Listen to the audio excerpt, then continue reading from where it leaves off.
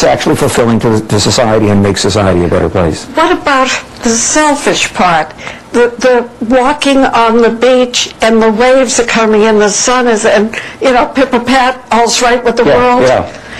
Is that, it's doing nothing for anyone else, but it is the feeling of being bigger than yourself. Yes, I think one of the things that really matters, and my wife Karen and I have done this with our children whose own faith is kind of shaky, is that we all have that, and we want to engender that feeling in our kids. And it falls back to the notion of love again, because if the world is only you, then it's a very stunted place. That there is something bigger than you. It could be love, it could be whatever you want to have, but there's something bigger than any one of us. Yeah. And I think that sense of awe and wonder and responsibility to understand that and to behave in a way that says, I'm not here alone, I am not the world, is what keeps society together and makes it not only a civil society, but a thriving society. In reading the book, too, I had a question of why did the Episcopal, or I guess Catholic Church, give up the sense of Father being the important person and going to the Son? Yes, well, once you start getting, and then you start getting into the argument of the Trinity, it's interesting because Jesus becomes then the advocate to God. Jesus becomes all of us, and is able to be our mediator, our only mediator and advocate is what it says. Advocate is what it says in one of the. But don't you feel you can, if you think of your father, you didn't need a mediator between you and your father. No. Why would you between you and God? Well, that's one of the reasons it's one of the reasons I'm in the dilemma that I'm in, is that the things that did make sense and that I knew through my catechism and that I was able to recite by rote. And I think one of the problems of any religion that is strictly organized and goes by a kind of dogma and ritual prayers is that you can be locked in, you can be pushed off by the recitation. You lose everything wondrous about it, anything that's deeply spiritual about it, and when you concentrate just on the words, just on the thought of what it is, and rather than opening yourself to something larger, you are kind of just reading off the box. Because when you're on Micronesia, the name of it, and you have your friend who is the priest Andy, and he loves you, but he won't give you communion. I mean, this is one of the things that got me started on this, is that so the Anglican Church breaks away from the Church of Rome, from the Roman Catholic Church under Henry VIII, 15th century, and from that point on, there's the schism that goes out. They have virtually the same services. They believe in virtually the same thing. But in the Catholic Church, you cannot have communion if you're not a confirmed Catholic. I'm starting to think, here I am. This was such an important part of my life for so long, and I'm petitioning my government about being a conscientious objector for religious training and belief. The nearest Episcopal Church is 600 miles away over open ocean. There is a Catholic Church 3 miles away from the island I'm on by a guy who really likes me and says, oh, it's wonderful that your father's a priest and wants to hear lots of stories. You're more than welcome to come to the service. He says, but of course we can't give you communion. I'm saying, this is nuts. Yeah. This is nuts. It's like being invited to Christmas dinner and then not being allowed at the table. Yeah, I found that horrendous for you, of the poor kid there. I would love you to just, again, if you wouldn't mind, to read the last part of this book. 2 parts of it. One is where you're talking about your father, and the one thing I held my father's... Okay. Great. Yeah. Start over here. Yeah. Yeah, so this is this is where I'm kind of doing a summation. I've written that the only service now I go to is Thanksgiving, and Carol Anderson, who is the rector of All Saints Church in Beverly Hills here, used to laugh and say, I always know it's Thanksgiving when I see you. She was a wonderful help to me on this book. Anyway, so I say in summing up, I say the one thing I have held on to is my father's message of love, and that has been my guide through life with and without faith. We all seek forgiveness for our various transgressions and betrayals. A beacon of Christianity is that sins are forgiven through faith. But as Skip shows, it is one thing to know you are forgiven, and another to forgive yourself. My father is much on my mind at all times, but has been so even more through the writing of this. I often wonder what he would make of what's become of my faith, and whether he'd be disappointed in me. I like to think he would hold me in his heart and prayers and hope the best for me, and that he would feel for me what he wrote to me all those years ago, that the honest atheist will find that God will probably say, "You were mistaken, but come in." I imagine death and its aftermath are much on my mind of anyone in their mid-60s. They certainly are on mine.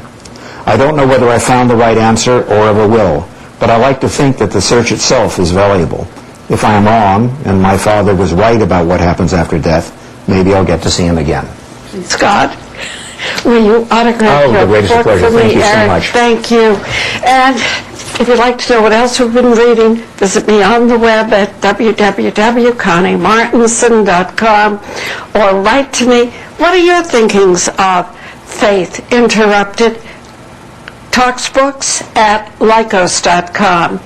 And support your local library, because books are our finest contribution that we can give to the next generation. And if we don't have an educated group, we are we're doomed to repeat ourselves. And it's time we set a halt to war and feeling we can conquer all. And support that library, and we'll see you next time. Thank you so very much, Ed. Oh, thank you for writing a whole book to you in here. Oh, thank you. Thanks so much.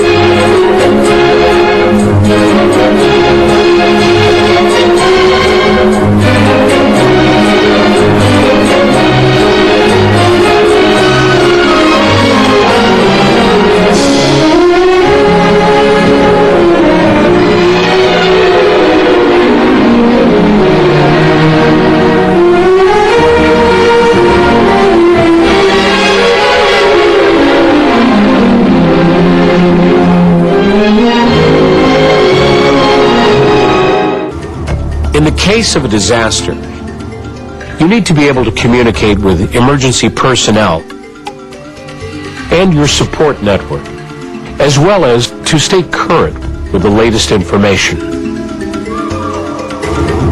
Make sure all batteries are in good condition. Keep an extra supply of batteries on hand for your hearing aids or cochlear implants in your emergency supply kit. Rotate them regularly.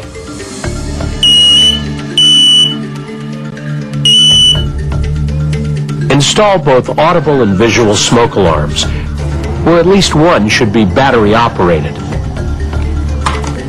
And test them regularly. In case you're left without your hearing aid or cochlear implant, plan how to communicate with emergency personnel. Store pens, pencils, and a small notebook with your emergency supplies. Pre-printed messages with your medical conditions or allergies are also a good idea. In order to get emergency reports, determine which broadcast stations provide continuous news coverage that's signed or captioned.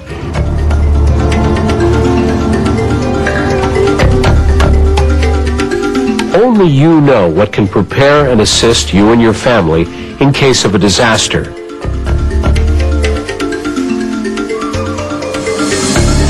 Are you prepared?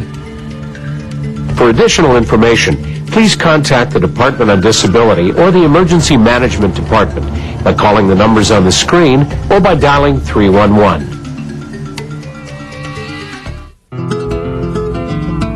Hi, I'm Jen Mahoney in Studio City. You're watching LA City View Channel 35, where you can get the best in culture and arts. It's our city, it's our channel.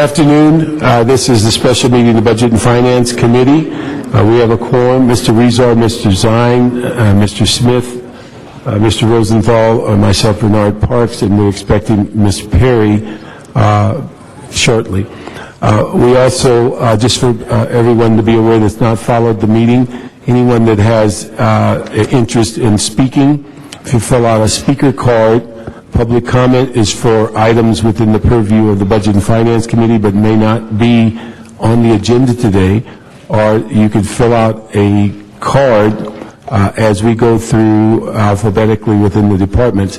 We're not going to entertain a card per department by any one individual, so if you want to go forward on lumping your comments on multiple departments, that will suit us, but we're not going to have 40 cards for any one individual. So the other thing is that we will be going through today the memos on all of the report backs that were requested by different members of the committee. At the end of those memos, and I'm assuming we have most of them, if not all of them, that we will then give instruction to the CLA, and we will refine that as the meeting goes on as to when our next meeting is, but it will probably be next week as opposed to any additional meetings this week. So we'll get that refined. But also, let's see, we'll start off with public comment, and then we'll go to Mr. Santana, which he's done each day, giving us an overview of our current status, and then also we're going to ask him about the LA Times article on the state cash flow, and then he will also go and report on the strong budget for Los Angeles report by the coalitions of unions, and so that will be the issue before we get into any of the departments. So we'll start public comment now, and it's 2 minutes for John Walsh, Arnold Sachs. If you come up to the podium, I'd appreciate it. We're about the same age, Mr. Parks. Give me a break. HollywoodHighlands.org. Our blog, Legalize LA, turn this into, how much will it cost? Almost nothing to turn this into a sanctuary city for the state of Arizona. If you are afraid of being arrested, if you look like an illegal alien, whatever that is, come to LA, we'll take care of you. HollywoodHighlands.org. Incidentally, Ron Kay, L-A, K-A-Y-E, LA.com. We are, I should say I'm not involved, but Mr. Kay and others are putting together a slate of candidates to run in April together to erase several of you from the City Council. And, of course, recallcityhall.com. Left, right, and center, organized together just the way we were during the during the Nazi occupation of France. We're all organized to recall the mayor of the city of Los Angeles.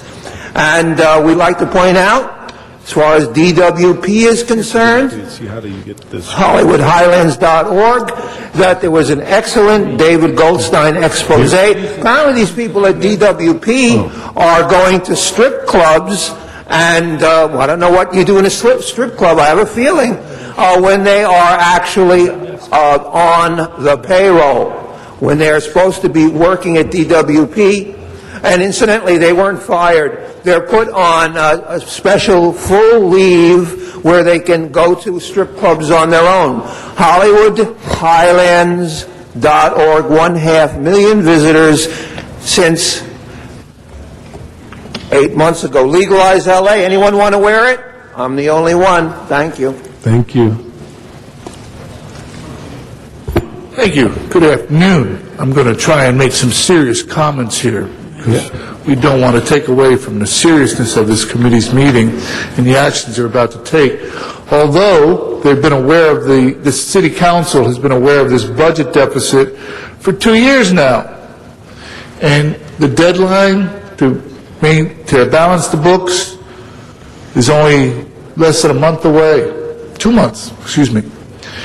It would be great if this budget had to be worked like the school system's budget, where they have to be balanced before the fiscal year starts, so that we'd know, or we'd have an idea, or we'd have some people who would be active and be willing to put their career on the line instead of this endless BS and endless platitudes about how wonderful the city is and how great the city is, except it isn't.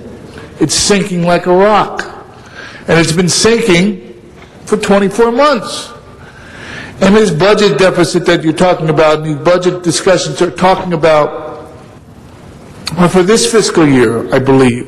So the next fiscal year starts all over again? The discussions will continue? Will there be an ERIP for the fiscal year 2009-2010? Or is it fiscal year 2010-2011? It's 2010-2011. What are the programs planned for then? Are you going to wait until next June, next May, next April and May to have those discussions to tidy up the house for the Queen's visit? Or do we get some answers now? Do we have to wait for the fan, the plug on the fan to be pulled out by DWP, rescued again? Thank you.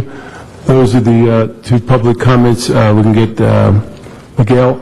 If you can give us an overview of the current status of the budget and then the review of the coalition's report. And then I mentioned earlier if you can give us what might be the impact to the city of the 30% less revenue coming in April for the state. Good afternoon. I was just confirmed with my colleagues at the CLA.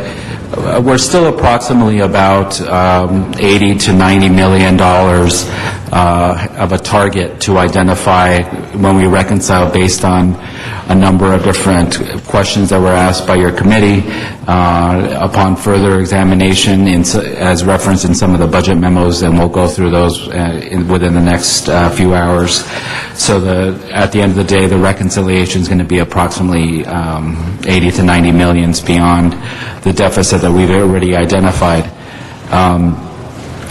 To address a specific point on the unanticipated drop in state revenue and state income tax, I think it's certainly surprising to us too. It says a couple of things. Number one, it says how we're still in some period of volatile times as it relates to the economy.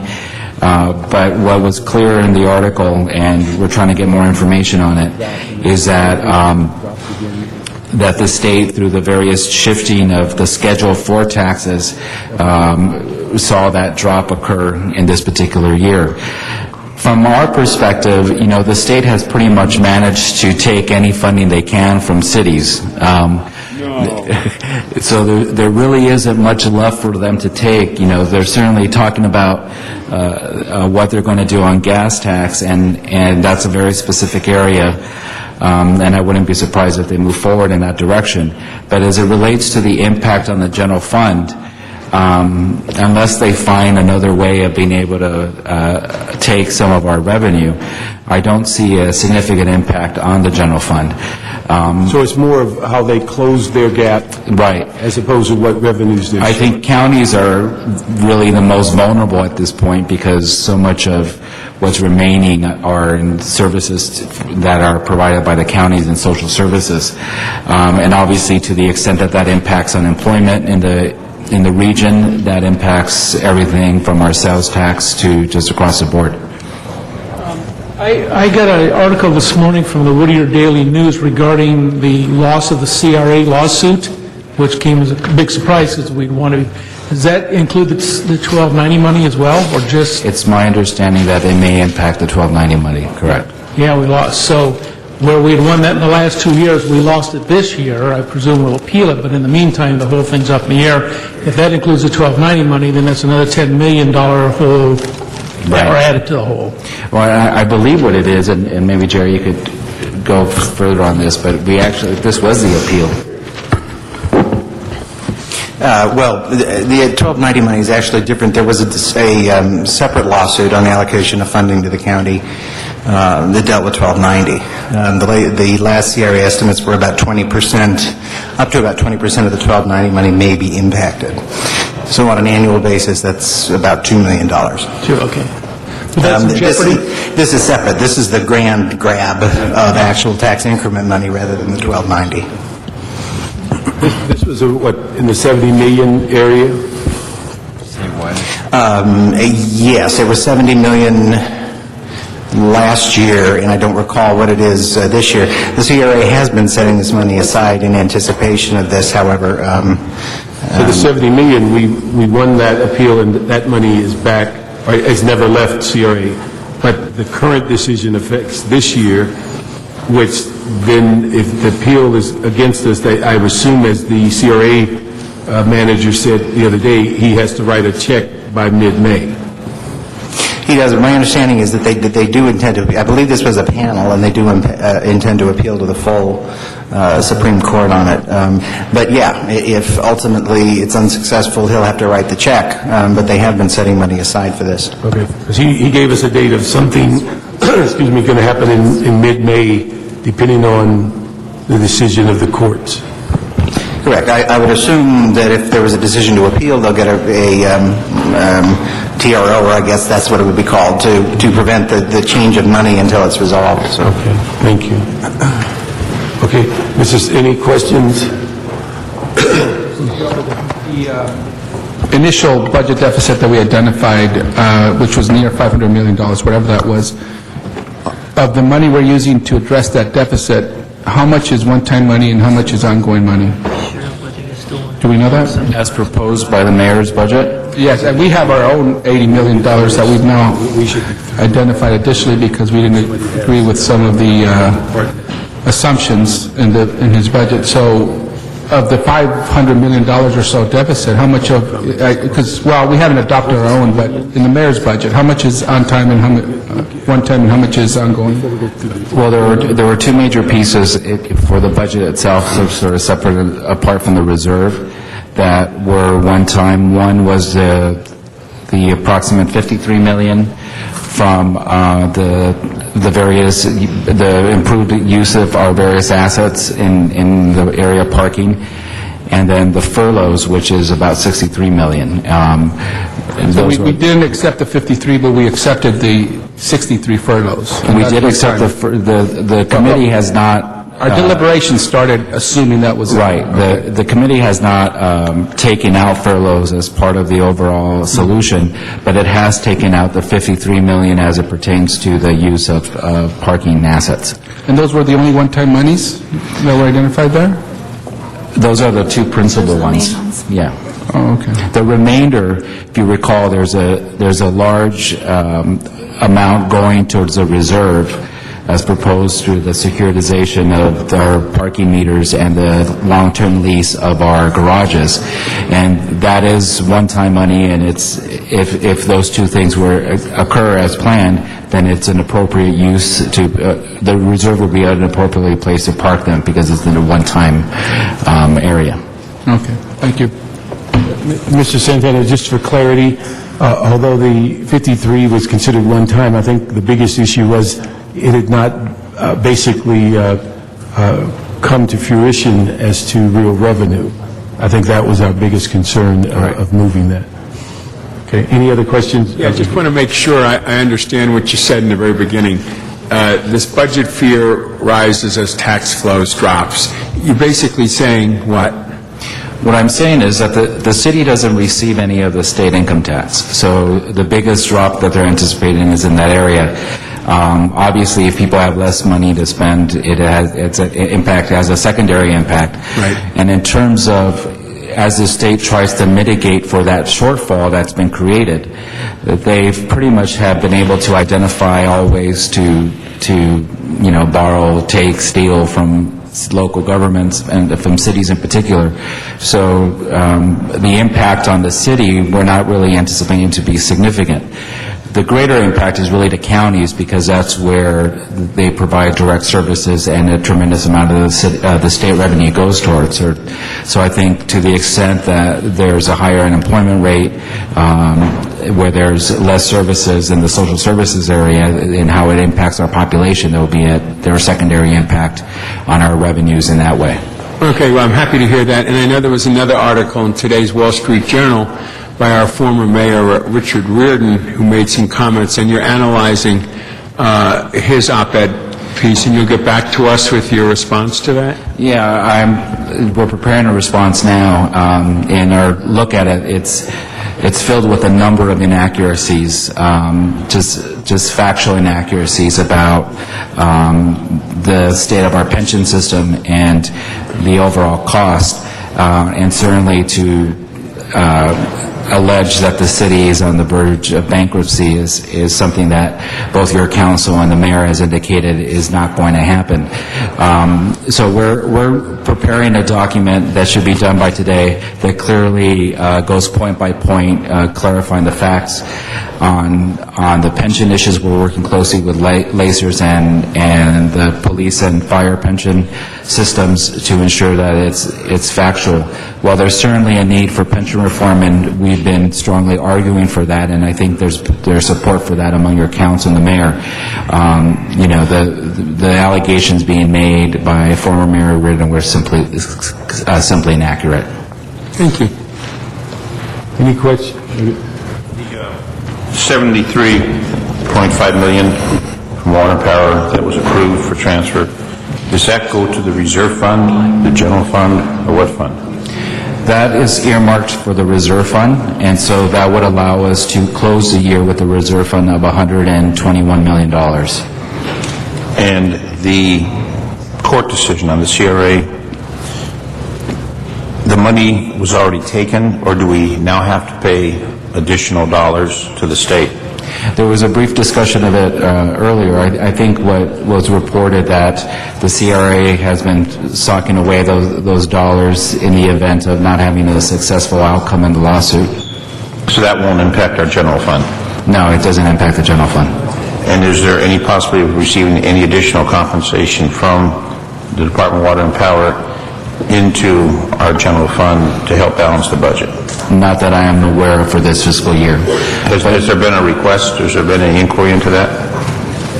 Well, we normally don't make a request. It's based on the previous year receipts. And so we're informed as to what number they're going to be able to provide. And then this year they gave us one number. It's slightly below what they had originally shared with us.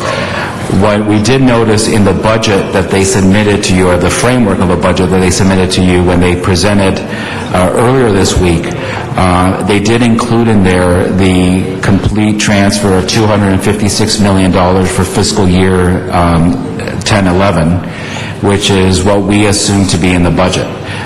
It's higher than what we're getting this year, and it's but it was confirmed. They had written a letter to the controller stating that that's what they anticipated the transfer to be for next fiscal year, and it was reflected in the budget that they shared with you earlier this week. Okay, thank you.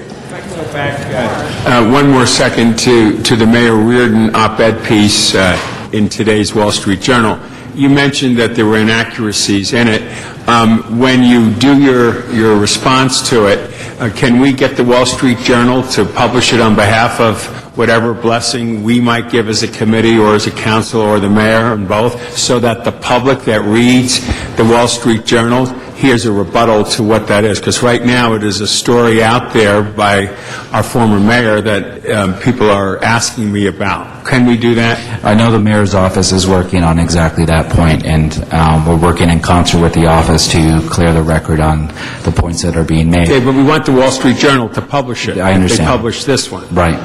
One of the things that, just ironically to point out is that the pension problems that we currently face and the context of reform that we talk about, the reality is that your council and the mayor and our bargaining units could agree to pension reform today in a whole series of areas. And the reality is that the impact won't be immediate. The impact really comes as we hire new employees. In some ways, any kind of pension reform that you engage in is really for the future members of this council, for future mayors, future CAOs. Ironically, if during the Reardon administration, had there been a serious effort to engage in pension reform during that administration, I think our situation will look very different than it is today. And so we're in some ways having to clean up after the lack of reform in our pension system from that administration. During those years, he refused to allow any water and power rate increases, which collected for about 16 years. I think they had no rate increases, so now we're going back and hitting it heavy to try and get caught up so we can fix the infrastructure that didn't get fixed either. There's a lot of work get caught up from a couple of years of some mayors' short-sightedness. And if you look at the growth in city government among our employees, there was a significant growth during that time. The proposed budget that the mayor has submitted will bring the number of employees at a record low, below the number it was even 10 years ago. So the most immediate way of addressing our pension issue is by reducing the number of the size of our workforce, and that's exactly what your committee's been doing and what the mayor has proposed in his budget. Right, and when you said inaccuracies in it, is there anything specific you could share with us at this particular moment that you saw in that article that were inaccurate? Well, the mayor's office has already asked both pension systems to report back to us relative to the numbers that were being used in the op-ed piece, specifically the numbers related to the rate of returns. I know that both pension systems have repeatedly told us that when they look at the investment returns, and they both currently use an 8% investment return, they take a 30-year view of those investment returns, not a 1-year view, not a 2-year view, or 5-year view, or even a 10-year view. So the 8% returns that are part of their systems are based on a long-term view, because we know that the pensions are a benefit for the current employees that are there in perpetuity, in other words, for their life. The whole smoothing comment that he made is unjustifiable by the way you describe the situation. Well, it's just the point being made that depending on when they take the snapshot view of the returns, they could come up with different percentages to justify an argument. Right. Okay. Thank you. Well, we look forward to that. Are you through with those comments? One other thing, the CAO report on your analysis of the coalition's proposed budget, when will we receive that? We submitted it on May 3rd, and I was actually going to go through it next as one of the next items. I didn't know it's in here? It's in our... Yes, it was submitted on May 3rd. Okay.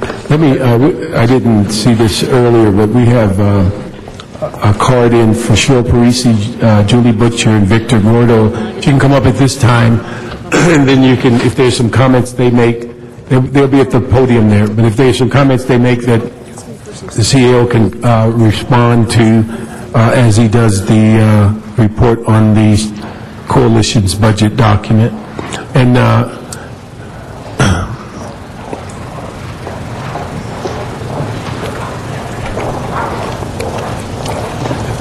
because they're doing a tag team, we'll do 6 minutes, so we don't have to deal with them each getting 2 minutes.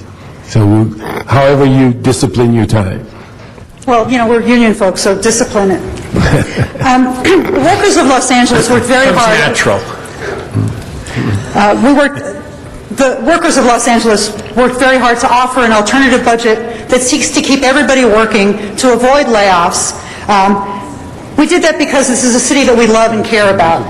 Every dollar that's in this budget that we've proposed is sourced, documented, based on the idea that came from a worker that works for the city and cares about the future.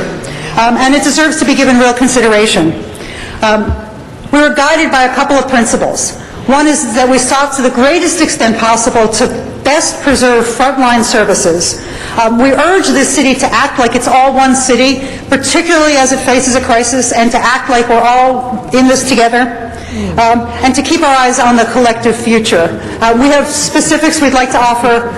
We hope to challenge some of the numbers that have come out in the CAO's report, and my colleagues to continue.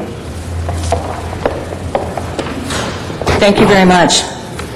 I wanted to talk this afternoon about the cost-benefit analysis that we ask that you engage in as it relates to the advisability of layoffs.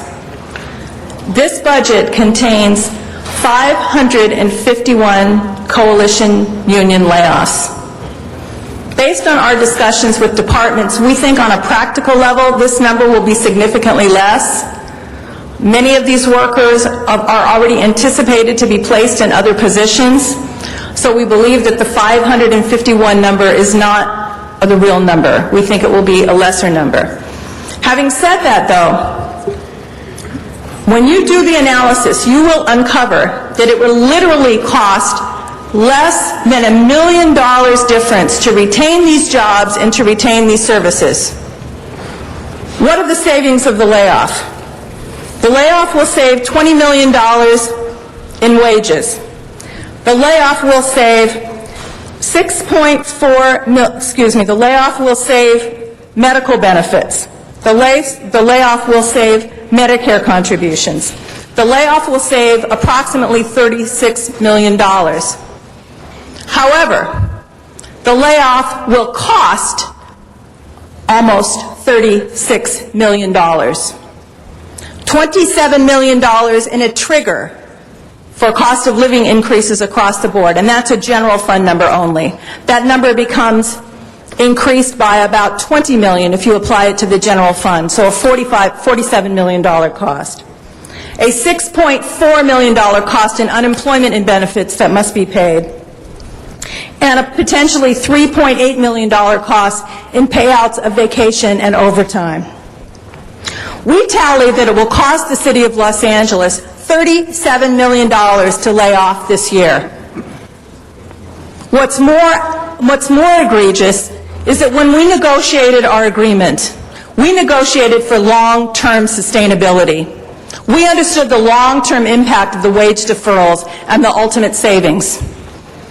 If you do the analysis, it will show that if you do not trigger this year, if you do not lay off this year, not only will you save money, jobs, and services this year, but over the long run, over the next 3-year period, you will have saved $195 million on the wage and pension base.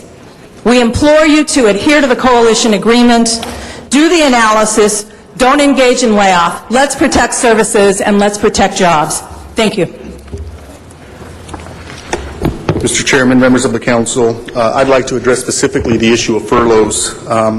There's a question in our mind whether the furloughs actually provide a real savings. We've seen over and over in department after department the backfilling of people who are furloughed, for example, at the jails, and are backfilled by employees at one and a half the cost of a regular employee who isn't being furloughed.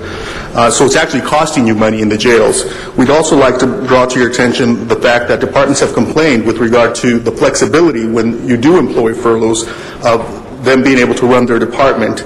I'd also like to express to you that there are $23 million in unemployment insurance benefits that are included in the budget and $23 million for the bridge because you're unable to lay people off timely. Those $46 million could be used to mitigate any furloughs. We'd also like you to consider the vacancies in the special funds. Our agreement always contemplated that those vacancies would be used to mitigate furloughs, and we ask you to meet the intent of our agreement. Finally, I'd like to say to you that there's a concern, a correct concern that we shouldn't include soft dollars in this budget. Now, I would say to you that including a line item for furloughs is including soft dollars because we have always maintained that the city does not have the right to unilaterally implement furloughs. In fact, in our agreement, in exchange for 2 zeros, you contractually agreed not to attempt to unilaterally implement furloughs for 2 fiscal years, and that includes next year. Any attempt to not meet the intent of that agreement and unilaterally implement furloughs, we will challenge. We've built a mutual relationship that's proven to resolve fiscal problems. Now's not the time to turn that relationship into an adversarial or litigious one. We ask you not to implement furloughs. Thank you very much. Mr. CEO, staff to come up to deal with the coalition's budget issue. And before you get started, let me ask you, we had asked for a specific memo on that issue of cost as it relates to either layoffs or COLAs. Has that memo been completed? It's on is way to being brought down, so we should be able to present that today. Okay. Colleagues, Miguel's going to start and give an overview of his May 3rd report in response to the coalition's strong budget. Okay, and Mr. Parks, if I could kind of ask a point of order on this. What I would like to see happen with the chair's and colleagues' approval is that when you go through all these points, the coalition, if they're taking notes on it, would it be inappropriate for them to have a response, just so for my ability to appreciate it, we could get that response. You go back to the mic and they could take some of these points, if my colleagues thought that was a good idea. So that we can get through these 100-plus memos. I think what's appropriate for us today is everybody had public comment. Mr. Santana is going to give his overview, and we should ask the coalition to take their comments or concerns to the CAO, because many of these are bargaining issues anyway. So very good, very good. Okay. But as long as there's a comfort level in the partnership with the unions with this, for instance, you're going to make your points now, and if they have a disagreement with it, I hope that their input you will then reconsider, and then we can at least know. So all I'm trying to do is get to the bottom of what works for the city, and therefore I don't consider them public comment people. I consider them true partners with us in trying to find solutions. And I agree with you. I think they are our partners, and I think what we've been able to do this year demonstrates that. We've been in communication with the coalition and UFLAC in the course of preparing this communication. We've had subsequent conversations with them since after we submitted it, and we'll continue our dialogue with them. I think a lot of it is just wanting to, where we may not reach the same conclusion, is needing to more information and to deeper into some of these issues. But we did submit the report on May 3rd. Hopefully all of you have it. And I'll just quickly go over some of the main highlights. What we try to do is go through literally every single item that's in the report. And if you notice in the attachment, we actually submitted our response to each issue within the context of the report, so that we didn't state their conclusion, but simply added to it. The proposal that they laid out proposed $432 million in expenditure reductions or new revenues. Their plan included restoring the fire department's modified staffing deployment plan, which is about $40 million for this fiscal year, and I think it's a little higher for the following. Our approach was to go through each item and make the following conclusions. The first conclusion is it currently in the proposed budget? And when we walk through them, the examples of that is $6 million being proposed to increase ambulance transport fees. We concur with that, and it's in the budget. Out of the $432 million worth of solutions that the coalition and UFLAC developed, there's about $27.4 million that are currently reflected in the mayor's budget. So it shows that reasonable minds could reach some of the same conclusions. We also identified savings or revenues we thought were feasible but needed policy direction from your council and from the mayor. And from that, we identified for example, a net of $27.3 million, including the restoration, that's once you subtract the $39.8 million of fire deployment. This category represents policy decisions that your committee has to make. And an example of that would be to include estimated revenues from established and a treatment without transport ambulance fee, and that's something that your body is currently considering.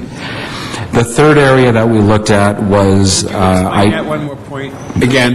The final point? Yeah. An example of that is the treatment without transport ambulance fee that's currently under consideration.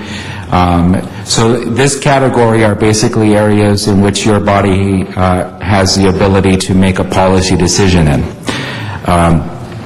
The final area is areas in which we don't have enough information and or we believe is not feasible. This area is just in the area that we don't think is feasible based on the information they provided, which represents about $155.2 million. An example of that would be expanding of the smoothing period for lacers and investment losses. Lacers, as you know, is an independent body, or we don't have the jurisdiction to direct them to do that. The final area represents about $205 million, which we believe needs further examination and review, and we've already began asking the various departments to start looking at some of these proposals. The most promising one of the various suggestions made is the implementation of SB 1137, the fees that are charged to owners for foreclosed properties that are nuisances. And we specifically asked the Department of Housing and Building and Safety to look at this proposal and come back with more details about how something like this could be implemented. Look at the universe of properties that may qualify, and then ultimately reach some kind of conclusion as to how much could be generated from that. We don't agree with the coalition that is quite as high as what they've laid out. I think they suggest somewhere above $60 million. But we think it's a worthwhile thing to consider and requires further review. We've asked some of the departments to be present today to be able to respond to some of your questions.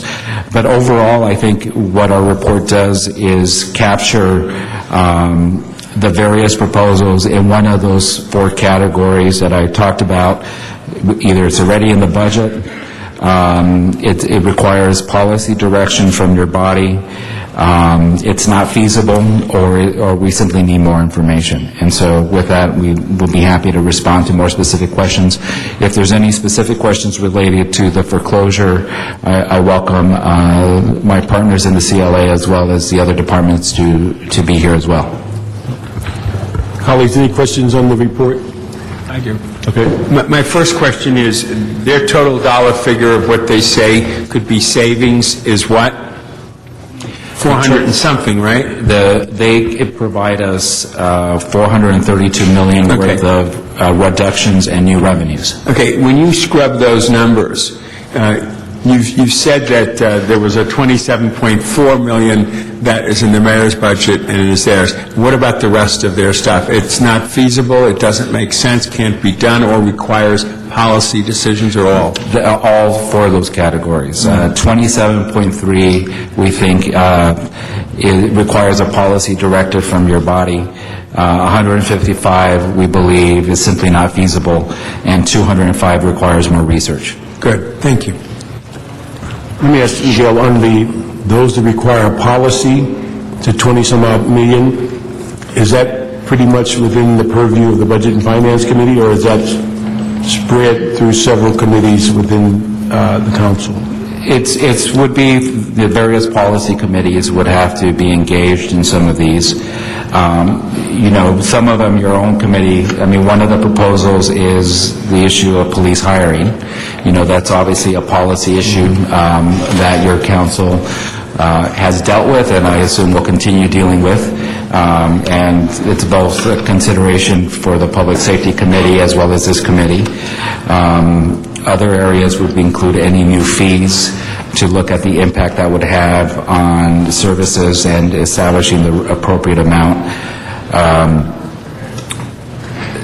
Other areas would include The larger issue, which they talk about, which was raised earlier today, about whether or not it makes sense to lay off and trigger the COLA or to proceed forward with layoffs.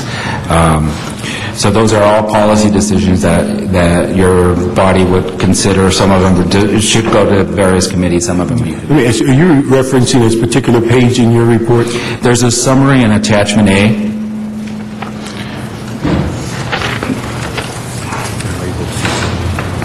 And under the policy decision, it would be under feasible.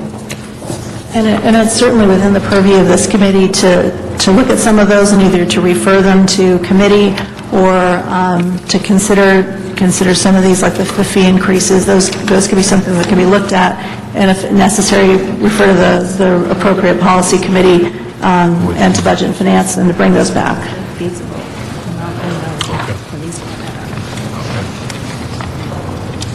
Let me just say on this report, so that we can give it as much scrutiny as we can, why don't we schedule this report for Budget and Finance once we're through with the budget hearings, and then we can go item by item to look at these issues and see which ones that are within our purview that would make a policy change if necessary, or give to other committees to review. So let's plan for that for a future Budget and Finance meeting after we're through with the budget hearings. We will do that. Right, we can do that. And if there are any in here that this committee may want to take up at this point, we can bring those back to you in the next week or so. Yeah. But I think the issue, what I got out of it is that I don't know if any of them are vetted to the point that will impact our July 1st budget. Right. And so the issue that there's work to be done, but so we don't lose a string on them, we'll make a commitment to bring this report, go through it, and identify those and give direction from that point. That's right. So some of these could just go, it could come, yes, be considered in Budget and Finance, and then others can just be referred to those other policy committees for consideration as well. I think what I was trying to do is keep a string, because some of them that we've seen on budget hearings that we send them in the policy committee, they don't seem to come back as quickly as we'd like. So we're going to see if we can put a string on these, because every one of them has a budget impact one way or another. Would you like to see only those that are feasible, or all of them, or? Let's start with the feasible level, and then we'll get through that, because those appear to be most workable at this time. And if our committee meeting, if there's others that the members want to bring up that require further study. Well, if I could, since we're going to be coming back to you, certainly next week for final instructions and decisions, there may be some that we want to keep on the table in this environment. You may want to seriously consider them. Increasing the dog licensing fees, for example. That may not take a lot of feedback, and it could generate some money. There's a discussion about a lifetime dog registration fee rather than annual, which could bring in money. So there are issues that might be helpful to help balance the budget that won't take a lot of research. So on some of those, we'd ask for the flexibility to continue to look at those in this context. Okay, very good. In the same context, what you said, Miguel, of over $200 million that you're still studying from the coalition, if anything there pops up that could be considered at this point, obviously run it through the process. Well, I think the issue pertaining to foreclosures, I think that's the one that's certainly the most promising. There's a whole, if you look at this chart here, Section 8, there's where it says amount at this time not known. If it has an X next to it, that represents that we believe we require a little bit more research. So that would include increase the number of parking enforcement officers, the issue pertaining to library fees and collections, maximize transfer of workers out of general fund. We've been doing that. The question is how much more we could do that. Related to tree services, the foreclosure issue, and streamlining operations and management. Great. All right. We'll follow the recommendations of CLA to give them the flexibility and come back next week with those that we might deal with more rapidly. Any other comments on the coalition's budget? Colleagues? Okay. One thing, Mr. CAO, on the move sworn officers out of civilian positions, you put that as amount unknown or amount is not feasible of $7.2 million that the coalition proposed.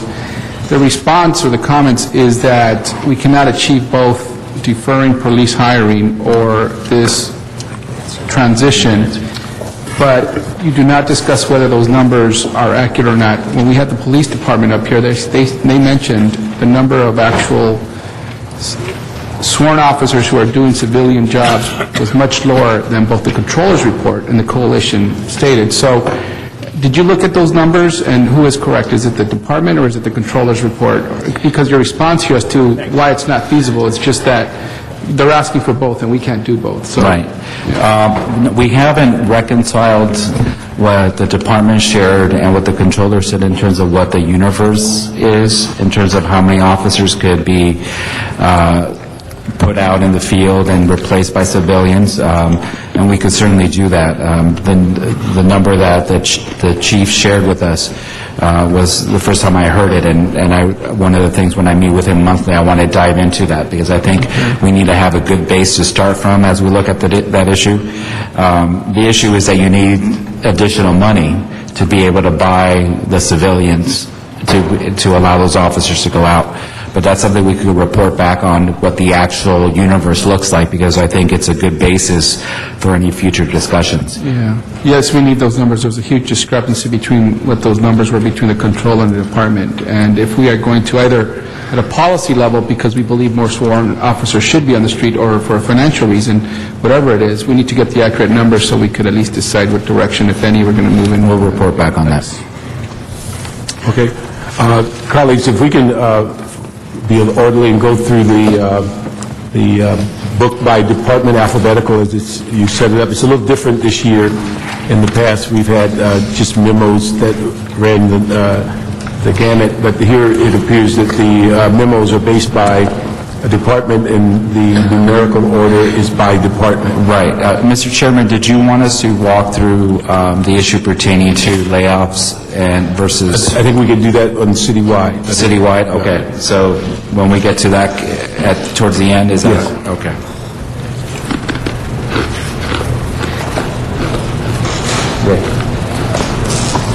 And also, we'd ask the CAO if some of these items are informational and have little or no impact on our deliberations for this year's budget, we just label them as informational and move to the next one so we can concentrate on those that we may have to make a decision on. 70. Okay. Your body asked us to produce over 100 memos so that you know the context, which is, from what I hear, less than we normally get, which is a good thing. We're about 70% done in the memos. There may be some that be trickling in even while we're having this meeting, and so if you could sort of bear with us as we sort of complete these as soon as possible. Yeah, it's our expectation to get through all the memos we have today, and then what's left, make a decision, do we need to meet another day this week, or can we deal with them during, let me go back. Reevaluate whether when we meet next week, what day and then we'll start off with the remaining memos. Right.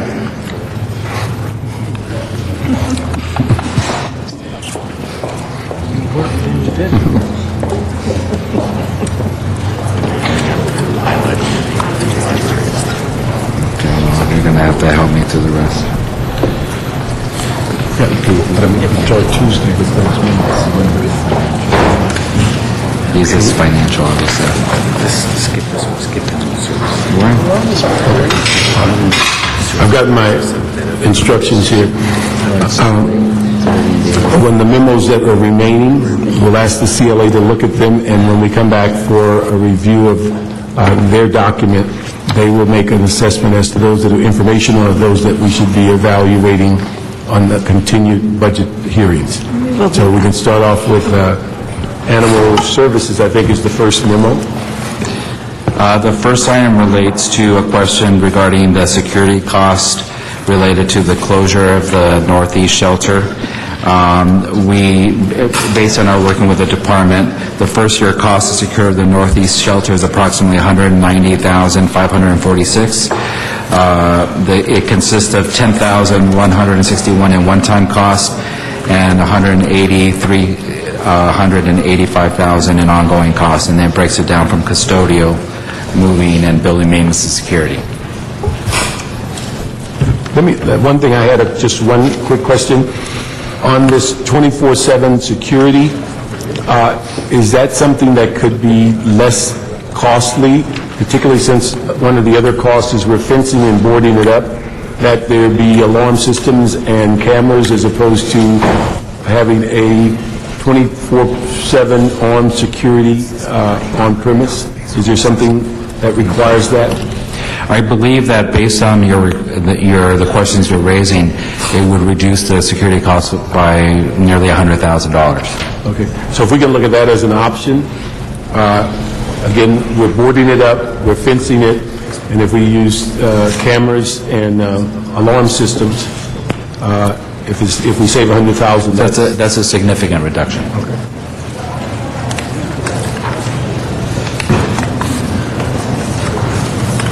Any other comments, colleagues, on the Northeast shelter security? Yes, I was trying to find this. How much savings was proposed if we close this? Approximately $900,000. $900,000. Is that one time or ongoing? It'll be ongoing savings. Every year? Correct. And again, to remind you, this is a shelter that's currently not open to the public. Are there any animals there now? There are animals. There are animals that are used for evidence purposes, but it doesn't provide a direct public service as do our other shelters. Will those remain? Those animals will now be dispersed throughout the rest of the system. Okay, will that cause additional cost in other shelters? It would reduce the capacity of the other shelters.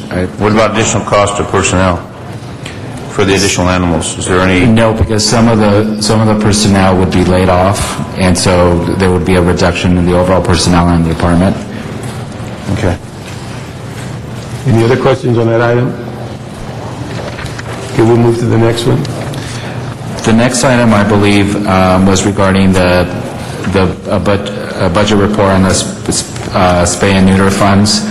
The spay and neuter program funding is targeted at $810,000 for Fund 543. Public programs, which includes mobile spay, neuter van, and voucher programs, and $300,000 for Fund 842, combined with copay to sterilize, adopt, and redeem pets.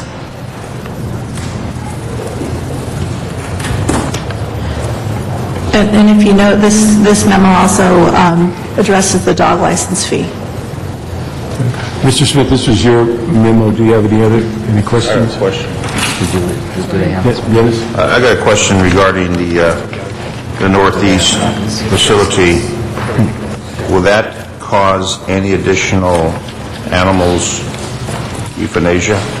On the Northeast closure of the Northeast shelter, the department did report that because the capacity would be reduced system-wide, then the overall ability to maintain animals at the same length of time as we do now would be reduced. So does that, in essence, mean more animals will be killed? Yes. Any estimate how many more? Approximately 2,500 to 4,000. 2,500 to 4,000 just animals killed. There's a cost for that. What is the cost for that many animals that are going to be killed? 2,500 to 4,000 additional animals. There's a cost. Do we know that? And what is the cost compared to the housing? The housing is $900,000. We'll find out what the cost of. Because I know there's a cost when that happens.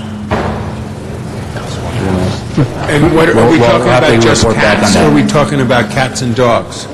Both. Are we talking about, besides cats and dogs, any other animals?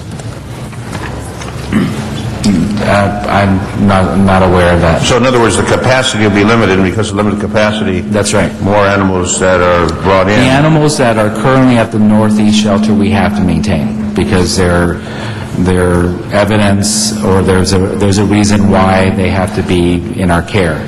And so those animals will now be shifted to the rest of the system. Which will reduce capacity at other locations. Overall, that is correct. And because of that, 2,500 to 4,000 animals, and if that happens, the cost of that versus keeping the shelter with this additional capacity. The department didn't raise the issue of the cost as part of this analysis, but we could certainly find out what additional costs there would be at. And other than the humanitarian aspect, the aspect of the animals, if they're talking about closing it and saving dollars, right? What's it going to cost on the other side? And I don't know what the estimated cost is for each time an animal goes through that, but I'm sure there's a significant cost. We could find out what that is. Okay, there was a secondary issue related, since we're on that particular subject, and that was the department reported that if they were not exempted from furloughs, okay, they would have to shut down an additional shelter beyond the one in the San Fernando Valley. And so that would even reduce the capacity even further. Our recommendation is different. Either we don't support not implementing the furlough program within the department, but we also think they have an alternative, and that is through the acknowledgement of the additional dog licensing fee that has been contemplated. And I'll have my staff sort of go into greater detail as to what that proposal. We have a copy of that. Let me just ask something. We're bouncing back and forth between number 1 and 2.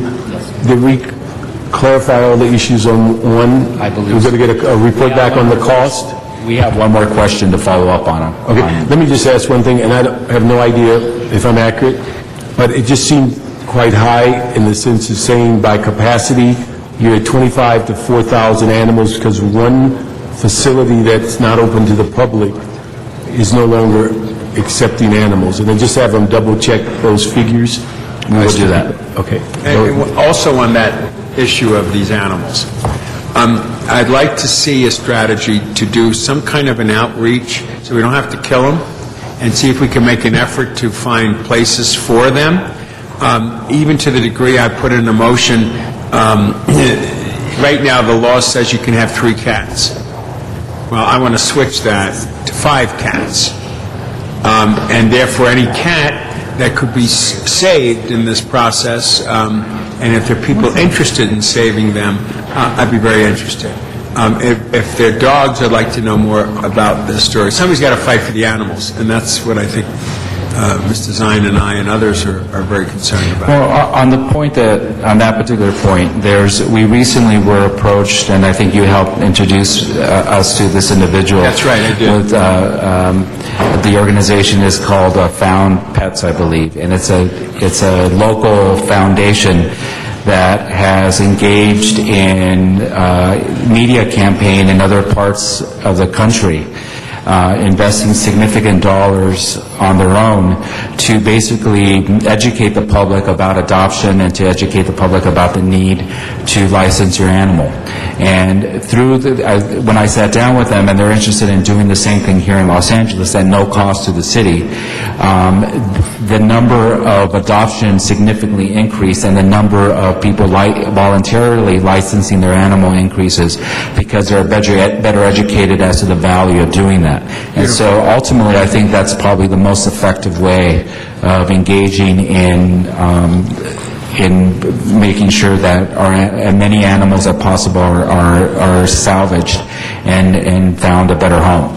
And so I think one of the appropriate committee is currently looking at that as an alternative. Yeah, and I think it's a great strategy. The gentleman is very sensitive about it, and he created this foundation, and I'm glad that they plugged in and that they're moving it. He also is willing to play a role in canvassing communities, now that we got the DWP understanding of dogs, and assist us in getting more of these animals registered.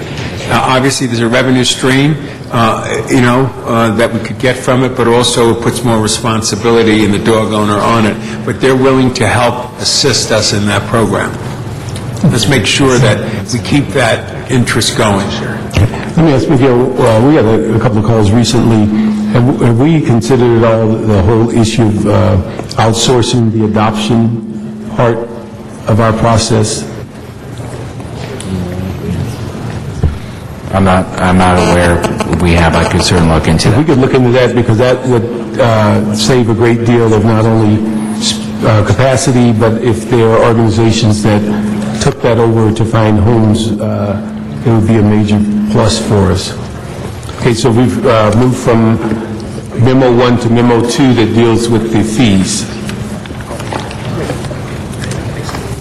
Are there any questions on Memo 2? Yeah, on Memo 2, one of the things I was requesting is we look at the fee, spay and neuter certificates that were available, that they were talking about reallocating some of them into other services, and I think that's what the department's going to report back on. So I don't, it's kind of alluded to here, but it doesn't state that. It says expand. So there were some bullet points at the end of it. Are these things that the department's going to look into? The bullet points at the end are the recommendations that are the options available to council for these funds. So the department didn't make a formal recommendation for the use of the funds, but they listed the options available to the department. Okay, so I was hoping they would kind of make some recommendations of what they thought the best thing to do with the money would be. They want us to make the decision? Is that what they want? Okay. So on this list of things here, we could use those funds for any of these below.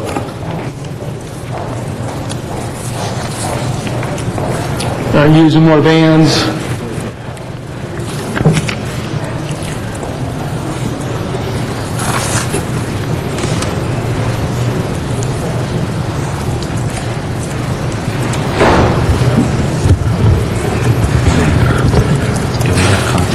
Well, maybe we ought to, it's kind of hard to do this in the context of this discussion right now. Maybe we ought to refer this back to the Public Safety Committee then to look at this. Let me ask Mr. Smith, could we address the fee increase as a part of the budget and then send back the use of the fees? Yeah, maybe that's that'd probably be a good idea.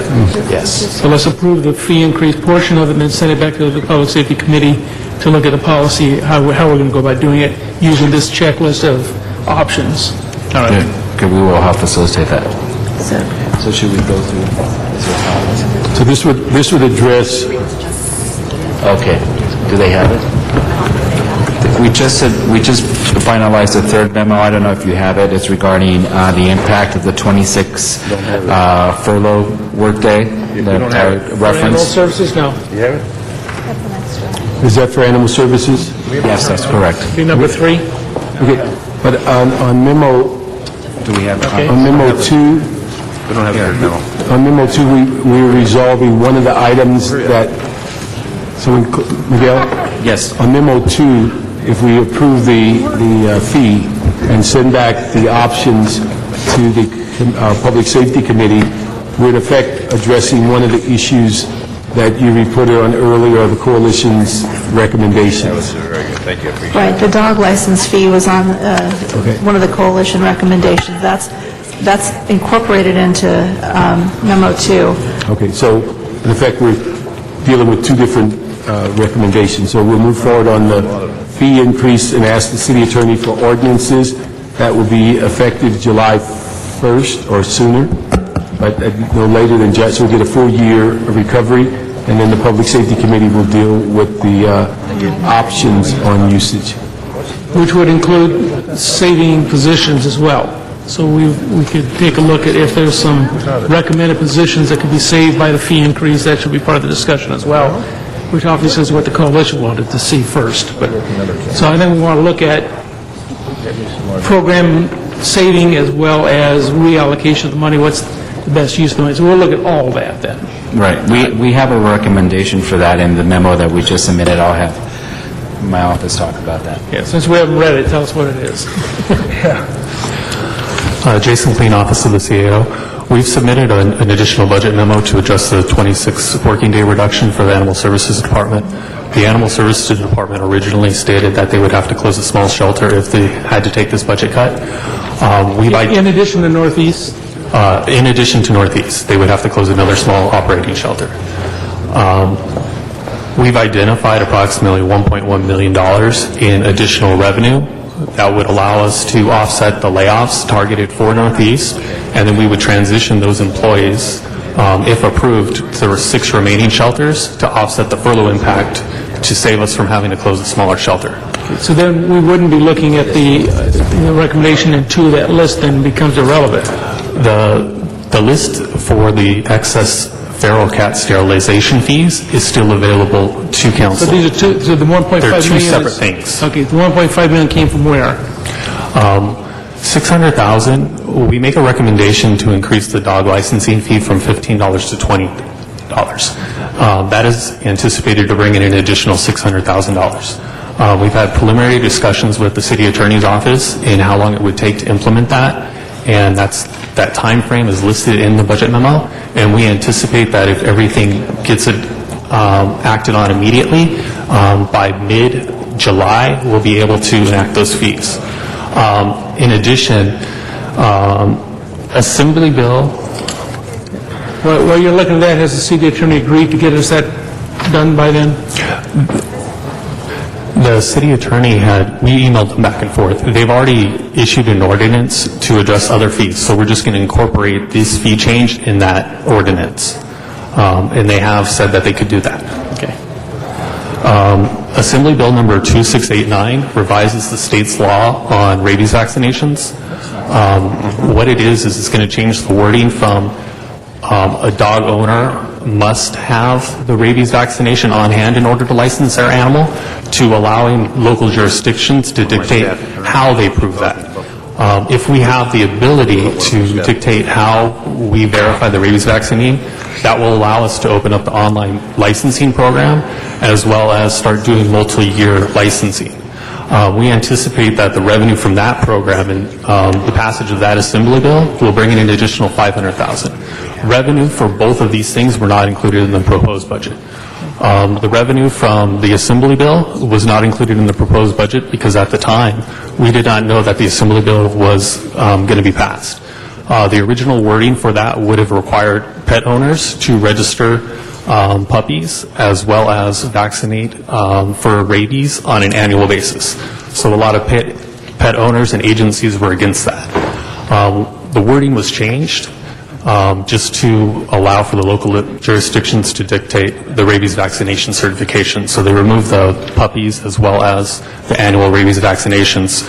That was passed on consent after the proposed budget was released. So we anticipate that that will be made law sometime this summer. So we will be able to move forward with programs to take advantage of that change in law. Between these two programs, we believe that we can save the 16 positions that were previously funded and authorized for the Northeast Shelter.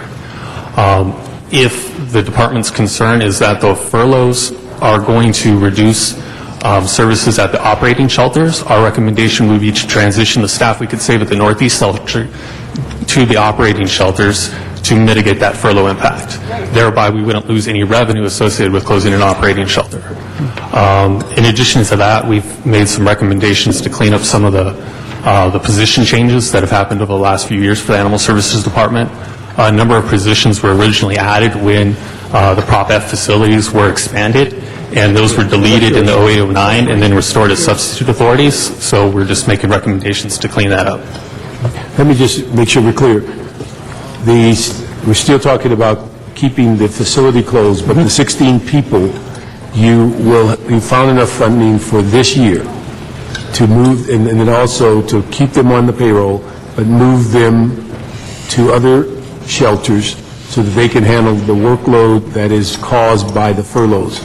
That is correct. Will this also impact in any way the capacity and the rate of loss or killing of animals?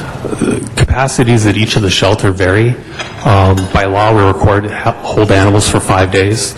Each of the animal shelters have different holding periods based on the inflow of animals. Okay, but I mean, would the additional people aid or facilitate that, or is it strictly a numbers or capacity issue? It's a numbers of capacity issue. What may happen, though, is to look at the shelters that have higher holding periods moving the animals that we have to hold for evidence, as well as the nursing mothers, to those facilities to mitigate the need to euthanize animals to create space in our existing shelter system. And this increase will cover salary and overhead for the entire year?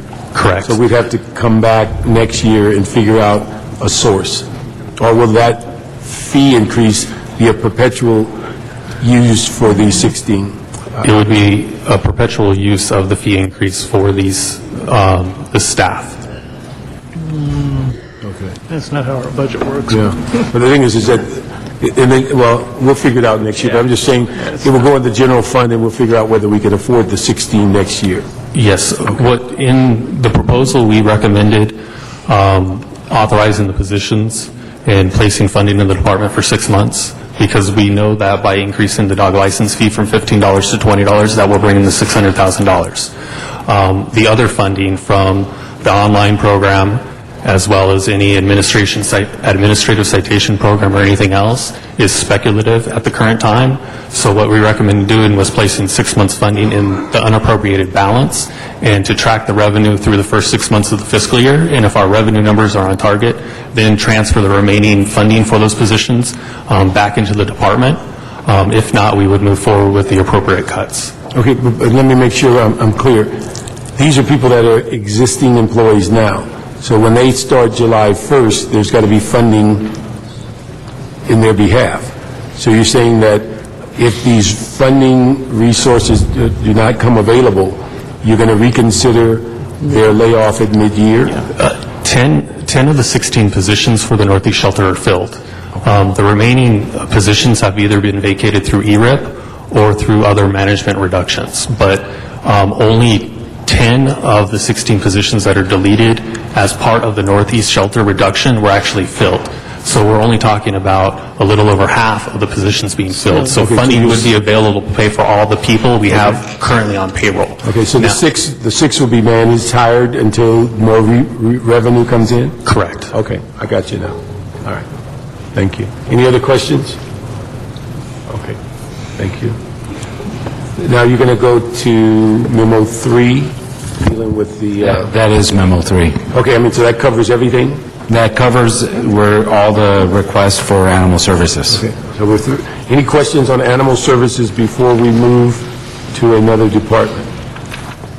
So, and just so we're clear, there's a couple of report backs on the capacity issue, the cost for euthanasia, and also outsourcing adoptions. That's correct. Okay. As well as having the lease issue go to the appropriate committees. Okay. I do want to report back on how we're going to save these animals from being euthanized with the outreach we want to put in place and so on and so forth.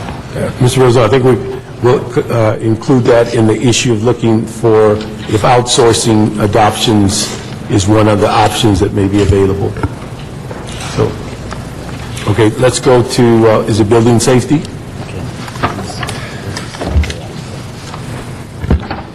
Okay, on building and safety, the first memo relates to the coordination of inspection services.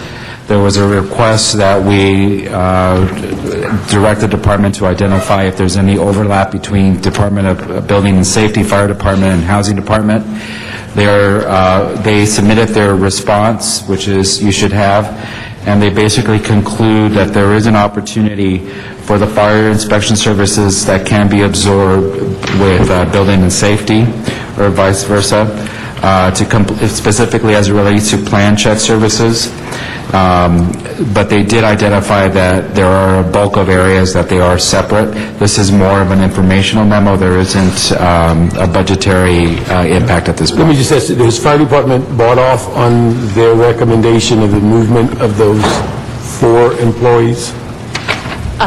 Initial conversations with the fire department indicated they had some concerns about that, and we're still working with them on that issue. All right, so this is, even though they make the recommendation, it's not been approved by both departments.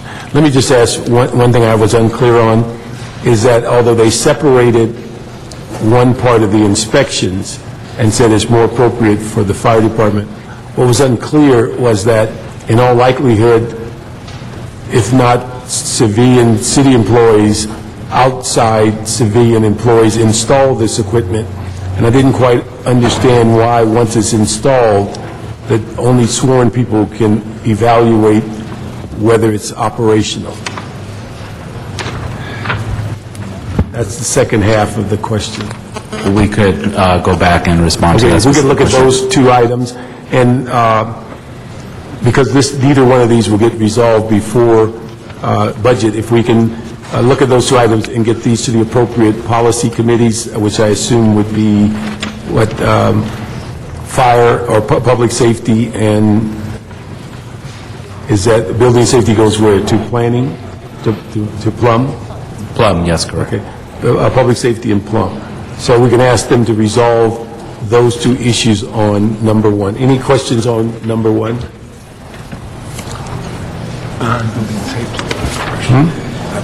Okay, well, number one covers buildings. Okay. On this issue of building and safety, many of us have talked about enforcing existing codes and rules and laws. There are certain fees assigned to that, and I don't know if we've asked for a report back or not, but I'd like to get an appreciation of what the fees are at building and safety, where we enforce them and where we don't, and is there a possibility of a revenue stream on some of those that we haven't enforced that are codified and do have dollar signs next to it, or at least an appreciation of a potential cash flow by fully enforcing some of the building and safety rules. We'll work with the department on that report. Yeah. Okay. Let me just say one thing, because we're getting kind of in a tight timeline. If there are report backs that go beyond this year's budget, then they can be made to the appropriate committee after we put the budget to bed. But the thing is, I think the 100 that you have done for us is what we want to get through today and maybe next week, but we don't want to add any more and lose touch with the budget itself. So if those are summer studies, you certainly can put them in this and get them back to the operating committee if they do not impact the budget as we're going forward. Thank you. I consider this one in that category. Okay. If we get that report back at that period, once we get the budget done. Okay, the second report back is as it relates to the impact of the reduction in the city attorney's budget to the city attorney filings of building and safety cases.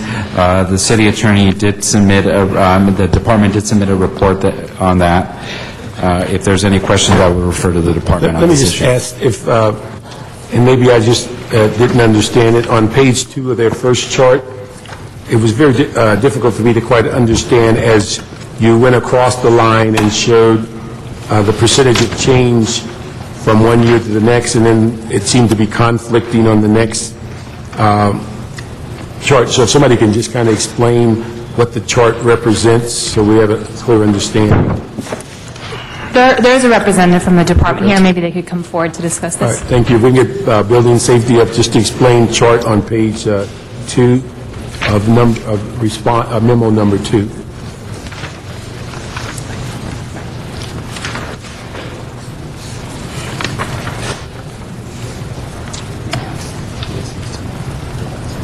We're building and safety.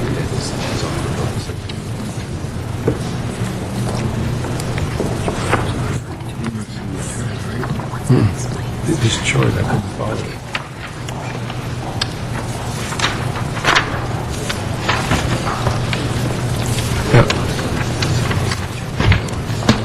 Yeah, we just need on memo 2, page 2, that chart at the top of the page, could you just run through it and give some clarity? I just couldn't follow the percentage increase and decrease.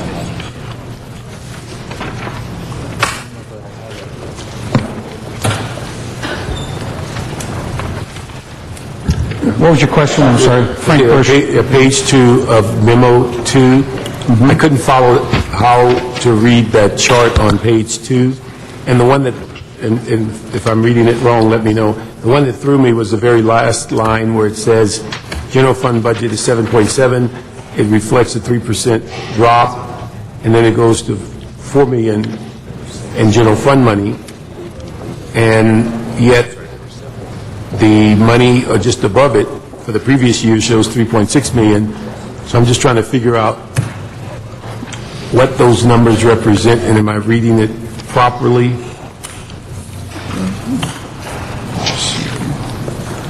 We have an increase in the 1011 in some fees that are projected for 1011. Okay, but that 1011 you're saying is about 4.4 million in general fund money. Correct. Is that right? Mm-hmm. All right. You're saying that that's a 3% reduction from the previous year. But yet, if you go the line above it, it shows 3.6 million, which appears to be... Councilman, I'll have to look into that and if you can just...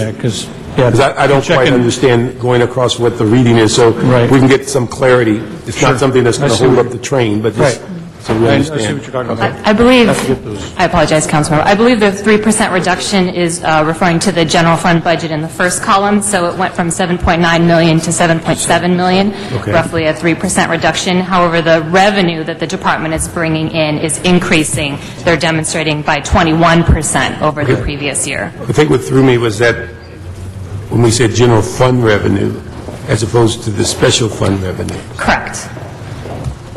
Because the first line is saying that we're dealing with general fund, 7.7, it's a minus 3%, then it shows 4.4. Right, so I understand your confusion. So it's 7.9 million to 7.7 million, or a 3% reduction. Yeah, but then that other column doesn't that ring true when we get to the third column? What that figure should reflect what those percentages show, or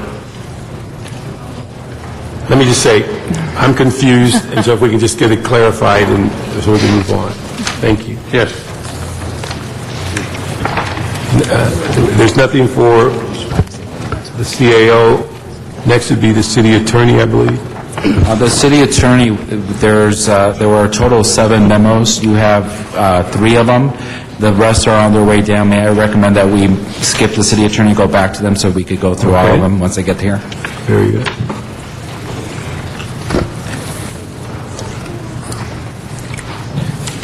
The city clerk. City clerk. In the city clerk, their first memo is regarding a technical correction related to requiring an increase to the city clerk's bid appropriation by $711,333 to pay for the assessment cost for the city-owned property. This was a discrepancy that was made in the budget. That's the accurate cost of that program. Okay, so we'll move that technical correction. Number I believe 2. that's more than a technical correction. Is that... Well,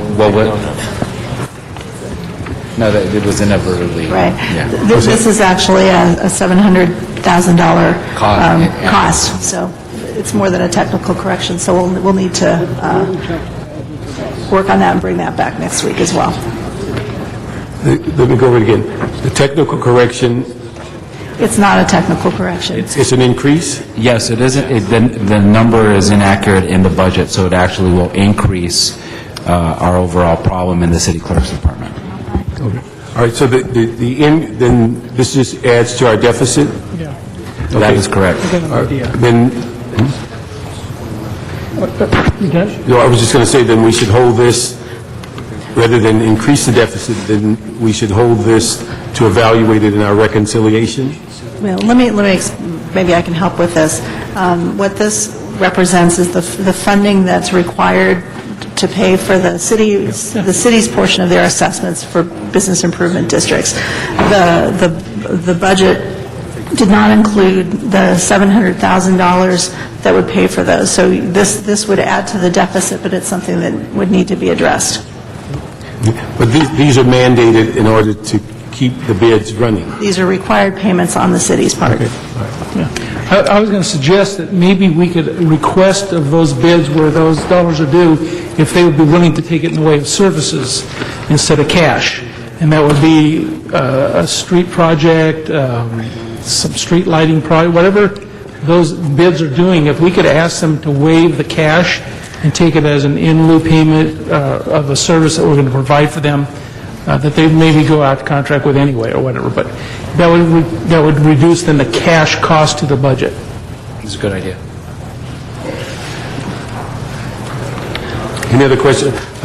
When we make that change, you said here on the notes, it doesn't comply with the city financial policy, although we're saying it's a mandated charge.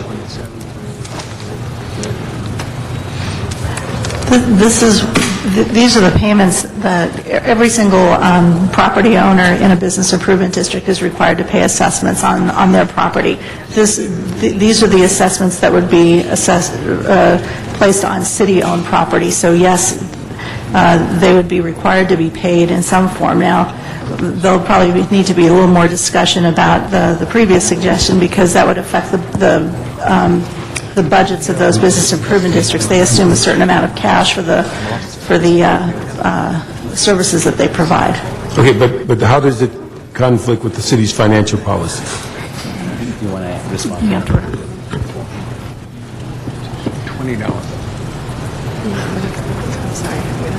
So if we have a bid, if we have a bid in the community, and within that bid there's city property, we obligate by practice to participate and pay on that bid?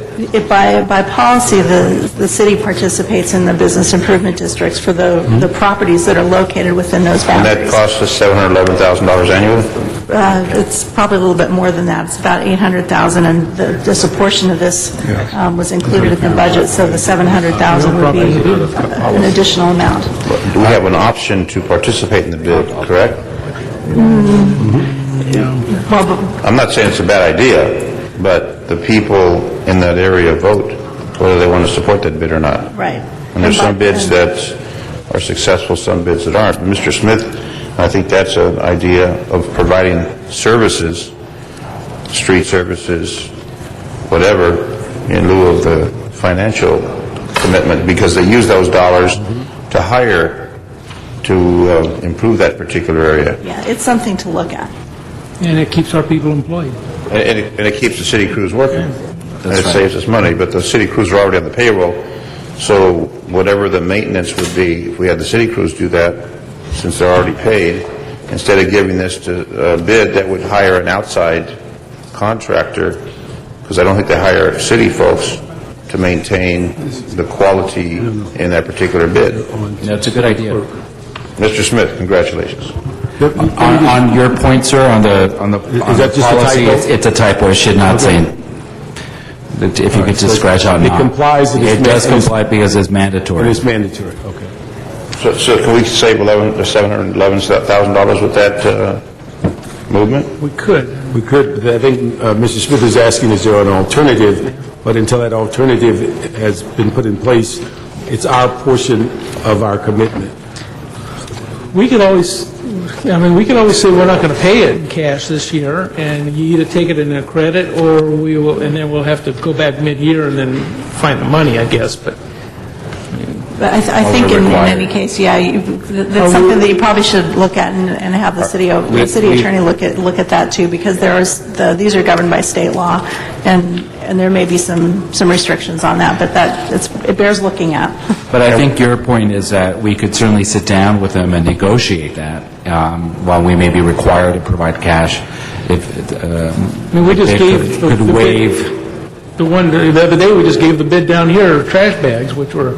Right. Got how much it cost, but it wasn't cheap, as I recall. So, where are these bids located? Do we have a list of the locations? Yes. Where there's city properties? Because I know I have some bids in my district that do not involve any city properties.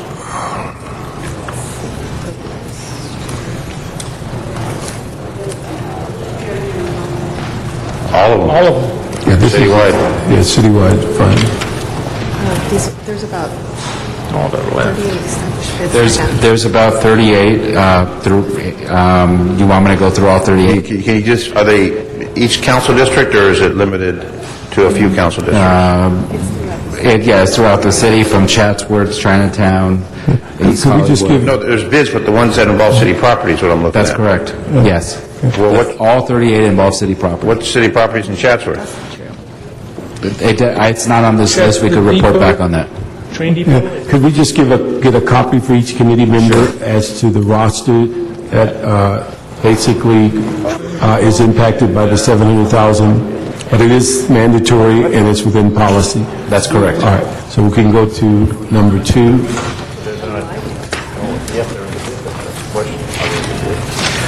Number 2 is regarding the feasibility of consolidating elections, and the city clerk did submit a report on that. Before they leave, they may want to address any specific questions that you have on that. What's that? Do we have paper on this one? Yes, number 2 under city clerk. Now, this is, I think this is, Mr. Koretz asked this question, I believe, and it was general information about election procedures.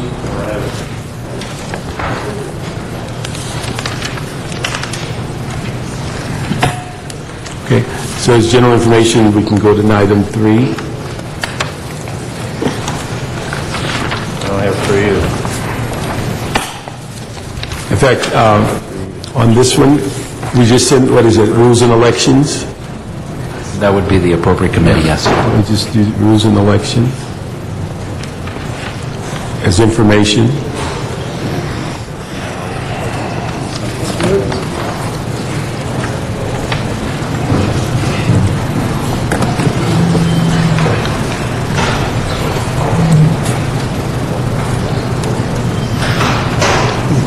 So now we're on memo 3 in city clerk. Number 3 is regarding the request by the department to be exempt from furloughs for election purposes. We were asked to find out what the cost of that would be, and it's approximately $285,000. Okay, now this is, I think one of the issues we're trying to clarify, was this during the election themselves, or was this a perpetual unfreeze? Election cycle. 2010-11 fiscal year. For the entire year? But not, It would be not a on a year? rolling basis. Different activities take place in different periods, but we start July 1, preparing for the 2011 March. Okay. Is there funds in the department to accommodate that $285,000 if that should occur? We believe that there are in the $15.6 million that was allocated for the municipal elections. We believe that's sufficient to cover these costs. Okay. Could we see a look at that, and if it could be included in that $15.6 million, and that's already been allocated? Correct. That as part of election cost in general? Okay, we will do that. Okay, and that would be a one-time, one-year allocation? Assuming that we have furloughs in future years, right? Yeah, I'm just saying, but, okay.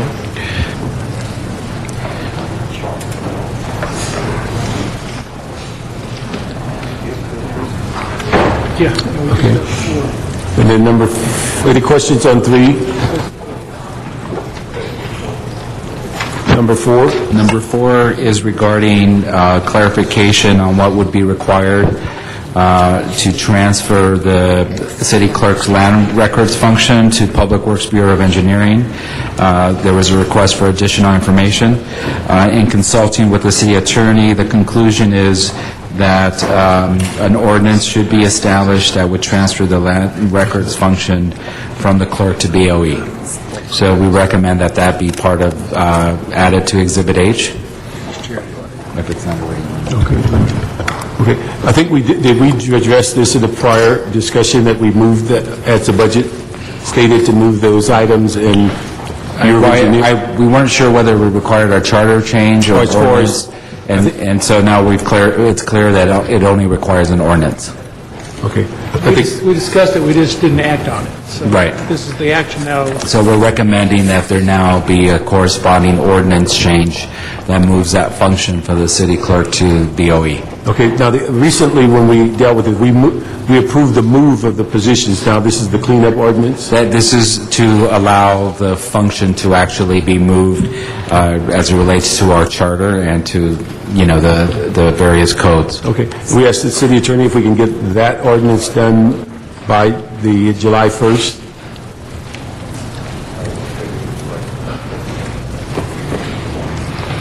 Okay. That would conclude all of the city clerk memos. There are no outstanding memos related to the city clerk. Okay. Next would be CDD.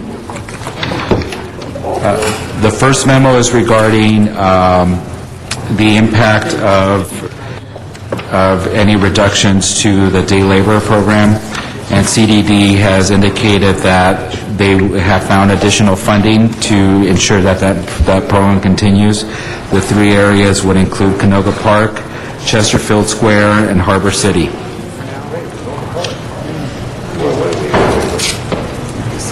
Any questions on CDD 1? We don't have one in Canoga Park. I'm sorry? It's nice to know we have one in Canoga Park, that it's funded, but we don't have one in operation in Canoga Park. We've been trying to get one for a number of years. If we have funding for that, it's wonderful, but we don't have one. I bet you it's... Could it be mine, my West LA? Canoga Park's not West LA. It's probably the one over at the Home Depot on Balboa. That's not Canoga Park. Yeah, it's like that. Well, what's this location, the specific location of this?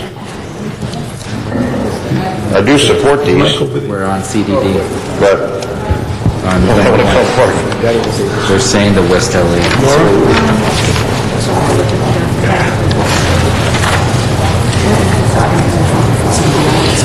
Is there someone from CDB here? Oh, the challenge is, I believe, is that CDBG money is limited to specific census areas, and so I think that we're still trying to clarify that as it relates to the West LA site. Now, what about Canoga Park? What's your question on Canoga Park? Where is it? I know where Canoga Park is. Where's the day labor center in Canoga Park? Just roll it over. Well, there is nothing at Roscoe and Canoga. We've been working for a number of years to try and establish one, and if we're paying for one, where is it? Borough Taylor from the CEO's office. My understanding from CDD is that the site is not fully operational, but once they come up with a site, they would seek funding from CDBG, from future CDBG funds. So that's right. I guess proposed. This is right. So it's a proposed that has been proposed for about 4 or 5 years, and it's still proposed. We haven't, unfortunately, been able to open it. So are we appropriating money for something that still...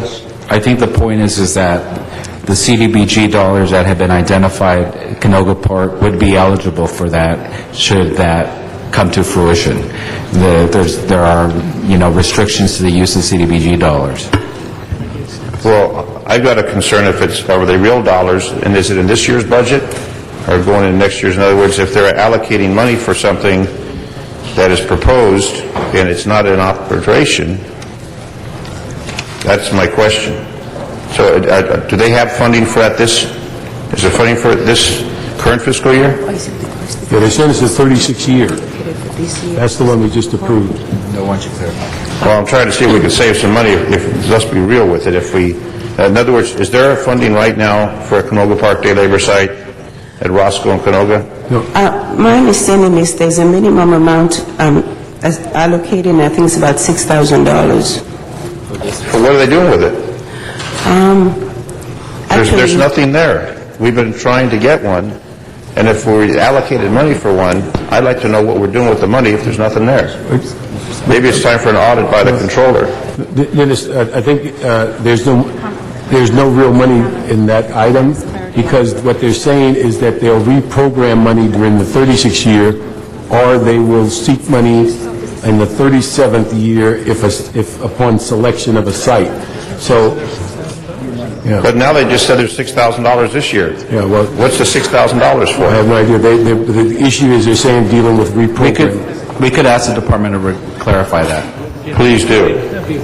And I'd like to know, prior to this fiscal year, if there's been any allocation for day labor site in Canoga Park, which we've been trying to establish, and if there has money been appropriated, where is that money doing, since there's no site? But we would like to get one. Okay. Any other questions on number 1? Oh, yes. Two additional sites. One was the site in downtown Los Angeles on the edge of the Garment District, and the other one is the site that was located in Hollywood. And I guess what I need to know is how the decision was derived to keep those three remaining sites. I think you said, was it one in the south? Part of in CD 15, right? One in Canoga Park, and the third one was where? Harbor City. Harbor City, Canoga Park, and the third one? Chesterfield Square. Okay. So there was one in Hollywood, and there was one over in the Garment District that was really very, very active. And I don't know if you can answer this now or tell me and Mr. Garcetti at some point. Yes. Well, why don't you? Is there anybody from CDD here? No. But let me just add one other point of clarification is the funding for the day laborer sites has traditionally been has been in two different places. One is through the block grant, and one is through the general city purposes. And the general city purposes portion generally are for those that do not qualify for community development block grant funds. So there needs to be some clarification as to whether the ones that aren't funded through GCP are eligible for CDBG, and if those funds have been Can allocated. you get us a clarification on those two sites, the one that was in downtown LA on the edge of the Garment District and the one in Hollywood? Yes, I do have the information that those sites are fully funded. This service will continue at the current level. Funding was provided in the 36-year plan for those two sites. Okay. Which two sites, the 36-year? Downtown and Hollywood, I think that's a question. Okay, downtown in Hollywood? Yes. Yes, and West LA. Yes. Thank you. Okay, so on this, Mr. Rosendahl, there's clarification that the West LA has continued to be funded. Yeah, I saw that in the report, and if I can read it properly, West LA is proposed for funding of $161,382, and that we've been able to make it happen. Folks will be very happy. It's a great opportunity for the people in that area there. Thank you. okay, so the only report back on item memo 1 in CDD is for Mr. Zines, Canoga Park? That's correct. To correct where the 6,000, how the 6,000 being used. Okay.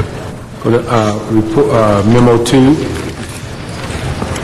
Your department, your committee requested a report back on whether the $32 million from the Workforce Investment Board could be used to fund the police student worker program. According to the department, there could be some overlap, but there would be some change in criteria, specifically the makeup of the participants.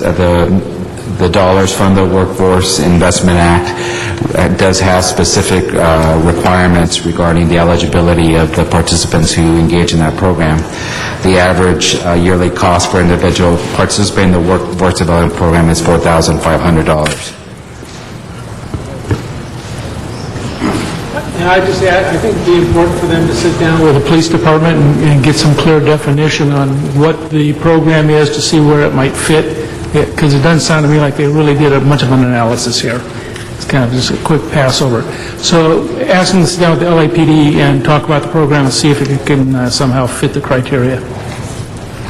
We'll ask that response back to Public Safety Committee. And then before we go to 3, Mr. McQuiston, you have a card in for CDD 3.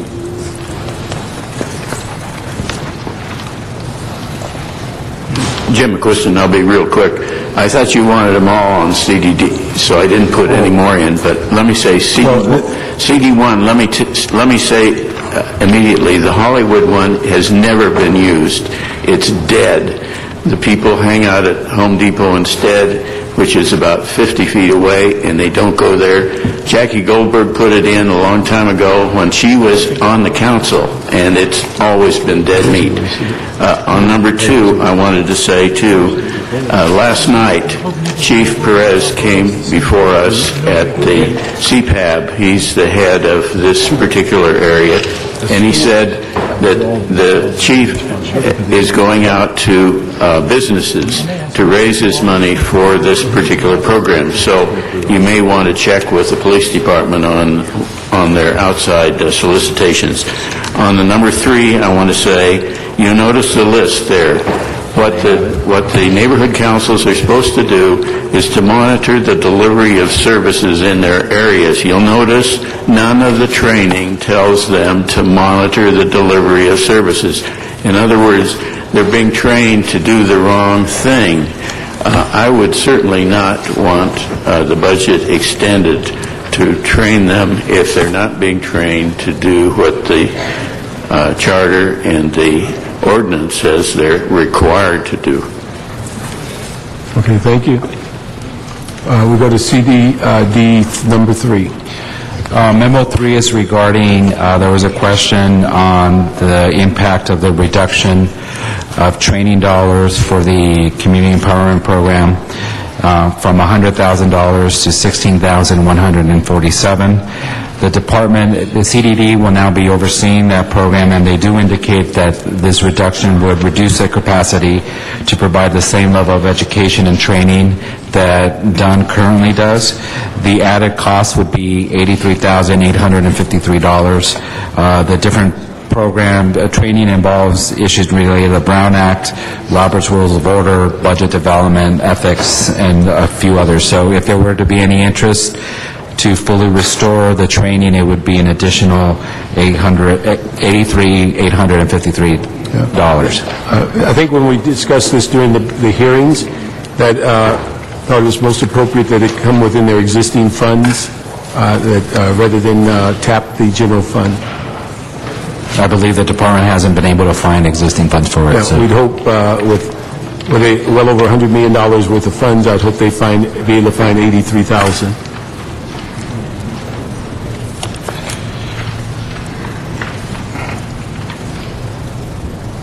Okay, let me just ask, before we go too far, has all of this city attorney memos come in before we get too far ahead? No, not yet. All right, next would be... This is just information. ED? No. Yes. Number 4? No, there's number 4 that was just issued. It was a memo that you should have regarding, it was more information regarding AURA. And also WorkSource centers. And if I could ask a question on that and pull out a page from the Dennis Zine page book. Where's my WorkSource center? He was asking that about day labor centers. You know, last year I asked, there's a Northeast WorkSource center that serves Boyle Heights, and I asked for information in last year's budget if we could see how many people from Boyle Heights are using that WorkSource center in Northeast Los Angeles, which is supposed to be the one that covers Boyle Heights, and it was about 16-17%. And it's a very low number, and there's a huge demand and need in Boyle Heights for a WorkSource center. I asked if we could look at the possibility of getting a WorkSource center in Boyle Heights. There's a huge demand, and if you look at where these WorkSource centers are at, they're providing a great service, but we're missing a very important part of the city where, you know, I think these WorkSource centers were intended to deliver. So I'm very interested in now that knowing what the numbers are like and that we're not reaching that community, to work with CDD in the future to see how we could go out there, perhaps at the new Boyle Heights Constituent Service Center that's right now being retrofitted, that will open about a year and a half or two. We could start planning for a WorkSource center to be at that space. I just want to relay that to CDD. Thank you.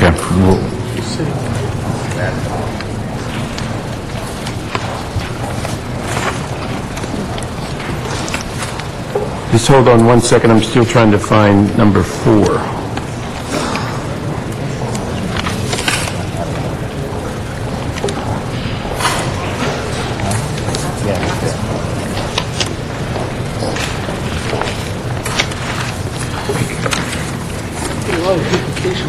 This memo number 4 was an informational memo. There's no budgetary impact. Okay, this... Okay.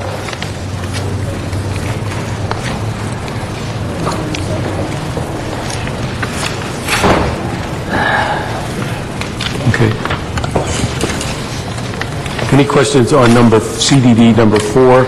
It's just the information regarding the AURA grants, regarding the WorkSource centers. Okay, next. And this concludes all CDD memos, or no outstanding memos for CDD. The next is CRA. There's one memo that has just been submitted on that. Does everyone have that? It's regarding a schedule for the LA community, for the CRA project areas, dates of expiration and effectiveness. There was a request on when they're expiring, and so we've provided sort of a chart showing the expiration of all the various, a listing of all the CRA areas, the date of adoption, the plan when they expire, and the expiration effectiveness. Okay, that's the info copy. Any questions on CRA 1? Are there any more questions? You want another one that's all the CRAs? Yeah, it's very difficult. Any questions on CRA 1? Well, the sunset schedule for Los Angeles Community Development Agency, which has to do with the sunsetting between now and 2015. Please find attached a schedule for that. Is there anything you can verbalize on that one? It's just the attachment is in the back. It shows all the listing of all the redevelopment areas when they expire. I want to thank you for that, and also I'd like to know what strategy we have potentially when I see one expires in 2 months, I see another one, in 20 months. I see some with a bunch of years behind it. That'll be a long time after. But those that are 20, 20, those ones, if there is some kind of an additional awareness that I could get on those, that would be starting with, from what I see here, is with the starting with the Central Business District, Bunker Hill, Exposition, University Park, Watts, Beacon Street, are the ones that are within the next reasonable period of time. Do you like more information on those? Well, I'd like to know if we have, like, for instance, especially the 2-month one, just as an example. But what does this mean in terms of getting on tax rolls, if anything? Does it have any value for us from a financial standpoint? Potentially going on the tax rolls, and if they're not, I need to know that too. Okay, we'll report back. We'll start with anything 2 years, anything expiring in the next 2 years. How's that? That's correct. Okay. Right, that would be good.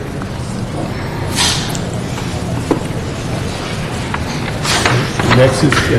And the question I have regarding, 3 of them show amendment. How many have been extended? Is there a way to determine how many have been extended? Lisa Johnson-Smith, City Administrative Officer. I'd have to get the answer to your question about how many has been extended, but I do know Hoover, it shows on here that they've had 5 amendments. The Exposition University Park. So there's Hoover 5th Amendment down at the bottom, where that was extended to May 12, 2029. But if there are any other project area, I'd have to get additional information for you. Because I think that they're trying to extend a number of them. The Central Business District is supposed to expire in 2 months. It says amended. Does that mean it's getting ready to be extended again?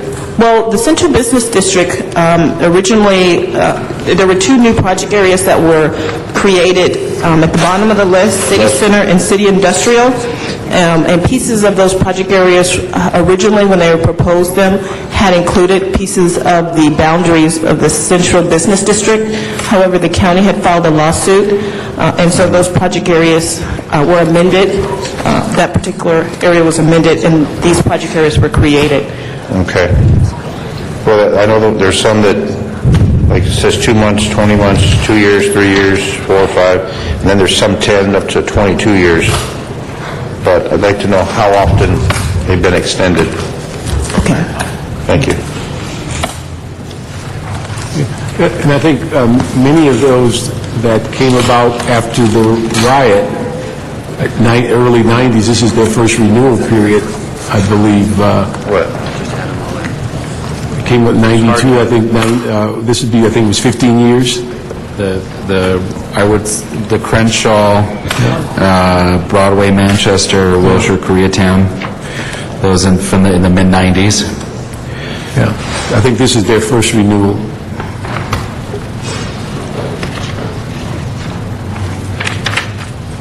That would conclude all the memos for the CR. There are no outstanding memos.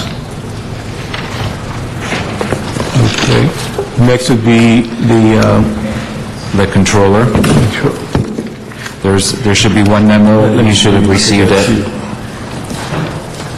Do you have it? It's regarding cost-saving ideas from audits. There's two more outstanding. Do they have it? There's two in total. Okay, the first one is just the listing of the cost savings audits that have been completed. That's correct. And then the second one is the cap rate. That's right. Okay. Mr. Rosell, you had something for Mr. Corretz? Mr. Corretz asked me as privilege to continue these to his committee so that his committee can analyze it and deal with it. Which one is that? Which is the audit committee. And that would be memo number 1 and memo number 2. Okay. Let me just ask for jurisdiction things. Is that one is, I think, a variety of audits that have been done that have been sent to audit committee that she's just relating those that have not been acted upon? Is that, I mean, that's the general essence of her? That's correct. Okay, so these are in audit committee now. But on the cap rate, that's would be more in the jurisdiction of the Budget and Finance in dealing with the issue of payment and setting that schedule. So 2, I'd ask that we send it to Budget and Finance because I don't know if we can go through another fiscal year without a more clear understanding of the cap rate, and I don't know whether not having enough people is a good answer for us to not get a better answer. So if we send that one to Budget and Finance and we can get that clarified, because it's absolutely essential we do something on cap rate with more clarity. The controller is recommending a committee being established with my office, the CLA and the controller, and my understanding we've done that, and we could report back to your committee. Yeah, but if we could make sure it's not a lifetime committee, I mean, we really need to go have some clarity on cap rate as early in the fiscal year as possible. I think we've been waiting most of this fiscal year for the last study. So if we can do something very, very quickly to bring some clarity, I would appreciate, then we can get it to Budget and Finance. But we just can't afford to be at this position next year, still waiting for clarity on the cap rate. So we can agree to have that creation of the committee, but we also would ask that it be done within a 30, 45-day period, and that we could be as close to the beginning of the fiscal year as possible. Okay. Any other for controller? That would conclude all the memos for the controller and outstanding memos. All right. Convention Center? The next is the Convention Center. It's a technical correction in their budget. The Convention Center is requesting to add one regular authority painter position. That was an oversight. That position was intended to be included. It's in the 10-11 position authority list and no additional cost. Okay, so that was just an error of not That's putting right. the There's position- sufficient funds to absorb the cost of this painter position at All right. $69,342,000. Okay, so the funding was there, we just didn't put the position? That's correct. Okay, so we support memo 1 to correct the budget? Yeah. Any questions on 1 before we move to 2? Number Convention 2 Center number 2? is regarding marketing incentives. That your committee requests a report back on the status and evaluation of an incentive pay component in the compensation package for the Convention Center. Below, we sort of provide a schedule of what that could look like. We recommend that that the convention center provide a written plan detailing the proposed incentives with related costs, and that my office will take it to the ERC committee. Okay. Colleagues, any questions on Memo 2 that we're going to ask the department to respond to this city attorney, or the CAO, so that we can have this item go before EERC? Okay. We'll just move that recommendation.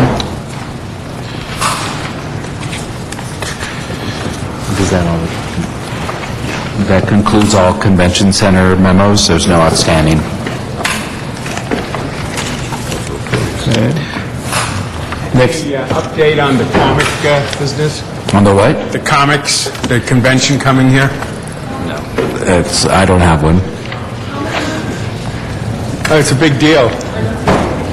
You and I can dress up as clowns or something. We could do a report. Okay, we're looking We could do a memo on that if you like. dress up as a clown. How dare? That's it. Dan Ferry. I had the mayor as a clown last time. Dan Ferry strikes again.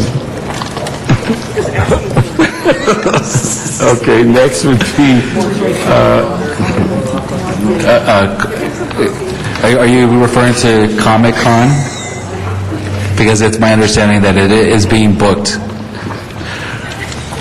Cultural fairs? Yes. This memo is regarding the Arts and Cultural Facilities and Service Trust Fund, Schedule 24.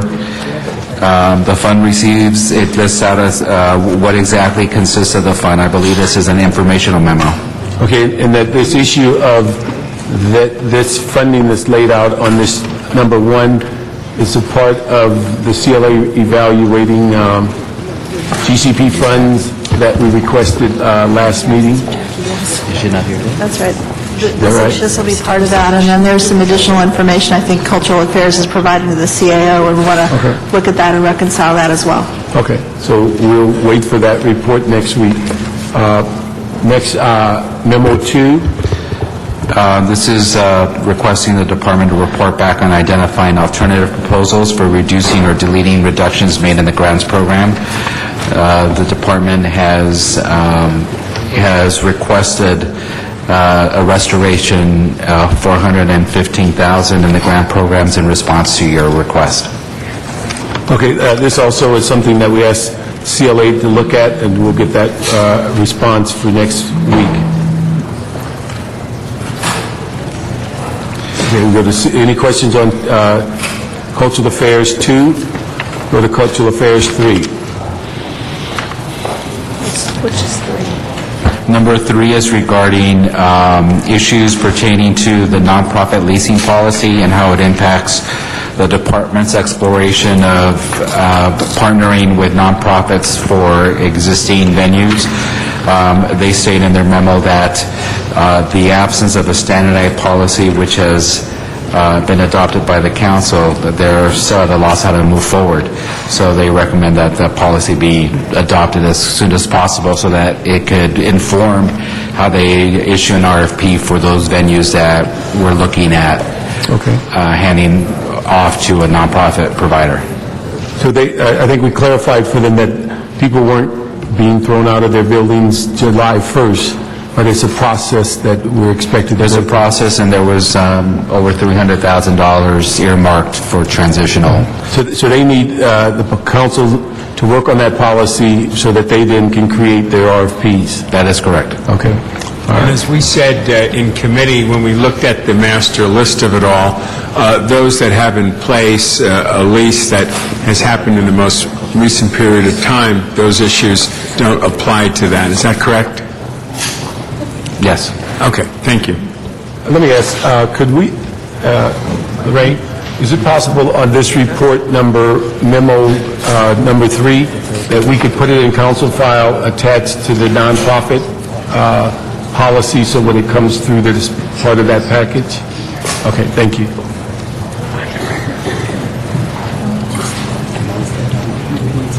Okay, next.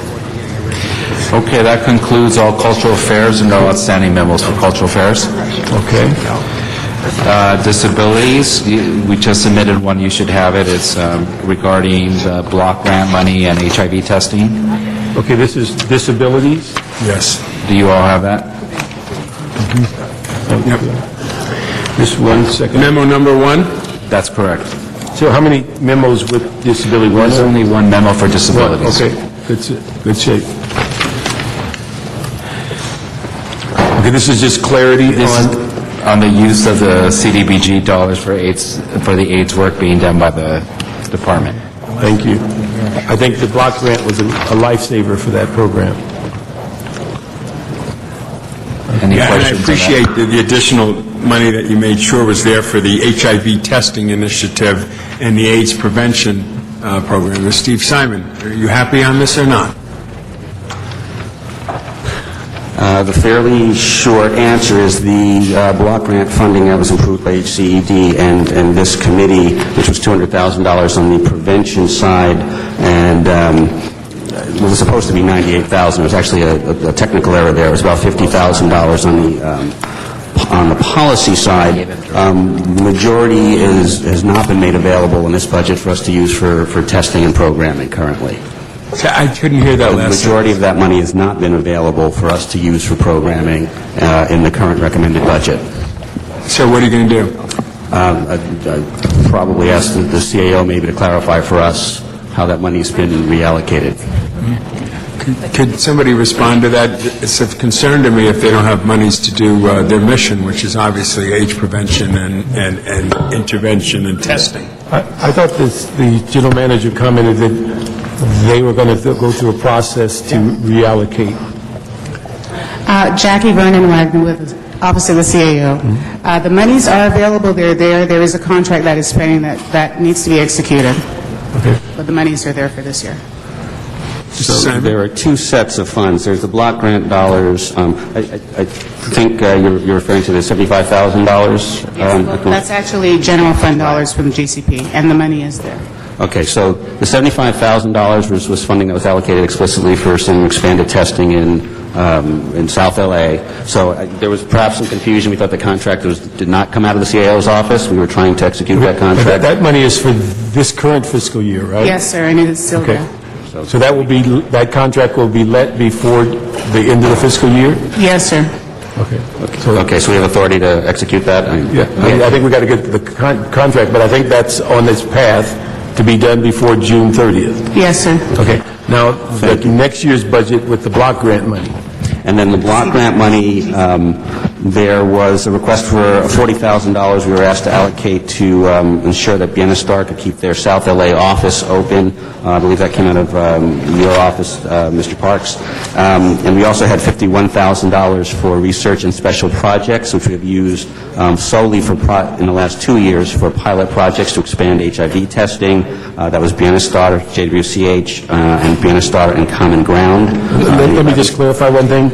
Yes. The request we made for Bienestar, our intent was for your position to determine the allocation amount. The real intent was for testing dollars as it relates to the community, but it was not my intent to say it went there blindly without your position looking at it. Absolutely. So we've reviewed that, and we've been working with them on 2 different testing pilots. I want to make sure it was available in the district, in the southern LA area. So that said, of that money, there was $61,000 available for all of our, excluding salaries, all of our policy expenses. So the recommended budget currently guts our $51,000 we use for other testing pilots. There was $50,000 that we were expecting. There was $50,000 that we understood the block grant money was also being used for to reprogram our TA program. None of those dollars appear available to us in our review of the current budget. So literally, there's $61,000 for all of our administrative costs because all our other Fund 100 items have been lined out in this budget. Okay. Actually, I'd like to clarify that. In preparing the budget and in response to concerns that were raised by Mr. Simon about commingling of general fund and CDBG monies, where the money should have been clearly separated and used only for AIDS research, we moved that money to the AIDS prevention line item. There is a total of $61,619 that is in that account, and it is there and available. At the time that the contracts are executed, the monies will be transferred to the contractual services account. So that money is there, $61,619, within the 2010-11 budget. Within the next fiscal year? Yes, sir. Okay.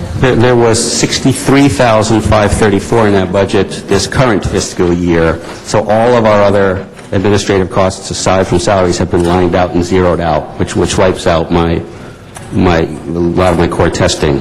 So, again, the money is not there in the blue book that we received. Let me, Ms. Perry, you have a question, and then we can...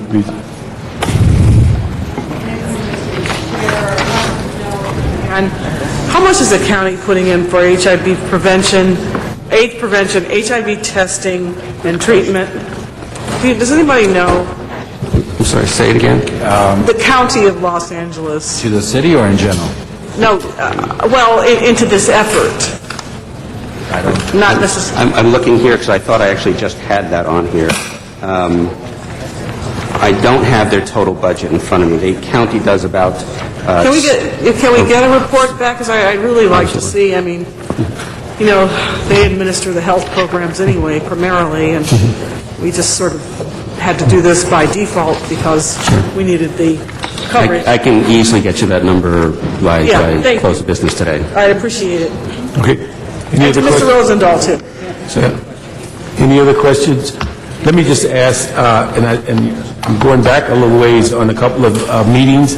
I thought the general manager said that they were going to look at the budget and that they were going to designate or allocate the funding so that it's clear how much was for administration, how much was for the issue of testing. And so we need to get that clarity. Is that going to happen? And also we need to clarify for our interest that if there is a misunderstanding or needs to clarify just where that money is, if the CAO is saying it's in a fund, then we need to show Mr. Simon where it is so we clearly know that there's funding available. So if we can clarify that on the AIDS funding and also the verbal direction that the general manager stated, what her intent was, so we can make sure that before coming to council, that those issues are resolved. We'll follow up on both of those points. And Councilmember, you had raised this as part of the GCP discussion as well, because that $75,000 had been included in the GCP, and I think what you just heard, at least on that part of it, is that money for the current year is still available. And so once that contract is executed, then that funding would be available this year and into next as well. I didn't hear the last part. If what I think we just heard is that the $75,000 for the current year is still available, and once the contract is executed, then that would be available for this year and into next as well. Yeah, but I think that the 75 is taken care of. Right. The 40 that went for this year is in transit, I understand, to where the block grant was sent there to assist Benestar. Is that there's no confusion on those funds, right? Mr. Simon? The 40 that was sent from block grant reprogramming, there's no confusion on that part of the funding. And the 75 is available for contract. The 75 we're quite clear on. The rest of it, again, it seems it was swapped out against other money that was... Well, if you give it, let me ask you, give it the CAO to clarify the block grant money, the 40 that came in, and what is the impression of the department that something was zeroed out. If we can show if it's been transferred for another account for allocation or for spending, make sure that gets clarified. We will send a confirmation memo to the department and copy the committee. Okay. All right. Thank you very much. If there's still not clarified by the time we come to council, then we hope that we can get it resolved without having it go back to committee. Okay. Okay, the next, that concludes all of the Department of Disability. Make sure I have clarity. I want to make sure that when we're talking about the gang programs, the intervention prevention programs. We haven't gotten there yet. Oh, okay. Yeah. We'll get to that. Thank you. Okay, next, That concludes all the memos for disability. And no Disability. outstanding memos. At Pueblo, there's some memos are being brought down, so I recommend we pass that one for now and go back to it. They're on their way down. The next one would be emergency management. This is an informational memo regarding the use of vendors. The department responded to it. okay. They only had one? Well, it states here that they're in the process of doing, I mean, GSC is responsible. we only had one memo? Yes, that's Okay. correct. All right. Information memo for emergency preparedness. Any questions? We'll move on to the next department. Next department is Employee Relations Board. There are no memos for Employee Relations. Next. Next is Environmental Affairs. There are no memos for Environmental Affairs. Okay. Yeah, anything that deals with environmental affairs now goes to the departments they were transferred to. That's correct. Okay. Ethics, no memos for Ethics. Wait. Okay, I apologize. On Environmental Affairs, there was one question that I believe you raised, Mr. Chairman, asking for clarification of how those functions were going to transition. Yes. And so that is still outstanding. Okay. But that's an informational. That's just correct. to clarify how the transition's going to occur. And you've asked us to report back on each FSR on the implementation. Okay. The Ethics Commission has no memos. The next is Finance. There should be three memos for Finance. The first question regarding the request for the exemption of furloughs and the impact it would have on the department. What we've identified is a number of positions within the Finance Department that are revenue generating, and whether these positions are subject to furlough. The proposed budget reduces the overall department account by $2.5 million as a result of this reduction in the number of workdays for the entire department. Of the 337 positions proposed for 2010-11, all are subject to the 26-day furlough program, except for 3. All of its positions are tied to revenue according to the department. The department has approximately 182 frontline positions.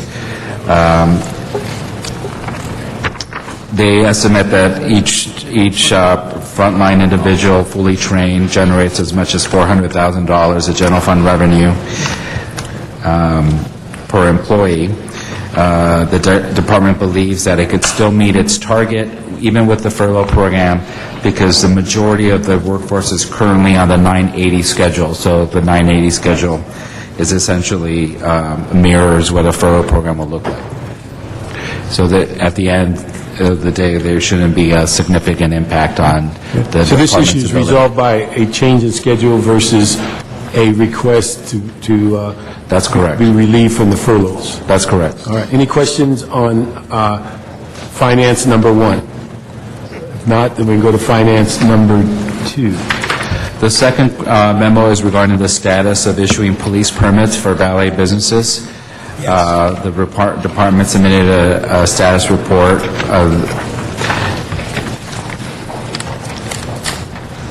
Did you want me to summarize it, or is it strictly information? I'd like to know, this is one that I thought maybe with licensing of the valets, 2 things could happen. One, there'd be certain rules and regulations that make sense, especially people who live in the neighborhood get very upset about valet. And secondly, a potential revenue stream from having licensing. The department's here. I recommend that they come up and summarize and respond to any questions you may have. That'd be great. Thank you.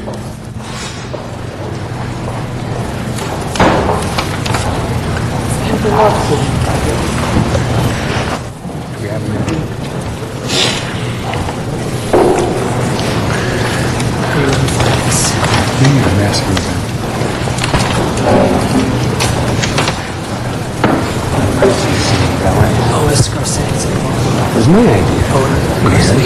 Garcetti's running. It's had it 2 years. You don't know. Not insured. Insurance. It's different. Yeah, good afternoon. Good afternoon, Ed Cabrera of Office of Finance.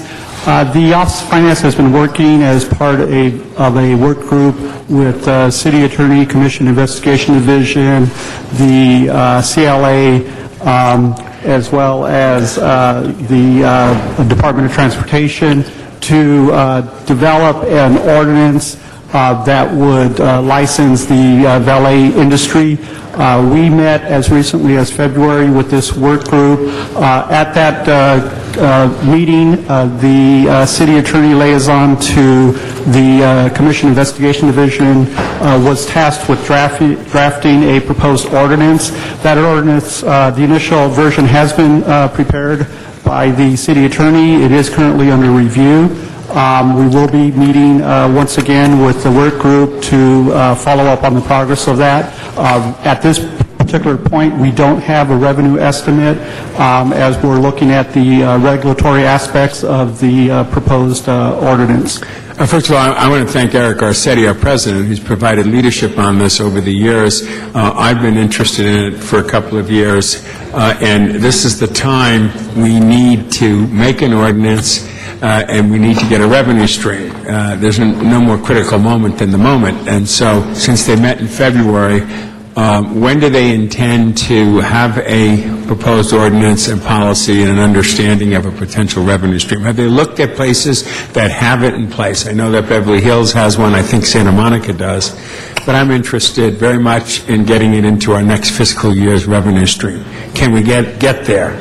Well, again, we're anticipating that the final review by the city attorney's office should occur shortly. We are following up with the CID and city attorney representatives, so we will be able to report back as far as the estimated time of completion for their proposed ordinance. Okay, but I want to report back while I don't want to fall through a black hole and this next year we bring it up again. How do I get some sensing of timing on this? Well, we're following up as well with the council office to ensure. One of the issues that had been proposed in our work group was that the council office reach out to the industry to get feedback. We're also following up to ensure that that feedback is prepared and presented in a timely manner so that the ordinance can move forward as quickly as possible.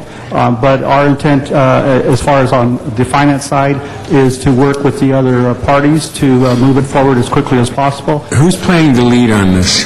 The lead is actually the council office as well as CID. The ordinance is a regulatory ordinance per se.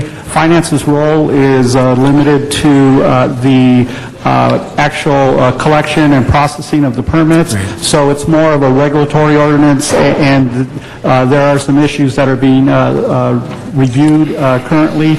So we will follow up with the lead agencies, which at this point are CID as well as CLA and the council office.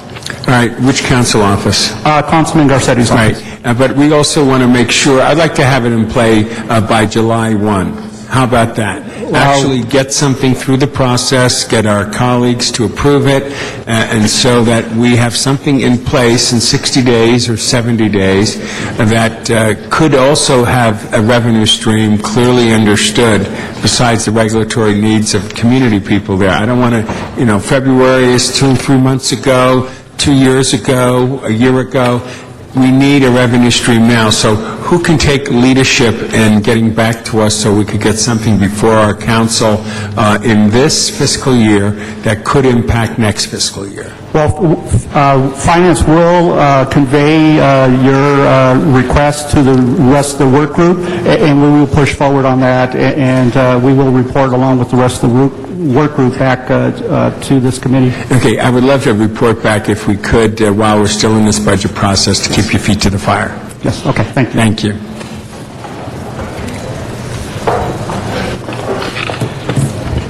Any other questions on this item? Any other questions on Office of Finance number 2? We move to the next one. Number 3 is a report back in response to the department's request that the positions being slated for elimination be added back they state, as I indicated earlier, that these positions generate approximately $400,000 annually. It's important to note, however, that this is after they've been fully trained and after a period of experience. The $4,000 can't be assumed will be generated the first few years that these positions are fully hired. We recommend that we work with the CLA in identifying, going through the department's response and making a recommendation as we reconcile the budget. Okay. And if we can't reconcile that, we ask that, as you complete your report, to come to Budget and Finance.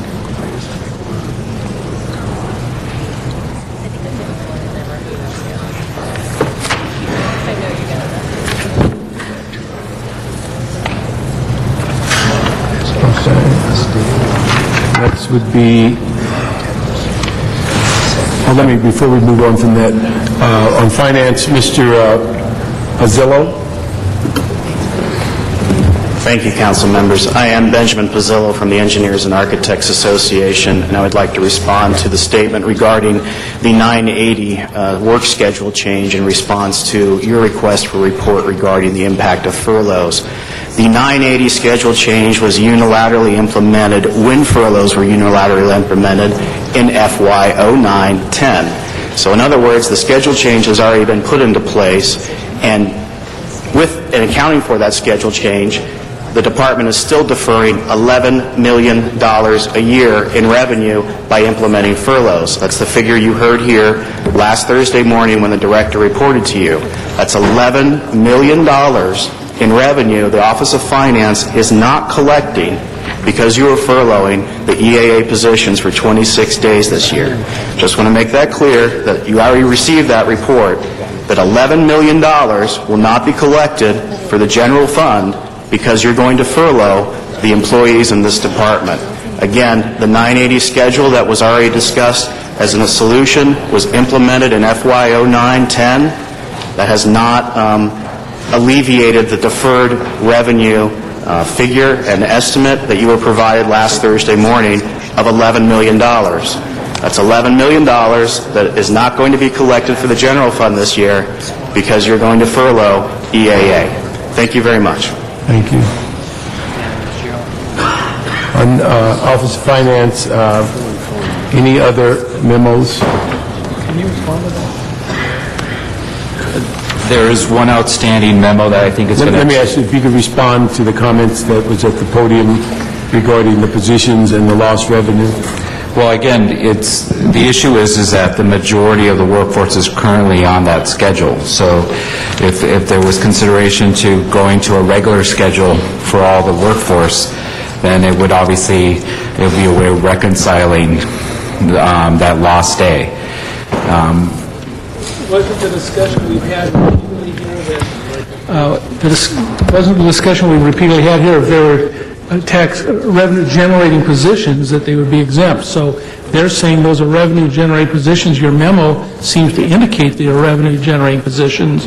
I don't know if the $11 million is correct or not, but even if it's not correct and it's revenue, I think we have to take a look at that. So can you comment on that? Well, we don't disagree that they're revenue generating. Obviously, that's a critical component.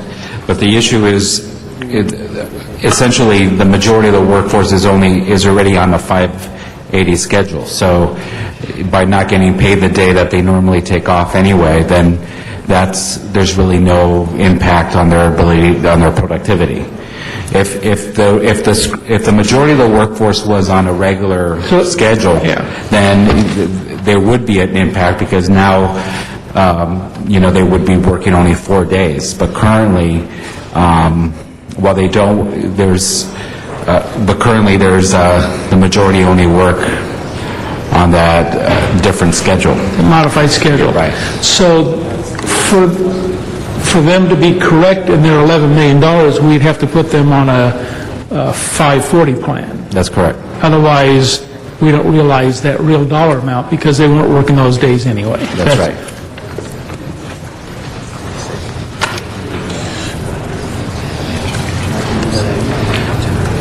I mean, I think if there's a strong belief that $11 million could be generated, and the department is prepared to commit to that, then I think there's certainly worth consideration to granting the exemption to the furloughs. It's kind of like you asking for more report backs. Right. But I think you ought to invest, because first of all, this proposal was not part of the union strong budget plan. It's a separate organization, separate union. I think we should take a look at that and explain further if there's a way to make that work. I'm not going to leave $11 million on the table, even if they're half wrong. That's a lot of money to be leaving on the table. I asked the general manager of this department, will you generate additional dollars to the business tax if these positions are not furloughed? And her bottom line was no. The business tax estimate is the business tax estimate we provided. I think there's a difference between revenue generating and revenue collection positions. I think in this case, people are going to pay their business tax. I mean, we hope they pay their business tax, and whether they pay it, on a Monday and people are working, or on a Tuesday when they may be furloughed or et cetera. Were these positions penetration auditors, or they're just clerks? I think these positions are customer service reps, so they're not auditors and other office personnel, but not the auditors. And the union representative shaking his head. I'd like to see what the positions are, so we can really clearly identify what we're talking about here, because it's not in front of us, so it's not evidence right now. So I'd like to see what those positions are, exactly what their functions are, and if they really are revenue generating, or if they're just staff, clerical staff that process paperwork. There's a big difference. So if they're penetration auditors, or they're people that are out there collecting late taxes, we want them in the field. If they're in the office and they're just doing stuff that comes in every day, then I understand. Okay? And no, I think it's definitely worth looking at. The break-even point is about 2.5. That's how much is generated in savings through the furlough program. So as we do that analysis, we want to make sure we hit at least that target. Yeah, so that it's. All right. I don't know if the department head's available now to maybe come down at some point during this hearing to clarify that point. If they're hearing the hearing, come on down. We could see if we send a sergeant over, arrest her. Yeah. Or the city attorney, they can go. Yeah, we'll follow up and see if she's available. There's one outstanding memo that we're working on, and that's the consolidation of all collection efforts throughout the city. That's obviously a larger policy issue that we're working with the city attorney and everyone else who engages in that kind of activity. Yeah. One thing I was going to ask you, is it the Bursar report? Yes. Okay. Now, what is it the budget finance has jurisdiction over that, or is that the audits committee, or who's looking to create the policy issues that deal with the Mercer report and the single point of recovery? It may be both. It was a Macias report, I think, the one. Macias? Yeah. Okay. We could clarify to see which one, okay. But it may be both. What I'd like to do is that because we asked the general manager when she was here, what are we doing to implement that? And I think she said it was, if we followed the report, there were two different stages, and that we had accomplished stage one, but stage two we hadn't, and it appeared, and this is my speculation from listening to her comments, it wasn't clear whether the city had taken a position that we were definitely going in the direction of a single point. And I think we need to get that hashed out, because there's several $100 million, if I remember correctly, they said is available by this restructuring of how we collect funds. Right. So if we can get that at least into budget and finance, so we can address that issue as quickly after the budget hearings are over, so we can go through that report and find out what is it that's been done and what is it that we have to do to bring that whole system under one umbrella. Because I think we have discussed the collection sheriff and put it aside and a variety of things, but we just need to bring the continuity to that position. Okay. If I could, one thing I was just going to add, it's related to actually one of the memos we have for ITA regarding FMS. I mean, that is sort of an identical. We actually have a related item from ITA regarding FMS, And that's certainly, when you talk about this sort of this phase two, that is a very important That's piece. that, And so those was pieces it have to account go together. receivable or something? That's correct. Okay. Did that, yes. We're with the fire department still, right? No, We're just we haven't starting. gotten there. Just getting there. That'll be Okay. next. Let me- yeah, I just want to make sure on the one for the finance, we have that one connecting with ITA, but we find a way to get that, is it Macias report in committee so we can determine what's left on that. So then we go to our next department. The fire department? Fire department. Let me just, we have 2 cards, let me get those done. Arnold Sachs and Jim McQuiston.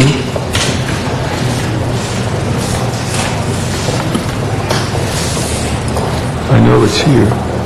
And Mr. Bukowski, I'm sure we saw a card from you, but I can't find it right now. So with public comment, Jim McQuiston, Arnold Sachs.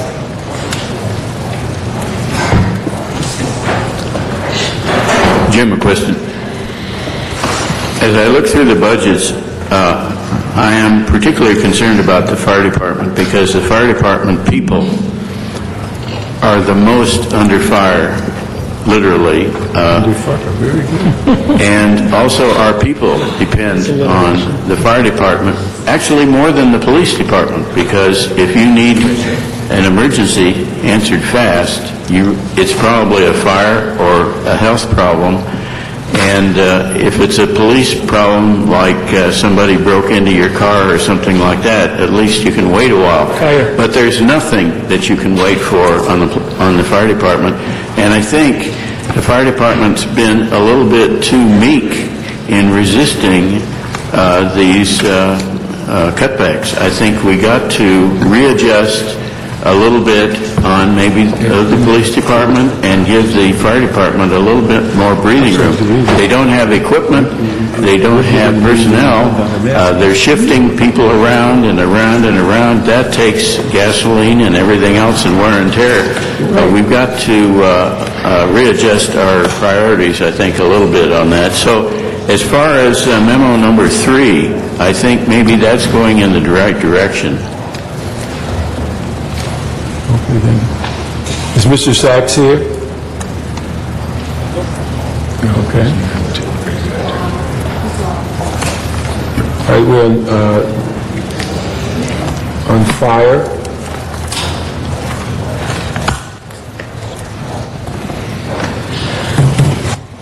On the fire department, the first memo is regarding the impact of the early retirement program on the fire fleet. The department has presented a response on that. They report that there are 10 vacancies as a result of ERIP. This is 10% of their total authorized staff or maintenance section. It lists out what those positions are. Any questions on that memo? I have a question, and it doesn't state here, but I know, like, for instance, the one that says welder, 1 vacancy, that's the only person that does the job, right? And there's only 1 person that's vacant right now?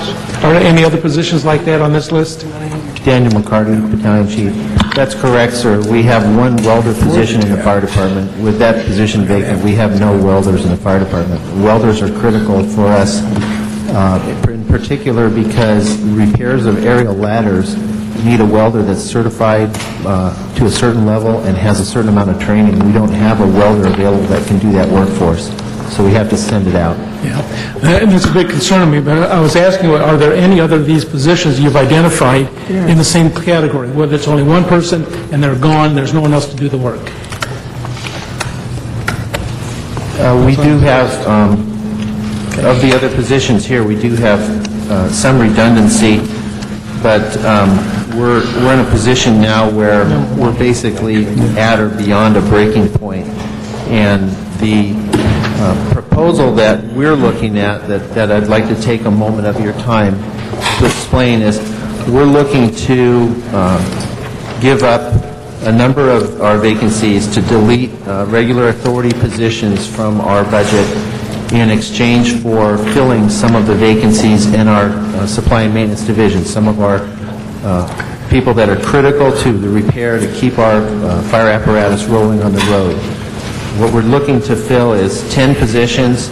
9 of those are non-ERIP positions, and 1 is an ERIP position, which is the welder we just spoke about. And in exchange for the cost of those, we would give up an equivalent number of positions to offset on the budget. Which kind of positions? The most critical position to us that we need to get filled is a heavy-duty equipment mechanic. These are the mechanics. I'm asking which positions are you giving up? The positions that we've identified that we could give up are the lower, lesser-trained positions, the mechanical helpers, and I think we have 1 garage attendant, senior garage attendant, and we're still working through the numbers on that to determine exactly how many positions we'd need to give up, because it's not a one-for-one position exchange, because the positions we're offering up are at a lower salary rate than the positions we want to fill. So we recognize we'd have to give up more than 10 to get those 10 positions filled. Okay. I would just say, as I look down this list, I know the situation of the welder, and I know it is a really critical function in the fire maintenance. I was a volunteer firefighter once, and those trucks, there are big things that break all the time, and only a welder can fix them. I can't imagine our department not having a welder on staff. And some of these other critical functions, we've been talking about the consolidation of the maintenance program.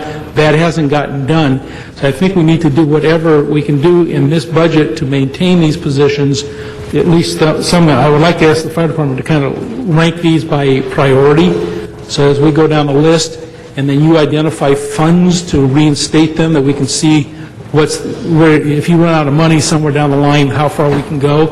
But I would say to Mark and Mr. Santana, these are absolutely critical functions for this department. You get into the fire season, which is coming up shortly, and they don't have people to keep these rigs going. They're pulling these things out of service all the time during the fire season, and if there isn't a replacement to go back on the line, that means closing fire stations, and that's not acceptable if it's just because of a maintenance worker. Right. So we have to find some of these functions and keep them, and if they're willing to give up some other positions to keep them on, we have to do everything we can to make that work. Right, we agree. That speaks to the second memo specific to the welder, where they indicate, as he indicated, their interest to sort of swap positions. We would certainly welcome that and work with the department and the CLA to ensure that's okay. So we can get that back by next Tuesday when we... Yes. Yes.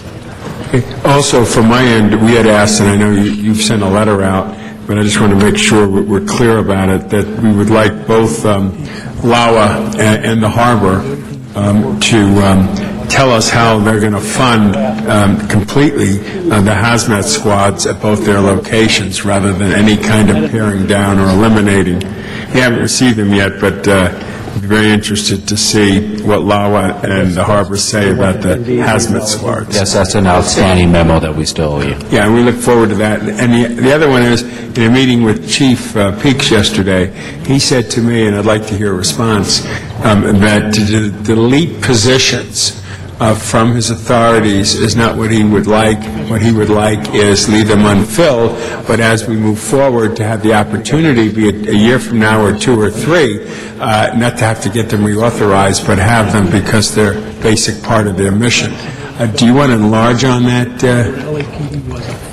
what the chief was meaning by keeping those authorized resolutions? Absolutely. Our strategy has been to understand that these are tough budgetary times, so we do need to remove the funding for those positions, but by retaining the authorities, it positions us as the economy improves to be able to expand the fire department back up to its regular everyday staffing and provide the regular level of service to the public. And how many positions are we talking about?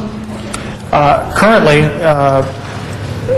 sorry, my name is Brian Cummings, by the way. Currently, with the 87 MCP positions that we're looking to maintain, that we're actually closing the 24 positions from our squad, 9 EMS captains positions. We're looking at another 9 assorted special duty positions. Mm-hmm. And how does the CAO and the CLA feel about keeping those authorizations there in the mayor's office? We're supportive of that position. I think, in fact, this committee already gave that direction to the CLA to consider. Happy to hear that. Please. Make it work. Make it work. Good, good. Great, thank you. Any other questions? Let me just ask, let me just ask for clarity on the position, the welding position that I think is number 2. Let me find it. What I didn't understand, it appeared that one of those positions went through managed hiring, and there was no available, no available position or body to fill it. Is that true? That's correct, council member. That position is still there, so we're searching for an employee to fill it? Actually, what happened, that was the welder position. The position went vacant. We advertised. We interviewed for transfer candidates because there was no current list for welder. We found one acceptable to take the position. Subsequent to that, that position was grandfathered into the ERIP, so we made no further efforts at that time to fill that vacancy, and that's why we're bringing it up at this time, is because we still need to get that welder position filled. Okay, I mean, you have the position and the money, it's just a matter of filling it, right? Correct, but it's an ERIP position, so we were not permitted. Oh, I see, so it's in that percentage. Okay, correct. I get it. Yeah, okay, so I think that if we can, Miguel, if we can move forward on the managed hiring very quickly, I think that would be appreciative of everybody that we can get that position on board. We'll work with the CLA and the mayor's office to do that. Okay. Anything else from the fire department? Yes, there's memo number 3. There was specific question regarding alternative reductions to pay for the elimination of the modified coverage plan. The department and our office weren't able to find an additional $41.29 million that would be required. We gave some options, and these are options that your council has considered and has not adopted. That includes the eliminating of all remaining staff assistants at $13.9 million, closing of 10 basic life support ambulances at $12.4, and the eliminating of a 10th man member at 18 task forces at $14.7. These are obviously controversial areas to reduce, but we would recommend that if there were to be withdrawal from the modified coverage plan, that there be an equivalent value to ensure that shortfall is covered. Okay, let me ask the fire department, have you looked at these recommended alternatives? Yes, we have, and the fire department doesn't support the closure of any resources or the reduction of any positions. The modified coverage plan, though it is impacting our service delivery, we feel that eliminating these positions and closing resources will have a greater negative impact on public safety. All right, let me just ask on that item, if we can ask the CAO and the fire department to continue working and seeing whether there are alternatives, because that's quite a significant hole in the budget, $38 million, and if there is no agreement on an alternative, then I don't think we have any choice except to move forward on maintaining that plan. Dennis or Rick? So some of these alternatives were examined already, Mr. CAO? They've been proposed, or are these new alternatives? No, we were asked to find a different way to meet that gap. These are, and just looking at different options that your council has considered, these are 3 that we would recommend. And that's my question. Have we considered them as a council before? Or there's been some discussion, I think, as part of Mr. Smith's committee. There's been some discussion in the task force that he established that looked at all 3 of these areas. Mm-hmm. And I think that report was brought to the council for full discussion. Okay. And it's also my understanding that a number of council members stood up and would like to see some modification to the modified coverage plan, and so finding those alternatives and what makes sense is the question. But the department itself doesn't agree with any one of these 3, or one of these, 2 of these, none of them? No, sir, we don't agree with any of these plans. They eliminate positions and close resources.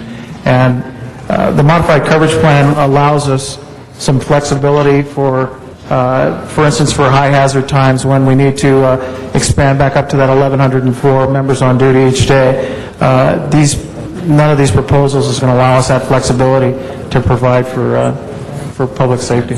Okay, thank you. Thank you. Before we leave the fire, is that the last memo? No, there's one more memo with fire. It's regarding... I'm sorry, let me ask Mr. Zion, I'm sorry. A couple questions on this. The representative from UFLAC, sir, I'd like to hear his concerns because he mentioned something to me on the side aisle. If we could hear your comments on the 3 items. I thought we'd have him come up after we did all 4, and if he had comments on any of the 4. All right, I'll do that. The issue on the staff assistants, and I've seen the staff assistants in an exercise, how valuable they are when an incident takes place, and what they do in administrative activities. If they were eliminated, who would be doing the administrative activities that they're doing for the division or the battalion? Who would carry those responsibilities if they're not doing them? The short answer, sir, would be it would fall back on another company. It would be added to the duties of either another engine company or another light force that each battalion would task another company to handle those administrative tasks. So it would be in addition to what that unit already takes care of. But as far as the time, they do something with the timekeeping or something with deployment? Correct. Daily timekeeping. They handle the modified coverage plan, basically moving around those companies each day that are closed, the people that are moved around each day, those 87 individuals, making sure that they're placed so that we can realize that $41 million in savings. That's a big portion of what the staff assistants do administratively for timekeeping. But then they, again, all the other things, they handle our training. They make sure they coordinate the medicals for the members. They coordinate all the reports that come back in from the stations in the battalion. They're the administrative task for those basic battalion units that are anywhere from 5 to 10 stations, from 58 to 95 individuals. They handle all the administrative tasks that come through because there are no civilian clerical staff in any of the battalions. So the question is then, you've got the divisions, you've got the battalions, the critical function that they're performing in addition to a fire that takes place when they're coordinating the deployment of personnel. How do you then coordinate administrative activities without them? I mean, it can't go from station to station. I mean, someone's got to be in charge. So does it fall back on the battalion chief or the division chief? It'll fall back on the battalion chief, and again, what will probably happen is that a company will be identified in each battalion that will have to assist with that, assuming some of those roles, so that to provide that additional administrative support. And that'll be in addition to the normal fire duties that they have of maintaining the station, training, doing the things that that normal fire company needs to do. So then you're losing the continuity. Correct. It'll affect continuity. It'll pull one more resource out of being available to handle things. There's a domino of effects that will happen by removing those staff assistants. Because once you see what they actually do at the scene of an incident, it gives you a different perspective in addition to what you see them do at a station where they have to basically do all the administrative work. So I think they're a valuable function, and if they're not there, I don't know who's going to do it, other than what you said. But the inconsistency... It'll be hugely critical, making up for the staff assistants. And again, that emergency operations, that firefighter safety and civilian safety is the most critical thing they do, but the administrative tasks, we get that out of them as well. Which is a daily event. The fires don't happen every day, but the daily events of administration Exactly. Administrative tasks, maintaining the apparatus. There's so much that those staff assistants do. It will be difficult replacing I think inconsistency would be the biggest problem, in my perspective, when I've seen them, what they do. And then the other one is eliminating the 10th member of the 18 task forces, so they'd have 9 instead of 10?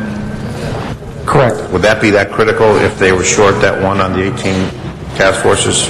What it eliminates is the 5th member off of the truck company in that task force, and NFPA Standard 1710, which talks about minimum staffing for fire companies, the national standard, 5 is a minimum standard for staffing on a truck company, for safety reasons, for accountability reasons. So removing that 10th member on the task force removes that 5th member from the truck company, and it drops us below that minimum standard.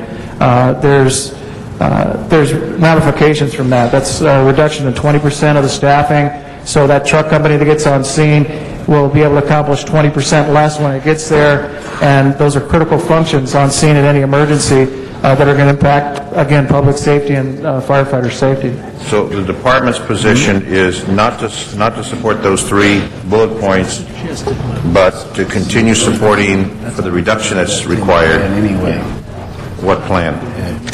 That they would support, that the UFLAC would support. Is there one that you folks agree on? The MCP right now is allowing us to realize the budgetary savings that are necessary in the city budget. We'd like to end the MCP as soon as possible, but we realize that because of the budget, we're going to need to maintain it through the next fiscal year. Was there something else that you've come up with? We have not. Okay, thank you. Thank you. Any other questions on the fire department on that memo? We have, one more? This memo is regarding the concern regarding the ambulances.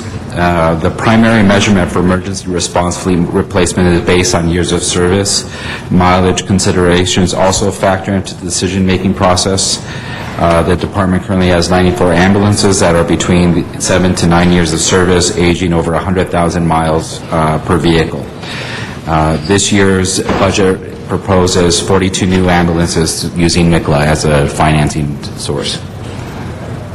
Let me ask you, there was something that came through the council recently, maybe it was the mid-year or the fourth financial, that there was about $18 million worth of vehicles for the fire department, and I thought we chose not to fund those. Is this package a part of that $18 million package, or? No. Are you referring to the current year? Yeah. I mean, so we held on? I think we opted not to fund those this current year. Okay. Is this a part of that package? So this is a new package for next year. I mean, but some of these vehicles were part of that 18 million? Or is it a different? Yeah, only the ambulances. Only the ambulance. Yeah. So we took that out and brought them into the next year? That's correct. Okay. I think it was 42 in this year's package, and what was it last year, a dozen or so that was deferred? It was a portion of this 42, but a smaller portion. Okay. Maybe 16 or 18. On fire, there's still one outstanding memo that we owe you regarding, let's see. We owe you the one on hazmat that Mr. Rosendahl requested. We also owe you a report back that should be on its way on furloughing of non-essential fire personnel. And it just got submitted. Okay. Just in the nick of time. Do you have that? No. Is there copies of number 5? Okay, we'll make sure you get them. Can we make them? We have 5 and 6. Yeah. I don't. While we have a little break, let me just make sure that on item, let's see, on item 3, or number 3, can we just ask the CAO and the fire department to continue working on that item, that if they have suggestions, certainly we support them bringing them to the CAO, but that dollar value is significant as it relates to that budget hole. So we'll just keep that conversation open in case there's other recommendations. So we have, 4 and 5 we're waiting for? Does everyone have number 5 on the furlough? 5 and 6. 5 and 6? 5 and 6, okay. Do you have that, Mr. Parks? No, I'm waiting for 5 and 6. While they're waiting for that, let me ask you something. I would like to have this as a policy discussion, and Ben, maybe you should weigh in on this too. As we've looked at a number of fee increases for the fire department, if they are realized, and I don't think we budget as much as they think they can actually do better than what we've budgeted. So as we look at additional revenues that would come forward above and beyond current plan, that we could somehow put that in the UB to be redistributed in the mid-year FSR or later in the year to restate some of the positions that have been either lost or some of those modified plan funded positions. So that we're kind of saying fire department revenue is actually going to stay in the fire department rather than general fund for a change. I know that's our standard way of doing, but in this instance, I would like to see that we say, since public safety is our number one criteria and our two most important departments, the police has gotten away pretty much unscathed, fire department hasn't, that we would look at keeping that kind of money in the UB and looking at later year FSRs as the opportunity to reinstate some of those positions first and foremost, rather than going just into the general fund to be distributed wherever else. You put in that stability account. Well, yeah, that could go in the stability, the rainy day fund stability account. But you recall when we created that account, it was for future years. Maybe that we would say we would use it instead in this year rather than holding on to it because of the fiscal crisis. So rather than holding on to that money, it would come into that account, which technically it would. And we say, let's use it this year for that very same purpose from the department it came from, rather than holding it for future year distributions. Just from our perspective, I think that's a reasonable approach, and why the unfunded, even the unfunded positions is for that purpose, worth exploring. Great. Thank you. No, I think that's a good approach. I think as well as the consideration of a modified staffing plan and buying back some of that time. And if there's obviously there's a nexus between the fee and having to go back to the department. So I think that's a reasonable approach to proceed. So that'll be a policy statement then? We could include it as a policy statement. Okay, good, thank you. Okay, does everyone have number 5 now? No, I'm waiting.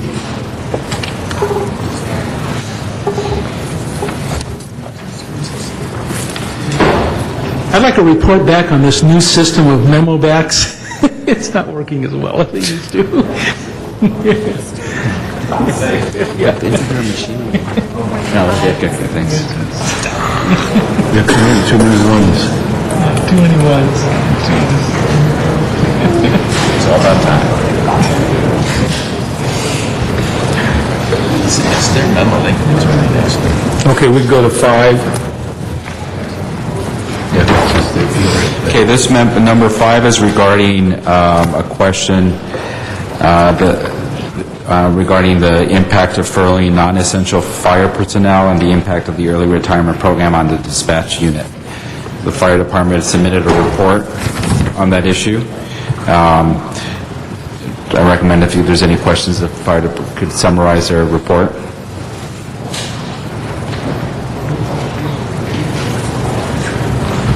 Any questions on 5? Move to 6. I don't know. Want to comment on that?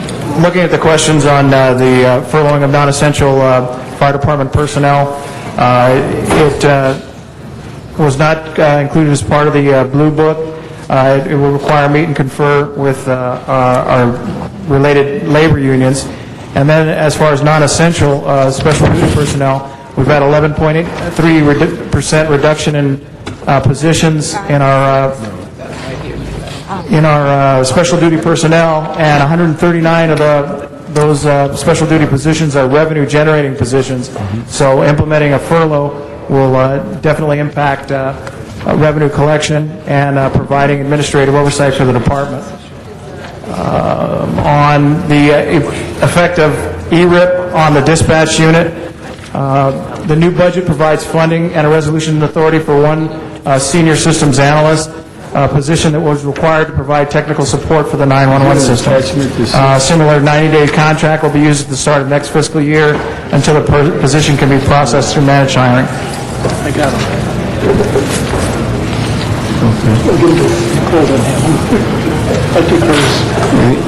Any other comments or questions on number 5?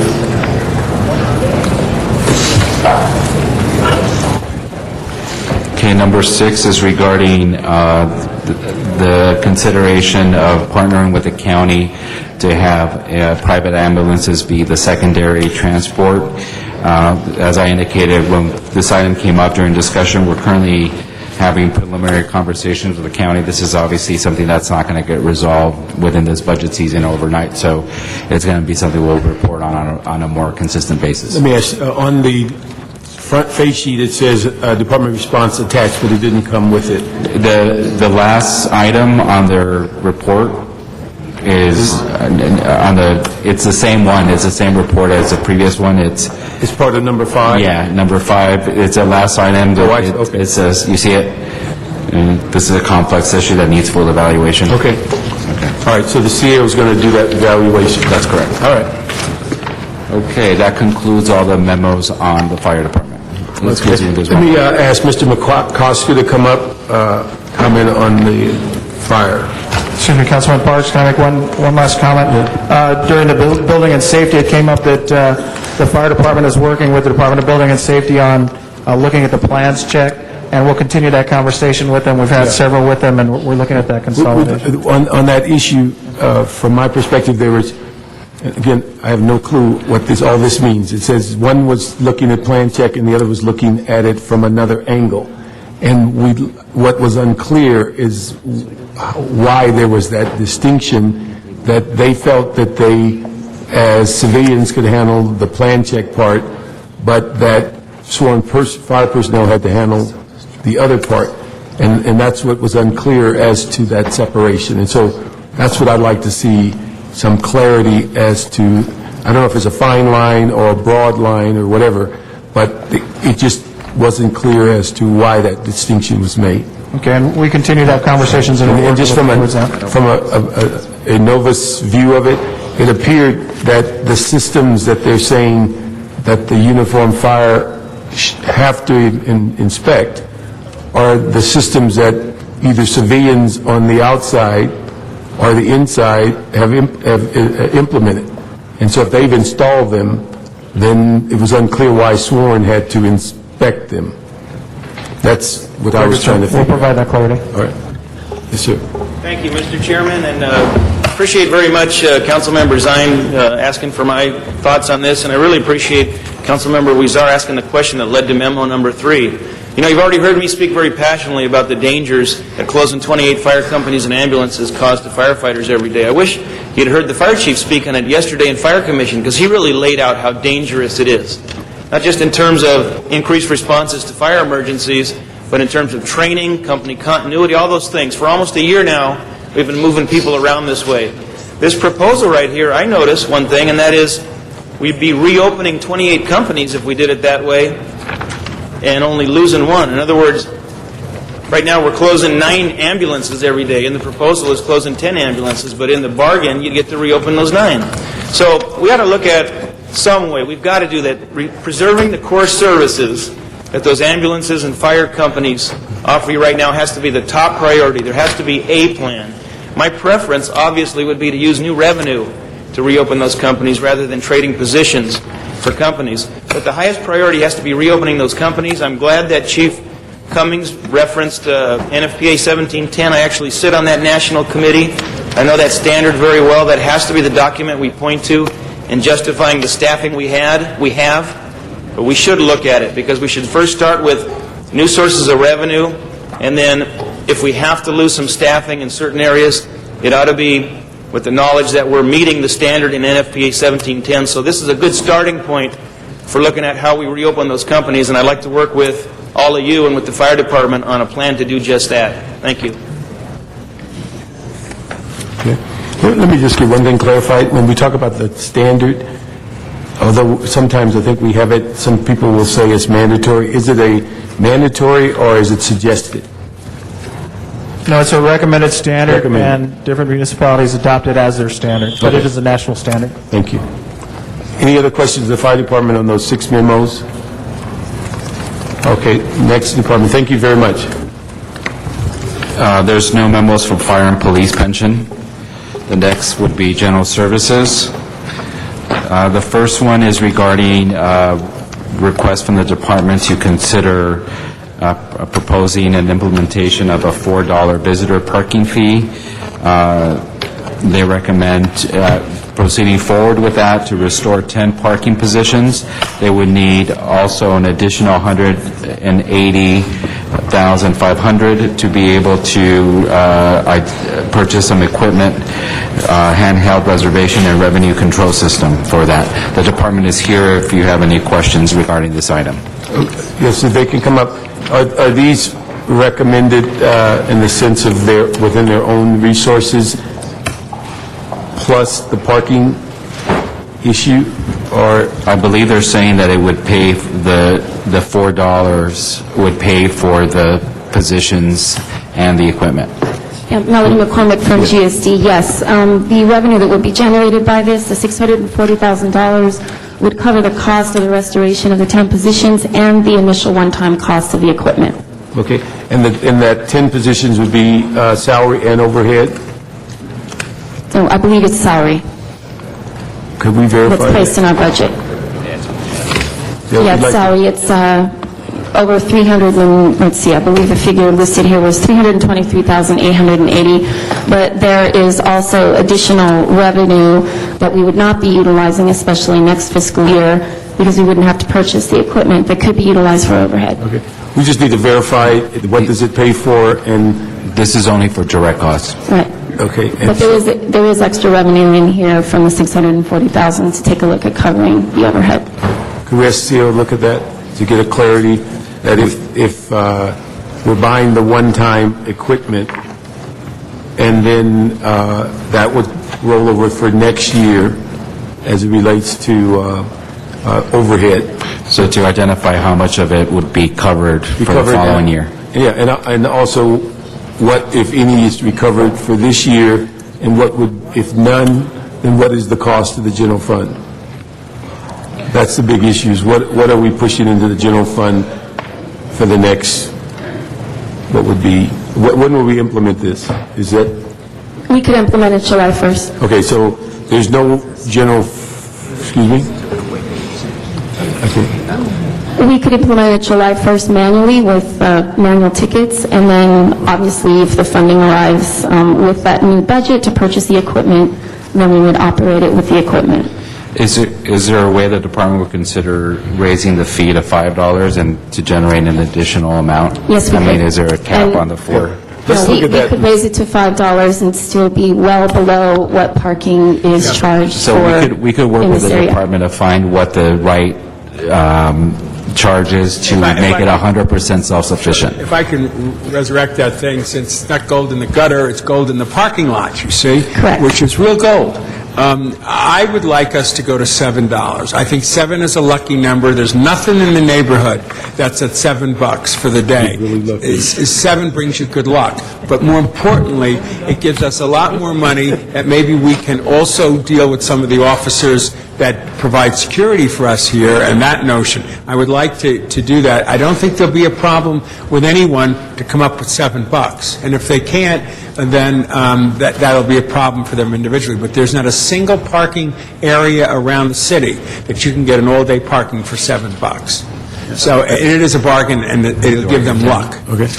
Let's just ask you if you can give us a assessment at $5 and $7, so you can see what the increments are. Very good. Okay, and just to clarify, this would be parking for people who currently do not pay for parking. 160,000 free parking opportunities in our complexes. Okay, just wanted to clarify that. Yes. That's why it's gold in the lot. We have to make sure there isn't any waivers to the fee. No waivers. Look, we pay for our parking here at City Hall, us electeds. Did the chart come with your report? I don't know about you guys. Did the chart come with your report laying out potential costs? I'm sorry, I can't hear the question. Did you submit a chart with your report? No, we just, we submitted what we thought was a reasonable recommendation of $4, but we can certainly come back with a range and include that and a chart. If you give us a range, and then the other critical part is the direct cost and the overhead cost and the equipment cost, so we get a sense of what is covered, that basic situation before we expand it to other positions and things of that nature. So I think we need to, the core thing we started off was to protect a certain group of positions, so let's see what that cost will be. Well, maybe I saw it somewhere else, but I saw it, and it's not in my book. The book you have, Nicole, doesn't it show a chart in there and how much it generates, and that they wanted to restore 10 positions? with this, which that was a problem for me, that they were hiring 10 positions to do this. Hang on a minute. It's interesting because it disappeared out of my book, so maybe it was just... No, it's true. That's what yeah, here we go. So 9 parking attendant ones and 1 parking attendant 2 is what they intend to hire, or keep hired, whatever, for this project, which is not what I think Mr. Rosendahl had in mind, certainly not what I had in mind, that we're going to generate revenue and then hire a bunch of people. No. And I think there's plenty of people in the parking services downstairs to do that. There's 2 guys at the gate every morning. So why would we have to hire more people? Well, what I want to clarify is that this budget that we currently have before us is eliminating the 10 people that we currently have working here. Okay, and so this would allow us to restore those 10 positions and fully implement the visitor parking program. It would allow us to retain the attendants within the interior of the City Hall garage that are currently deleted in this new budget. Yeah, and my real concern is I think we are overpopulated in that job class right now. So I want to take a look at that. But so we're not actually just deciding that right now. You're going to come back with more information because I think there's too many people down there now, quite frankly. Yeah. Okay. But also, I think what's important before there's a shock issue, we need to make sure that council members know exactly who uses the parking lot. And if they're coming to get certificates at City Hall, if they're coming to visit different offices and committees, that's who we're talking about charging. It's not just we're renting out the parking lot because it's vacant. Now, that may not be a bad idea on the weekend, is to say, do we allow parking and open up parking for the weekend? But again, colleagues, we have to realize we're really talking about the very people that we are most of our guests. And so you say, come to committee A, B, or C and bring $5. Seven. Yeah. So I think we need to make sure people clearly know who we're charging. Okay.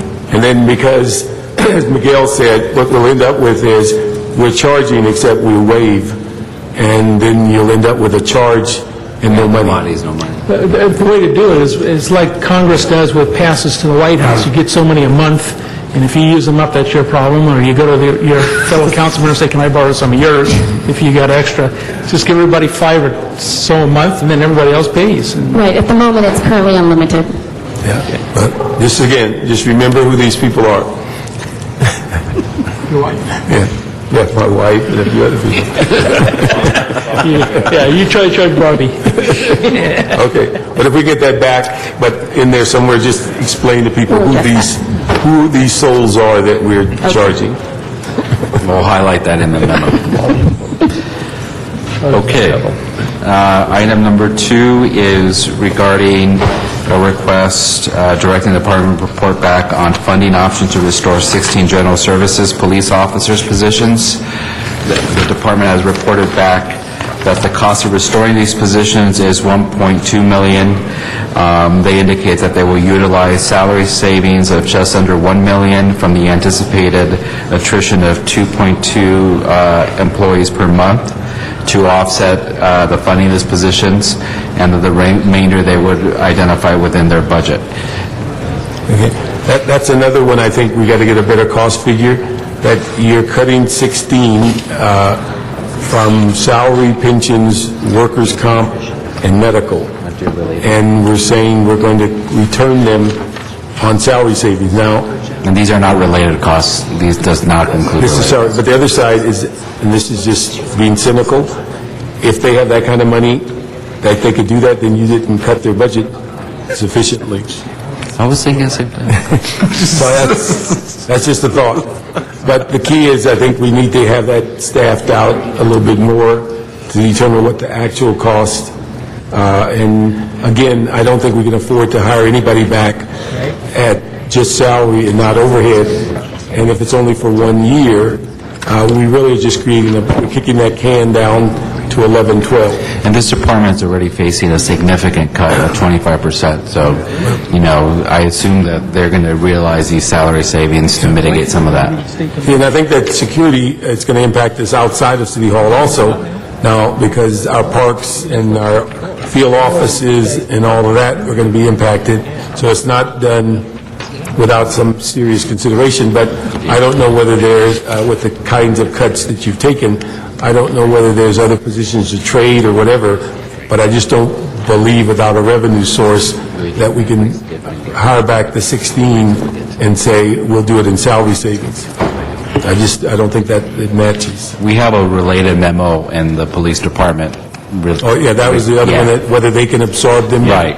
Okay. They will need to go through additional training to be able to do that. Okay, so that's coming up when we Under deal with... PD. Okay, but one of the things I'll make sure is that the security here at City Hall, which is obviously part of the process, that those fundings could come, this is why I went for the $7, could come out of that fund to assist in keeping them here if we can't work it out with LAPD. Because it's as critical a part of this operation as anything else is. And that revenue stream would be significant enough. And when you just think about it, there are people coming to City Hall. These are the folks who are working at City Hall. So it's a natural nexus. So that's why the $7 figure meant something to me. I think we need to clarify one thing.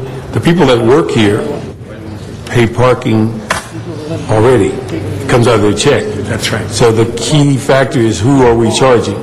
They're the guests in most instances of departments, the mayor and the council. They're not employees because it comes out of their check automatically. So I think we got to figure out who we charge, what do we get out of it, and in the long term, if it can be waived, is it going to happen? It's kind of like the real property account. You put the money, you put the property on for sale, and then you take it off, and you never get the money. It's just an exercise. Well, one thing, it may clear up on Friday mornings. We have less certificates to hand out, or we can just give them out in front on Main Street at the door. People could a drive-through. Yeah, drive-through. I'm glad you didn't say drive-by. Drive-by. Yeah. Okay. I'm sure. Okay. We need a little bit more staffing out on that issue, so we're clear as to what it's going to do and everything else. So that's on the memo number what? That was number 2. Number 2. On the 16 general services. Yes. Number 3 is a report. But I think we also asked for some clarity on one. That's right. That deals with the equipment cost and everything else. Okay. Number 3 is a memo from the department regarding the support for the street resurfacing program. The department has submitted a response that you should have. Our office concurs with recommendations 4 or 5 related to testing services for the harbor and airport departments, including the restoration of 6 positions for the department to support these positions. With the remainder, we recommend further analysis. So it would be clear that Harbor and LAWA will absorb this. That's right. Very good. We like that very much. The more the proprietary departments absorb these costs, the happier I will be. Good. Okay. Any questions on number 3? That's a break even. They fund it. We That is continue. correct. General Services keeps doing the service. I got a question regarding the 31 million in gas tax funds, 25 million in Prop 1B funds, 15 million in the RRA. Which one is that? What memo? On memo 3, page 2, street services support. Are those funds guaranteed, or are those funds in jeopardy with the state financial disaster? That's why we're recommending further analysis on those specific areas, because you raise a good point. That's one of the issues that we need to further explore. Okay, thank you. And also, there was discussion, there was some discussion, and I don't remember whether it was an additional report back or was part of this, that the general manager said that he had extra aggregate that was being produced at the Valley Yard. Maybe that was in just discussions I had with him. Extra what? Aggregate, the regrinding of the asphalt, and they have a surplus. They would like to be able to sell it to other governments and stuff and be able to kind of retail that but they have an agreement, there's a contractor that runs that plant. If we can get the city attorney to give us the authority to let them sell that, because it's not technically the city, but it's a city product, they could generate a tremendous amount of revenue there, because we have some of the best aggregate there is.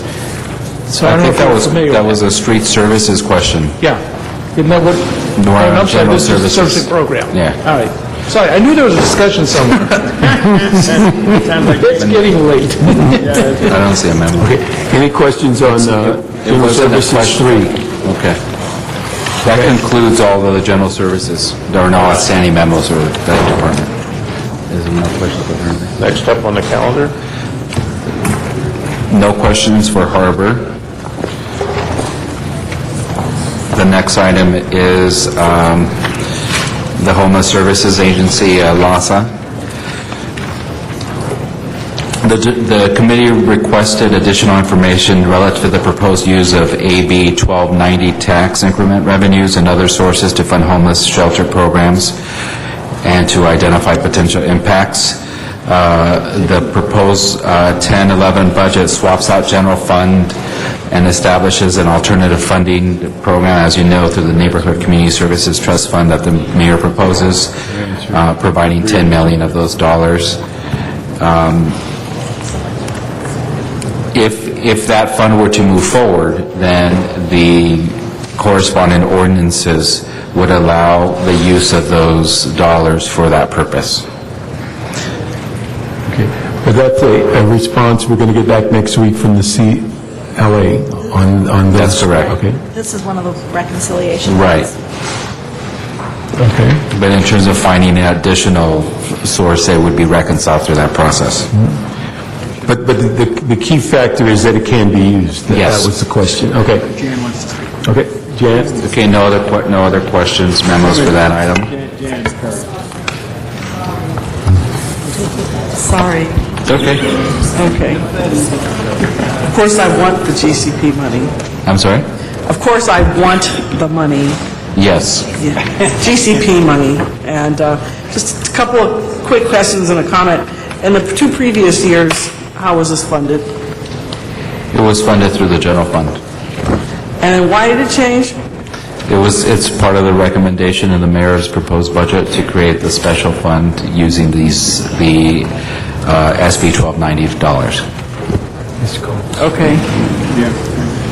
I'm glad there's recognition this year about the year-round homeless shelter program and the need for it to be funded with GCP to ensure that it remains up and running in a seamless manner. The funding that was proposed using AB 1290 and land trust funds would not have ensured this based on how those funds became available in fits and starts. And that can be very dangerous for programs that are, hanging on by the skin of their teeth. LAHSA needs the year-round funding program money, year-round program funding on July 1st because many of the agencies provide the program citywide. So it's not just benefiting the 9th District or South Los Angeles or Skid Row, but citywide, and many of these programs don't have the capacity to keep their programs open if they have to wait months to receive funding. So I appreciate the position taken that the program should be funded with GCP, and I appreciate what you said in the report, that it would be backfilled as money came in. That's all. Thank you. Any other questions on that one item with the housing services? You had one thing. And where?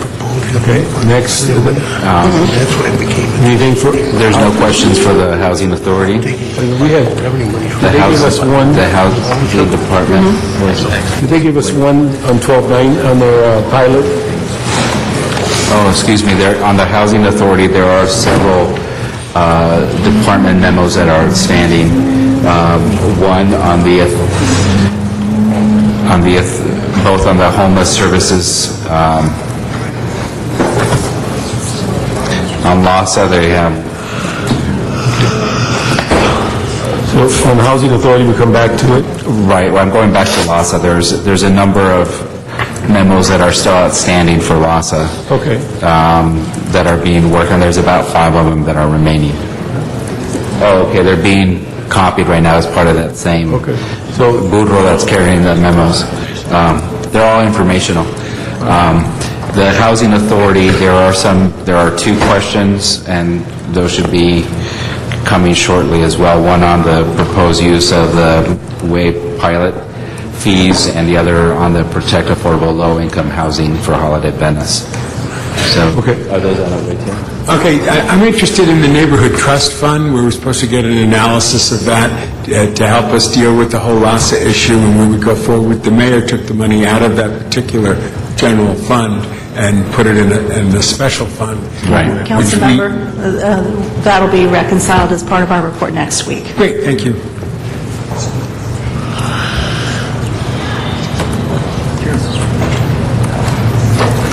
Okay, the Housing Department. Okay, the first memo is regarding the status of the 5 early retirement incentive program positions proposed for deletion in the Housing Department. The committee requested information to the status of the 5 positions. There was concern that those positions could be backfilled by general fund employees. Those positions include 2 rehabilitation construction workers, 2 rehabilitation construction specialists, 3s, 1 finance development officer. The department will work with personnel. The personnel department and the department have identified 6 classifications that could be potentially filled in lieu of these classes.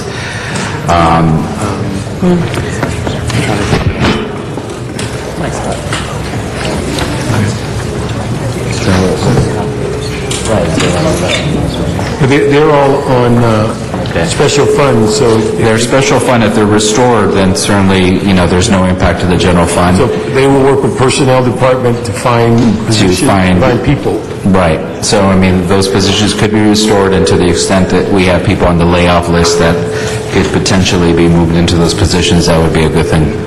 I think the issue with this was that these positions were specialized, and so it wouldn't be as easy to find transfers within the city, but if they're filled in lieu, that might make the difference. That's the whole issue, is that these positions, are they going to be considered for reclassifications, or they absolutely have to have these?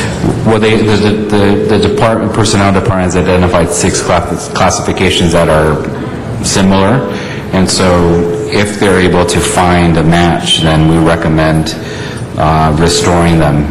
The reason they were put on the list, as Karen indicated, is because they're so specialized, it's difficult to find other employees to fill them. So that's an ongoing communication? Yes. Okay. The second memo is regarding the Housing Department's rent escrow account program. Your committee requested information to the number of units participating in the rent escrow account program per council district, and attached you'll find per council district the number of properties and units and the percentage of the total per council district. So this was strictly informational. Thank you. The next memo is regarding the status of the stimulus funding to address rent protection and possible use of funds to support emergency shelter.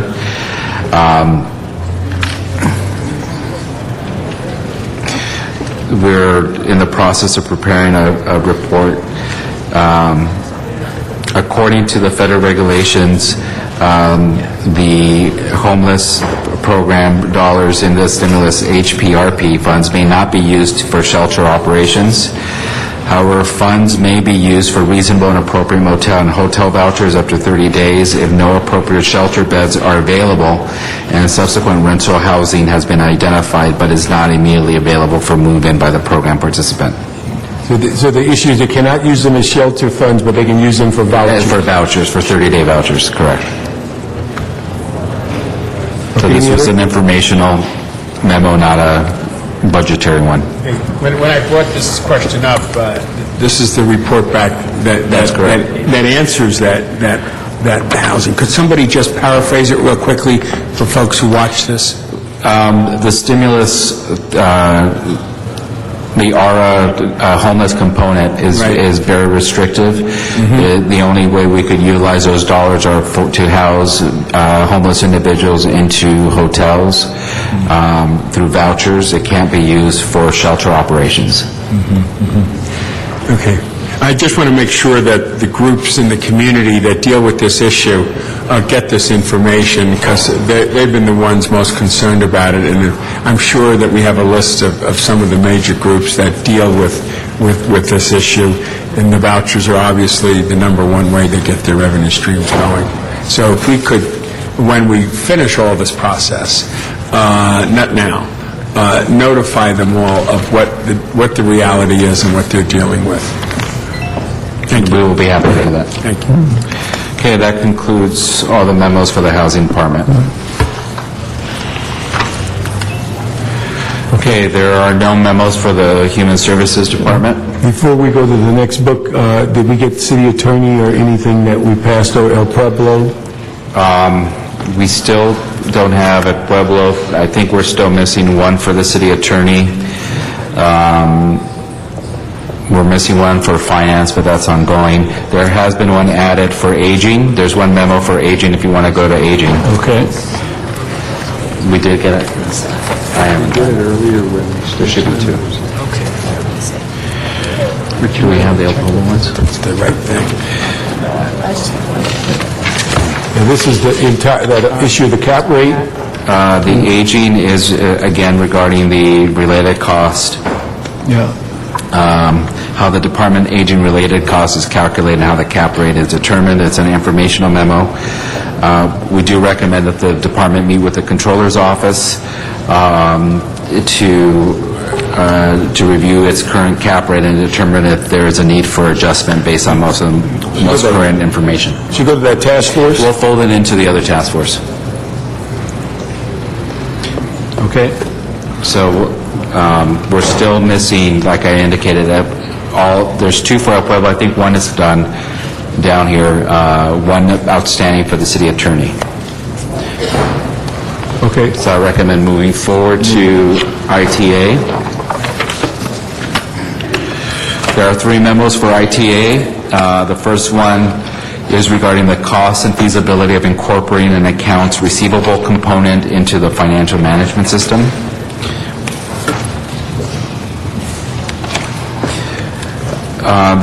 The conclusion is that there are benefits to incorporating the accounts receivable systems and centralizing collections within the FMS project. I think we talked about that earlier. While it's under development, nonetheless, the cost and implementation plan require further definition. Funding could be placed in the 1011 unappropriate balance UB as a placeholder as we begin to move forward on that. And the funding that is being discussed is listed in the funding section.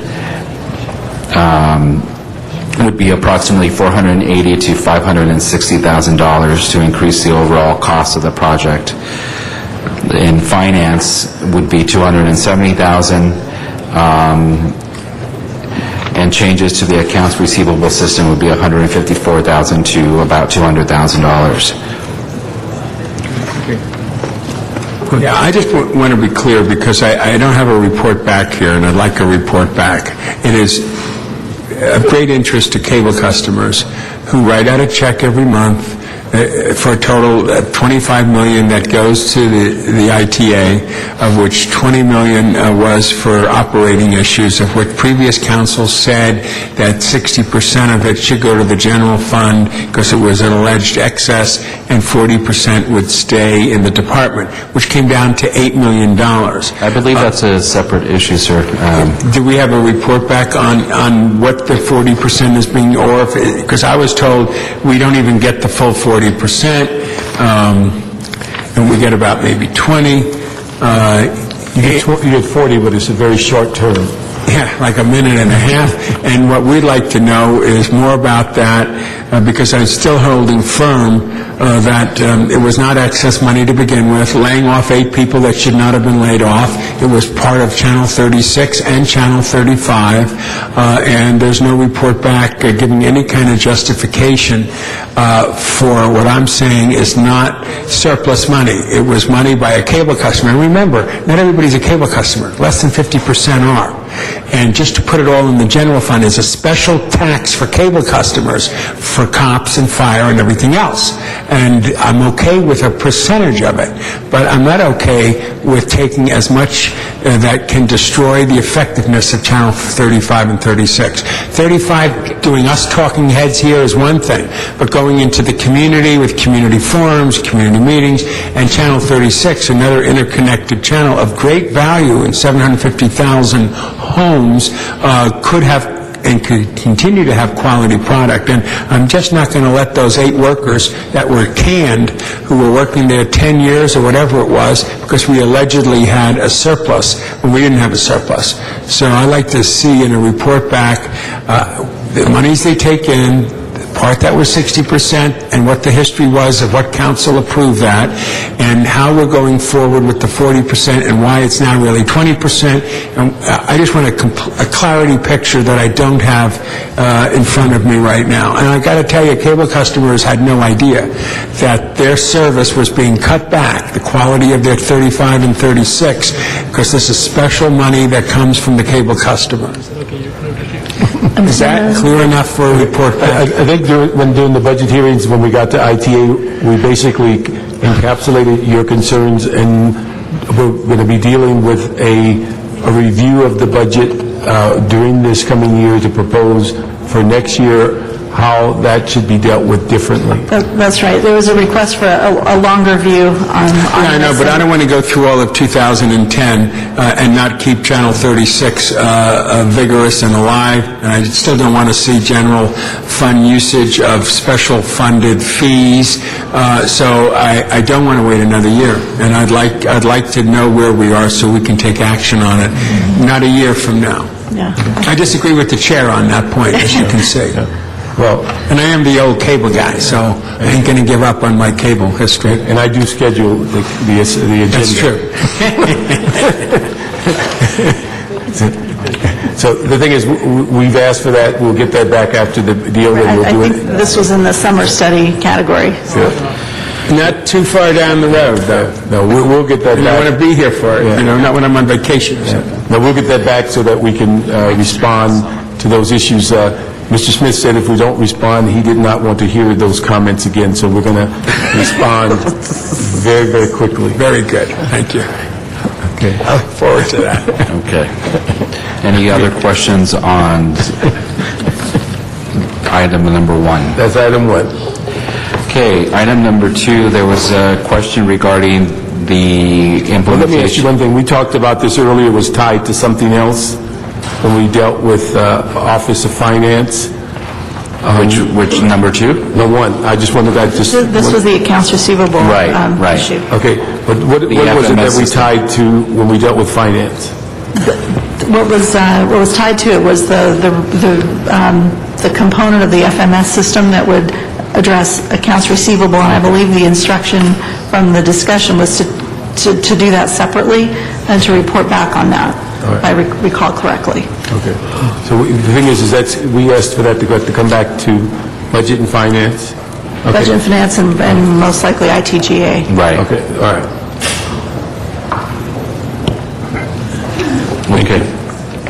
Item number 2, there was concern regarding the potential layoffs of employees that would be impacted as a result of the new Google system for our emails. There are 6 positions that are being eliminated as we begin that process. All 6 of them were not filled, so the positions that are being vacated as a result of the new Google system are not filled with an actual individual, so there's no layoffs that resulted. Okay. Just briefly go over that one more time. the 6 positions... There are 6 positions that are being eliminated as a result of the Google system. All 6 of them are not filled, so there are no layoffs resulting from So that. we're cutting those unfilled positions? That is correct. Okay. Thank you.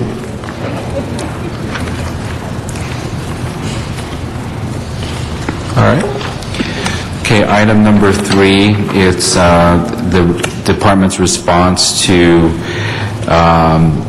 the status of the overall Google system. Whether this... What's going on? Let me just ask, we were advised this is coming before committee and council very shortly, so we can rely on that presentation. Right. It's on the schedule for Tuesday. Okay. So we could skip this one? Yes. Okay. Yeah, they're different items. 3.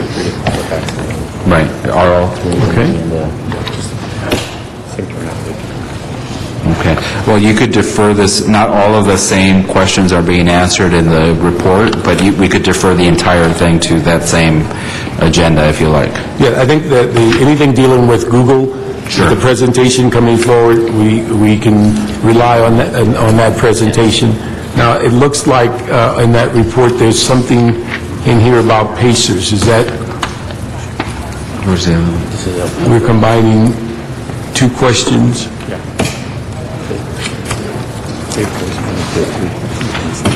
Right. They responded to the 3 questions in the same memo. Okay. So, would you like us to go through the response? Yeah, we could hit the 89 and 90.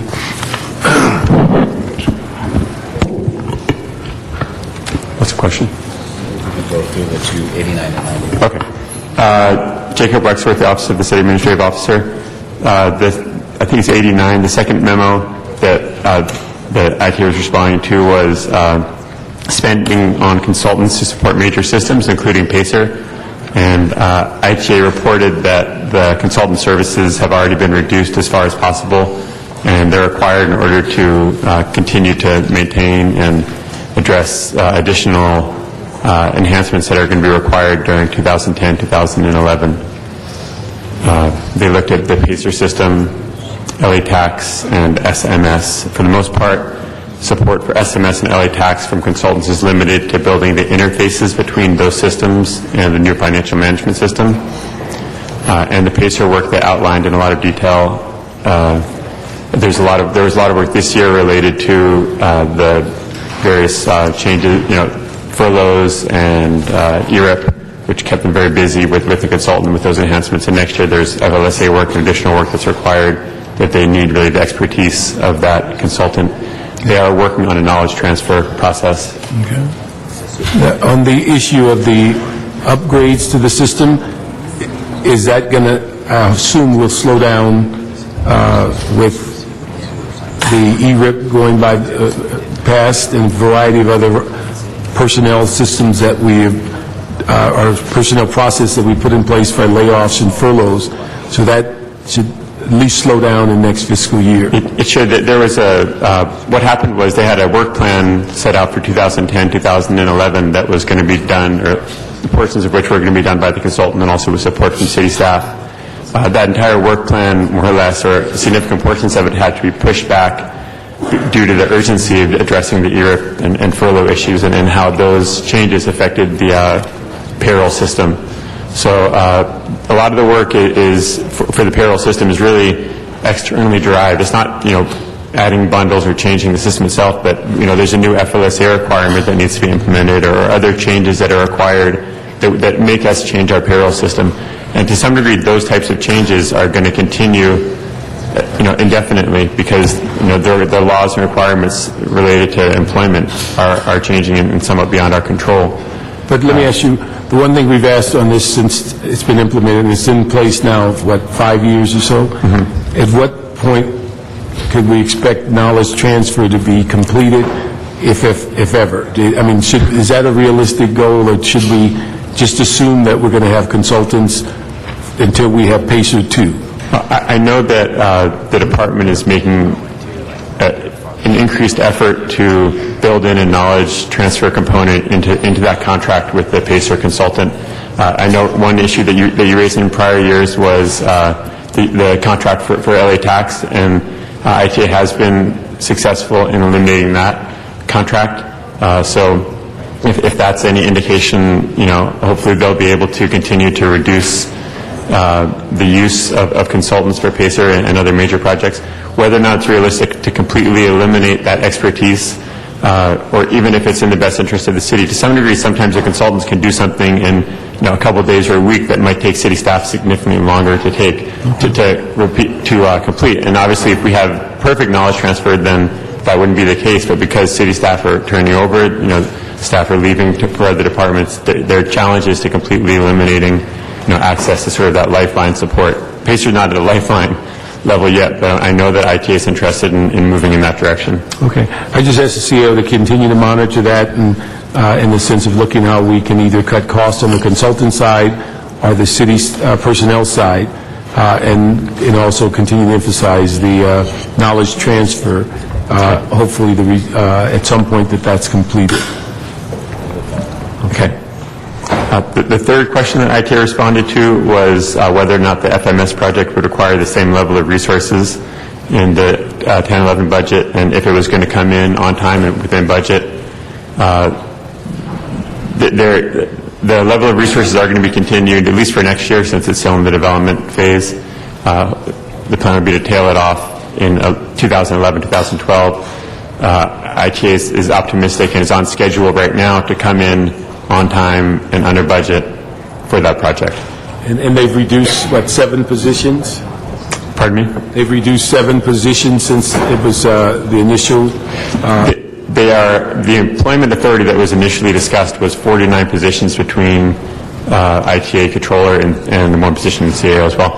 And I think that right now there's 42 or so. So I think that just as a plan, as the project's been developing, they've made adjustments to the initial plan, and part of that was to reduce the level of city staff. I think to some degree expanding the time period, extending the go-live date, the implementation date, has to some degree lessened the need for the size of that project staff. I just asked if it's the first indication that this might slip beyond 2011, July, that we get notified in the council. Sir.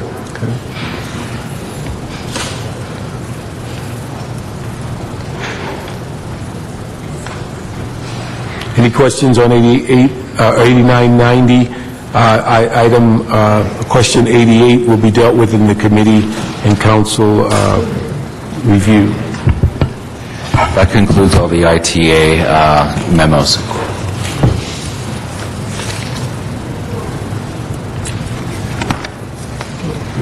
That's it. I think if you would like to go back to El Pueblo and the city attorney, I think we're prepared to do that. All right. To the city attorney.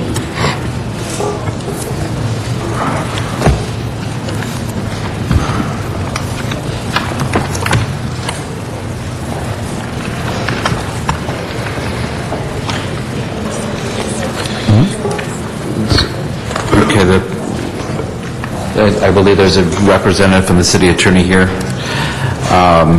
The first memo is a report back on crime statistics in relation to case filings. Attached is the city attorney's response. I recommend that Mr. Carter be asked to.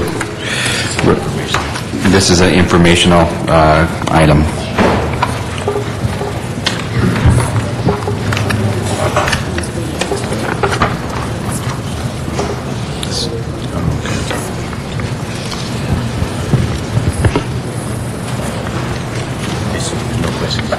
Is there a question pending? No question. If you want to say I told you so, I'm okay with that. I'm not going to get mad.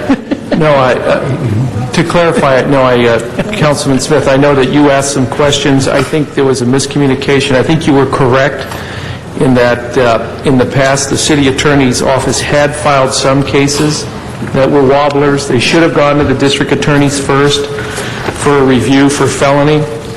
That practice has stopped. We now have a new policy, and our office will not be filing matters that could be felonies unless they're first reviewed by the district attorney. Yeah, that's good. And the second part was, you had stated that the number of misdemeanors remained constant, and it did, in fact, so I thank you for that information. Thank you. That speaks to memo number 2. The issue on misdemeanors speaks to memo number 2. Any further discussion on it? Ms. Perry, you got it? Yeah. Okay. You have a question? Moving on to 3. Me? No. Any questions on memo 1 or 2?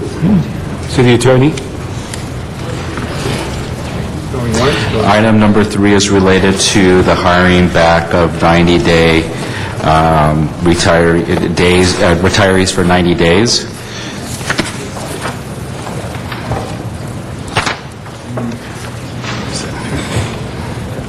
Again, the department's here to further elaborate on their response. Sure, Mr. Carter, that'd be nice. Get a word or two. Well, I think we covered that matter in the memo. We certainly are considering and, in fact, intend to hire back some retired attorneys, particularly with respect to special funded Department of Transportation, those that have unique expertise. In terms of getting these projects done, the 37 items in Exhibit H, we were anticipating doing that in this year's funding. And I know that the chairman and others wanted these things done by July 1st. So I'm not sure how this would work out, but we're certainly open to hiring those individuals back, and Mr. Echeverria could comment further if necessary. I think that pretty much covers it, unless you have questions. Well, the question would be, whenever you hire back on a 90-day, you have to provide the funds out of your budget. Correct. So have you got identified money for that, or is that still a problem then? We do not have funds that we could use for that purpose at this point. We do have a couple of positions where we have identified the need to hire individuals who have specialized expertise, where special funds will pay for that, and we'll be requesting that authorization through the mayor.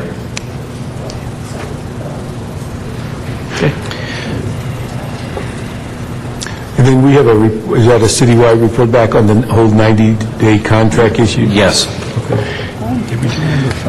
Memo number 4 is regarding the 10 versus 17.96% reduction in the department. There was a specific request that we enumerate exactly what each percentage point would represent if your committee would be open to restoring all or a portion of the difference between the 9 and the 17% reduction. So what is close to $1 million a point? That is correct. Okay. But that could be part of the reconciliation that's done through the CLA's report. Okay. And each percentage point we drop adds to the deficit? That is correct. Okay. All right, any questions on 4? I would ask that the city attorney, we haven't resolved yet the shortage we have in our budget.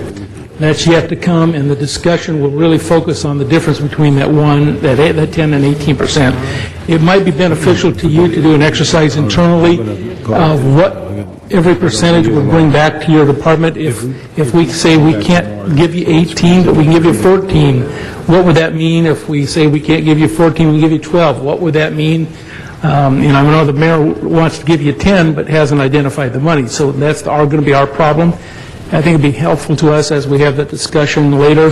You can tell us what each point would bring back. I know the dollar amount, but as far as what services you would bring back into the fold for that dollar amount. We can do that. We've started that process. And with respect to the 10% proposed reduction, if our anticipation, or we were hoping that if we had a 10% reduction, there could be offsets if there were furloughs, and then we could get it down to maybe a $2 or $3 or $4 million shortfall. We could make that up in a number of ways, litigation cost reduction. So we've already internally been trying to figure out how we can get it down below those shortfalls. We'll do that. Okay. Any other questions on number 4? Okay. Odin? On the issue of eliminations and some of these impacts, criminal filings, investigations, gangs, safer streets, neighborhood prosecutor, are you going to do any consolidation, or are they basic eliminations of those programs?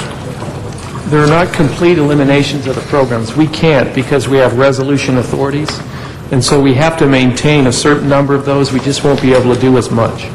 So we will be consolidating, and we're already starting that in some areas where we're trying to combine resources such as staff, moving them all into one location so we can more efficiently use our staff. So we For we won't be example, able... the neighborhood prosecutors, you've got 21 of those, I believe? 21 police divisions? We have more than that. More than that? Yeah. At this point, I believe we have probably more, 25, 26, I think, at least. A couple divisions have 2 downtown here. What we're going to have to do is consolidate them, I believe, in the branch courts, rather than have them in the stations. That way, because they're going to be more on a circuit than specifically assigned or co-located with the police stations. So will any remain in the police stations as they currently exist? Currently, we have 2, one in Central and one in Rampart. And I think that's just because we have nowhere else to put them at this point. So that program will be impacted. When it comes to the liability account, is it possible to take any of the liability account money that's set aside for liability to utilize for personnel?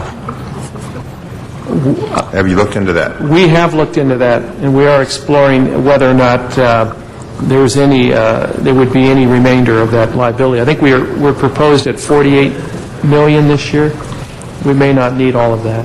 Because what I found is that the litigation has taken place. The city attorney's office under Carmen Trutanich has been very successful in not making the payouts, and I know we allocate funds for the payouts, and with the reduction of payouts because of successful defense of the city, which is in essence the taxpayers, does that fund then go back to the general fund? Yes. Miguel, could any of that be whatever they save in the litigation area and outside counsel regarding litigation? Could any of those funds go back to help retain some of these programs within the city attorney's office? Well, my understanding, that's a big portion of how they were able to mitigate this year's deficit by the reduction in outside litigation costs. Those dollars, as it relates to specific lawsuits and a reduction in the overall payout that we have to do as a result of the work, that's really a decision for your council. Those are general fund dollars, and so to the extent that there's a percentage that's given back to the department, that would be ultimately a decision your council would have to make. Because there should be some incentive when they're successful in making that defense. If they don't have the attorneys who defend the city in those litigation cases, then we're going to pay the money out. I'd much rather use it in a proper fashion to defend the city and the taxpayers, which obviously has been successful, according to the numbers I've seen. Right. But I know that when you talk about the gang programs, the Safer City, the domestic violence programs, code enforcement, if we don't have those funded, then a lot of those quality of life issues just wash away. And then we have the broken window concept. It starts to become worse and more deterioration. So somehow something can be done to maintain some of those, because those programs do prove successful. But let me just also remind the committee, too, we have an $80 to $90 million gap to fill here, and it's probably not going to be, we're not going to be able to do that without some permanent reductions in staff. So in looking at all these things, we have to bear that in mind. The voice of reality just came in. Well, I'm not talking about adding, I'm talking about saving money and using that money, since it's already allocated for liability. If we don't have to pay it out in liability and it's set aside for that, what could be converted to continue winning these cases? As I think there's 36 major civil cases that have been won recently, which has saved, Mr. Carter, how many millions has that saved? we've calculated at this point, there were 34 civil jury trials where we either had an outright victory on 32 of them, and on the other 2, they were favorable verdicts. In other words, the recovery was far less than what the defense was asking for, and so we were able to prevail on that. It's about $129 million, what we have saved, and that's just based on the last demand before trial. In other words, before the parties go to trial, that's what the plaintiff has demanded. We totaled that up. That's what, if they had won at trial, that's what they would have recovered from the city, about $129 million. And is there money set aside for outside counsel? Yes, we receive, I think this year we had $3.7 million. We set aside immediately $500,000 we were not going to spend on outside counsel, so we kept that as a surplus, and we've brought more money in-house. We brought more work in-house, and therefore are using fewer outside counsel for the general fund. I just think that there should be some incentive when you're doing that and saving money to have that personnel that need to do the job, or we're going to pay out the other side. Okay. I mean, that particular fund has been underfunded this year. We had to obviously do a judgment obligation bond to be able to pay for it. So, I mean, one thing the committee could do is work with the department to establish a target for payouts and to reduce the overall percentage of payouts. And I know when I worked down the street, that's something that was done. And then at the end of the year, once that savings was achieved, then there was a discussion about how to divide up that money. Okay, good, thank you. Thank you, Mr. Parks. Thank you, Mr. President. Yes, and I know it will also drip into item number 5, but if it was a 17.96, you put on the list there citywide nuisance abatement, and then, I know I'm jumping ahead, Project Tough, which is the anti-drug money, you got $427,000. I mean, that's not a lot, but it does fund investigation and abatement of public nuisance properties. What I'm trying to find is the right nexus with public nuisance properties which are in foreclosure, where we can go after the banks and get money out of them, as the coalition was suggesting. In their suggesting, do you see your ability to function within that mandate and help us get that revenue stream? I can't go into detail, but we do, on our criminal side, we do have a number of open criminal matters involving foreclosed properties, and we are currently discussing possible resolution with some target entities. We believe the same group that handles citywide nuisance abatement, the folks that do housing, they're within our Safe Neighborhood Division. They're the ones that would also be assigned to look at these problem properties and would have to enforce the new proposed ordinance that we call the foreclosed property registry that Mr. Echevarria discussed last week. But we have 2 different groups. We have a special litigation, special investigations unit that would handle the criminal side, and we have the housing CNAP, as we call it, who would be handling more of the enforcement of the new ordinance. But those, again, those would be people that would be impacted by the budget cut. Would make it difficult. See that strategy going forward? Because I'm excited about the potential revenue stream from the banks in their issues. Well, the new ordinance, I think, will go a long ways in that regard. That will be before you, I think, in about 2.5 weeks. As far as the enforcement, it would be impacted by the cuts. I don't know any way that it could not be. Yeah, because I just want to make sure, like we talk about a revenue-generating position, we don't want to eliminate any revenue-generating positions in our city. Right. And Councilman, if you look, I think in our in one of the attachments that we handed out last week, attachment 4, we filed last week on the 28th. One of the items we list is Safe Neighborhoods Division penalties collected. To date this year, they've collected $933 million. $933,000 just on problem properties. So that's the division that would be impacted by budget cuts. And obviously, if they're bringing in roughly $1 million right now, and if this new ordinance gives us more teeth to deal with foreclosure properties, they could do a significant increase. Yeah, correct. So let's stay with that energy and make sure that that happens. Thank you.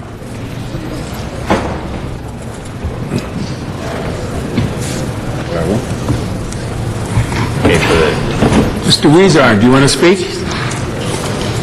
Good, thank you, Mr. Chair. Okay, it is the city attorney's office. Item number 5, are we ready for that one?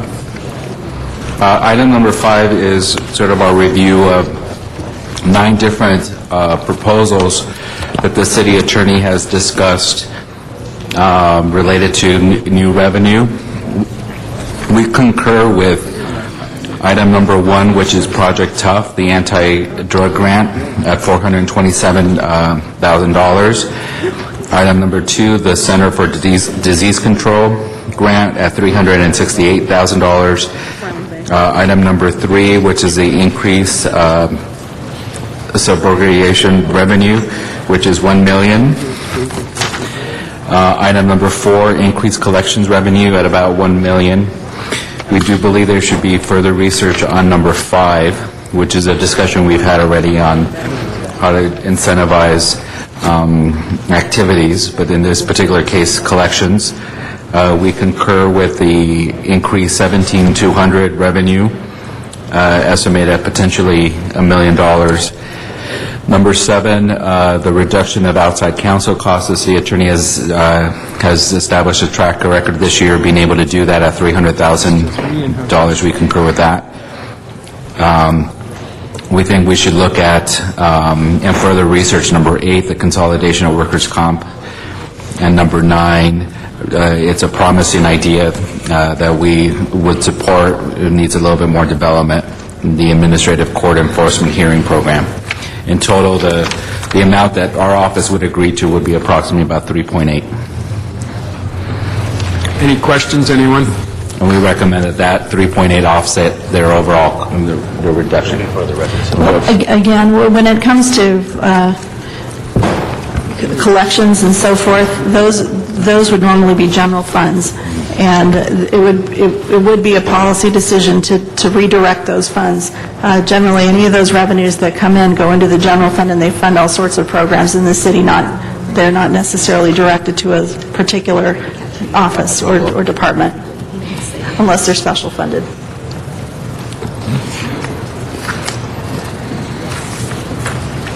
On item number 5. Yeah. You know, one thing on these revenue generation, I think it's something that we're going to have to consider as the process goes forward, and I don't think we have enough information to reprogram at this time, because what we haven't done, which is probably the most important thing, is figure out, is it 18%, 17, 15, or just what the percentage is, because some of this may fill the gap by whatever we go over 10. And so this is something that I think we have to put the whole budget in context, right, and not deal with it as an isolated issue. So I think if these are revenue producers, then we should acknowledge them, but until we set what that rate of cut is, it's really it's up in the air. Right. The other thing I just mentioned to the city attorney on these grants, and we mentioned them, I think, during the budget hearings, it's absolutely essential that we look at those seriously and really determine if the dollar value we're getting on the grant is significant enough to match the amount of resources we're putting with it. Because a lot of our grants, we're putting far more money into them than what we're getting. And then many times we match well over what the requirement is.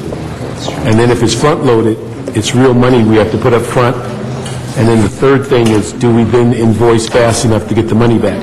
So those are just a few things that grants create some dilemmas for us.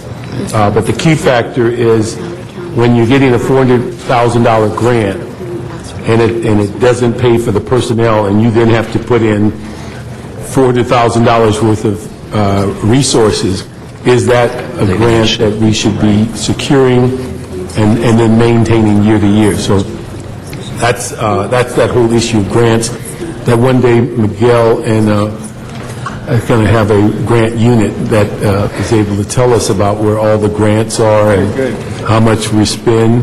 And Ray will be there saying, I told you they were serious. Maybe we could get a grant for that. Yeah.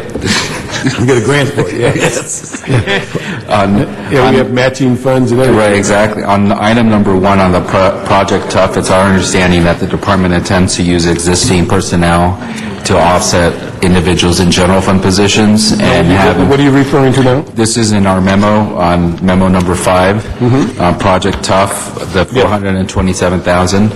They're going to use existing personnel and shift people from general fund positions to the grant, and it pays for 100% of the costs, included related costs, and 10% of administrative. Number 2... Now, when they say 10%, is that overhead or administrative? For overhead. And that means we're going to eat the other 90%? Yeah, there's a federal restriction for the use of, on those dollars. Those are the kind of grants we really need to look at. Right. On number 2, there's still a number of outstanding issues related to that one. Yeah. Okay. But I think that's something that it gets resolved offline, because I don't think we can resolve it before the budget, nor can we resolve it today. But it should be part of the discussion, particularly after we figure out what that overall cut is going to be.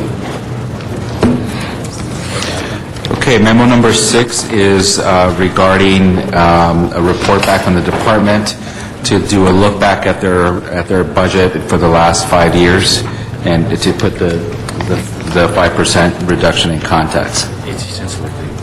Yeah, it's pretty summary, and we sort of captured a summary of it in item memo number 7. And if you have that, it shows sort of a staffing and budget history for the department from what's in the proposed budget to 2001-2. If you notice, just to summarize, the department's staffing level at 2001-2 was 994 positions. In the proposed budget, it is 934 that's being recommended. The department reached the highest point of staffing in fiscal year 07-08 at 1,053 positions. Now, if I'm reading this right, on 10-11, it's 934, so it's about 60 under where it was in 01-02? Correct. Okay. If I may, I think that number is wrong.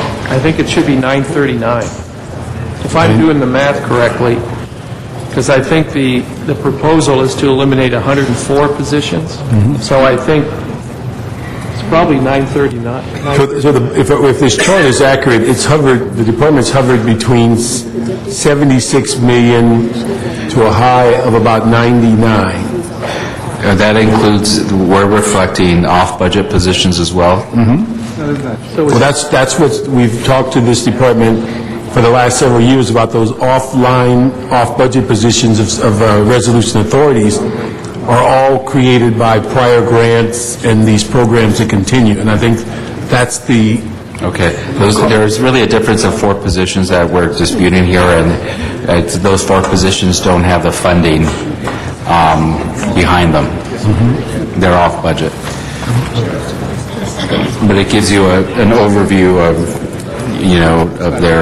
the pattern within their budget for the last 10 years. And I think we've asked the CAO to look at the issue of these offline positions and what is really temporary. I mean, if something is temporary and it's going on 10 years, it's not temporary. So I think we really have to look at those authorities and things, because we really have a budget, offline budget that's significant, that houses almost 1,300 people, but yet our overall numbers we reflect as though 32,000 and we've dropped from 35, but really we have 1,300 over on another sheet of paper. Right. We also summarized some of benchmarks in terms of the growth and the reduction in the department in the last 10 years. Okay.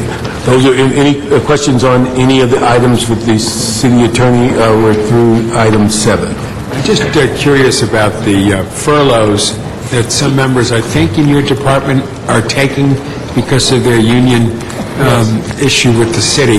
How many would you say are taking the furlough? What percentage, when, and how does that impact your overall responsibility for us? If I may, we have two units. We have the EAA, which has been taking furloughs from the beginning. Yeah. Right. And we have MOU 32, which has been taking furloughs sometime since the fall or thereabout of 2009. And, Itchy, how many people are taking furloughs completely in the office? There's the 32 plus 177 EAA. So we have approximately, I think about 150 individuals in the office that are subject to furlough. We also have MOU 29, which is being furloughed a certain number each month. I think they're, 3 hours each pay period. So, Do they have it? yeah, all coalition members take the 4.5 furlough. So we have, the entire office is being impacted by the furloughs at this point. Could, when you get a chance, give us a report back on the overall furlough situation in your department, how it impacts your mission, as well as the reality of the numbers. Well, it does impact our mission because just about everyone is furloughed. Pete is furloughed, the subject of furlough. So, yes, so is, yeah. But it does impact us because we're trial attorneys. Sure. Right. And so it's a little different when you're in court and you have to tell the judge, I'm furloughed tomorrow. Right. It's a little difficult as trial attorneys to deal with furloughs. Yeah, it would be helpful if you gave us a breakdown of what particular I will. folks are. Any questions on 6 items? Is Mr. Sachs here? Good. Okay. We'll move to next department. You said we had El Pueblo? We have El Pueblo and the airports. There's one at the airports. Maybe we should just clean up the airport. Airport. Yeah, it's actually just a quick, we want to get back on the policy change that's requested about getting FAA's oversight. Yeah. And so we just want to work with them as far as clarifying their role and involvement in some of the process. So that's all. You know, one thing we want to make clear, this is really, the intent of this really is for the CAO and the CLA, because they can't get the approval unless one or both of your departments endorses it. And we're really saying to the CAO and CLA, you can't approve it without this issue, because we don't want to get into their apparatus, because when we had them at committee, they were telling us all these things they have to do, and so that's fine. But if it's not pre-approved, then the CLA-CAO should not be recommending the council to move forward. I would agree. Okay, and we don't really believe that in dealing with this particular issue, that it impacts existing programs that are going to be expanded. Existing previously approved programs that are expanding are not in this agenda. It's those that are brand new that we have a tendency to want to move quickly and get it done, and then find later we're paying it back over time. And so that's the ones we want to make sure that from your office, we're getting that advice. So it really wasn't directed at them to change their process.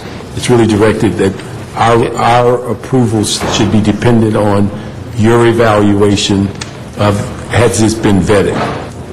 We will follow up on that. Yeah. Okay, I just want to make also clear that when you do your internal vetting about that you bring in the airport, obviously, general manager and those people.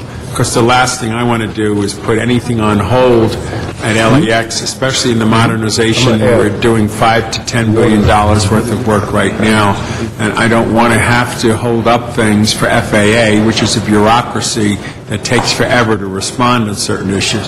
For instance, the issue that Mr. Park is historically referring to, where we are paying back part of it, that was an 8-9 year thing, and of course the FAA could have acted on it in year one. And my biggest concern is the FAA dragging their feet, therefore dragging our city's feet. So if there ever is a issue at the airport that we have a sense here could be more importantly dealt with if we talk to the FAA first, I do want to have the cooperation and collegiate consensus building with airport people, because the history of airports and FAA is such that where does the real power lie? We obviously believe the FAA is just a government instrument of the electeds who are the policymakers there, and I don't want to empower them any more than that. But if it's obviously necessary on a given issue, we should do that. And that's what I want to make sure, that nothing is held up unless it has to be held up for the reasons like that last issue was. Let me just give a rebuttal. The thing that is important is that they do hold the keys, and we need to make sure that we're not paying back. And the other one that I failed to add is we should have the state tide water, is it? Tideland? Tidelands for the state approval for dealing with the harbor. So we do not have a similar issue in that regard. So we just need the two offices to address those two things for us. They certainly have every ability as departments, as independents, to go out and cut whatever deal they want. But if they want the city council's approval, we need you to make sure, your two offices make sure it's pre-approved. We will make sure to do that in an expedited way. Okay, El Pueblo? Which one now? El Pueblo. Okay.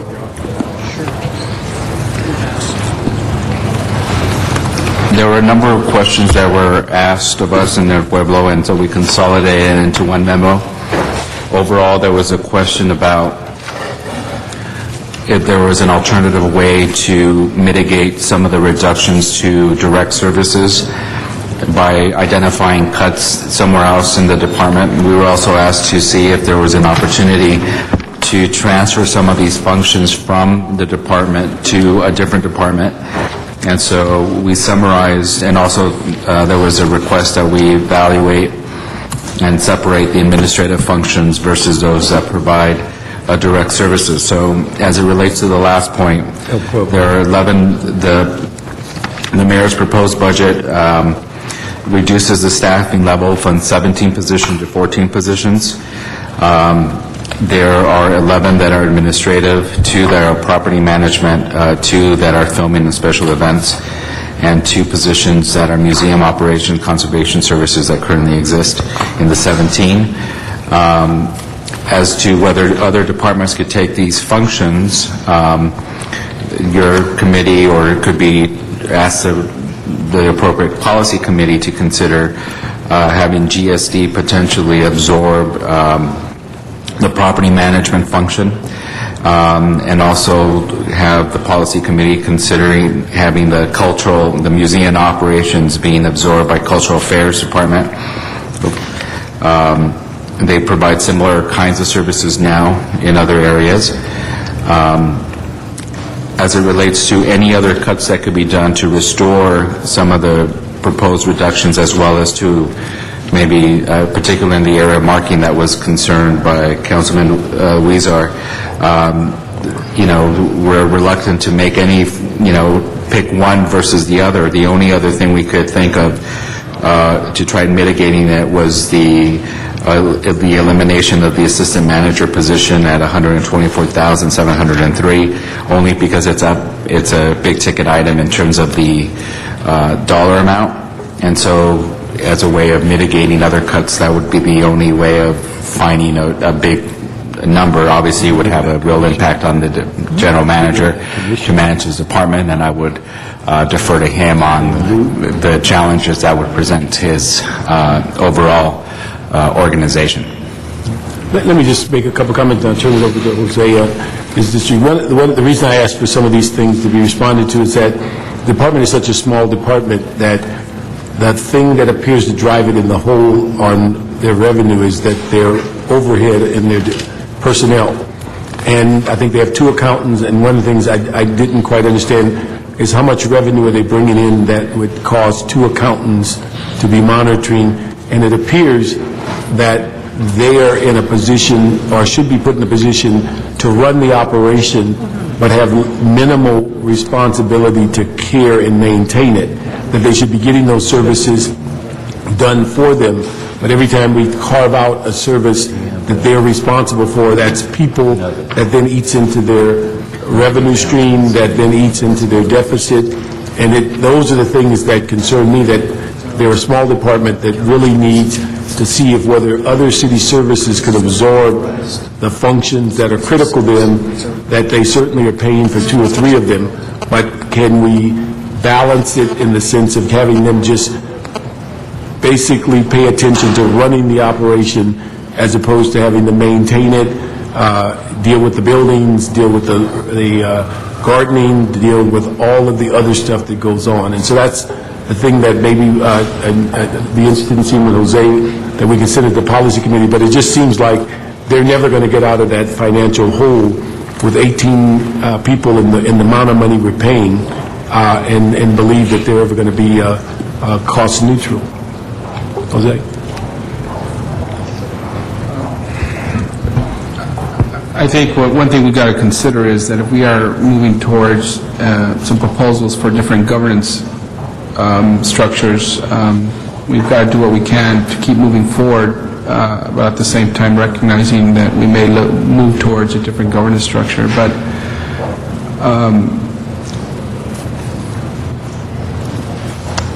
there is an imbalance, it appears here, between the administration, as you've broken it out, and the actual services.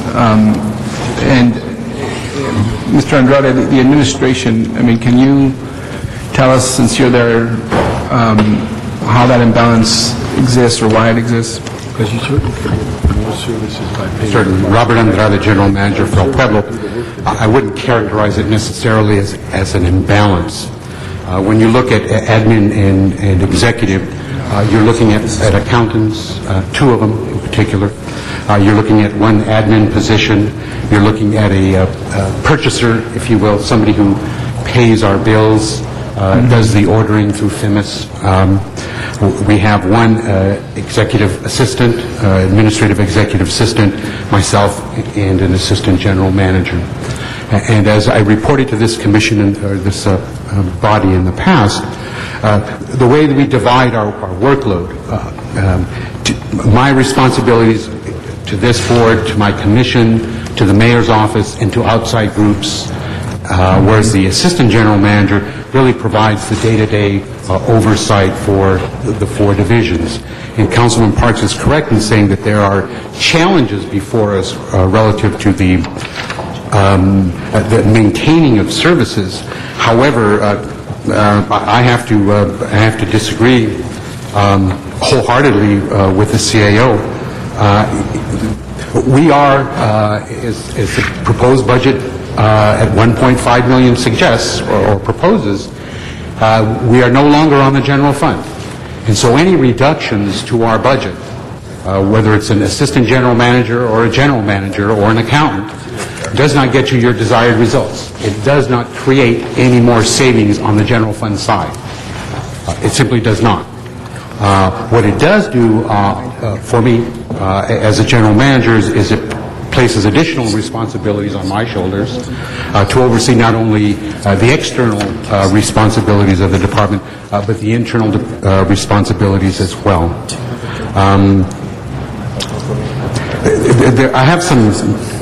There's some issues I have. On the one hand, the report suggests that it would be feasible to transfer over some of these responsibilities, but it also goes on to further state that those departments that could assume those responsibilities don't have the resources to assume those right now. And so why don't we then just pay them to do that work? Well, we're doing that already. We're just doing it in-house. So to me, it doesn't quite make sense that... Well, let me just say we were given that why it much. makes sense to me is that the difference of paying them, you don't have to pay for their overhead or anything else, you just pay them to do the task. Here, you have to pay pension, overhead, medical, workers' comp, and a variety of other things, plus you have to pay salary and you have to manage the personnel.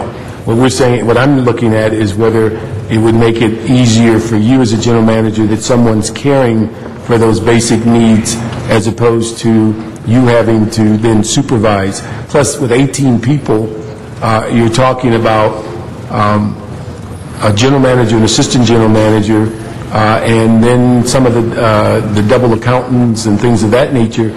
It just appears, and I won't use the term top-heavy, it just seems as though even though we're not saving general fund money, we're saving the money that is basically generated by the operation to where it might also be able to do some of the things that it can't do currently. So that's what I'm looking at is how do you not put all your money in people and maybe get more things done?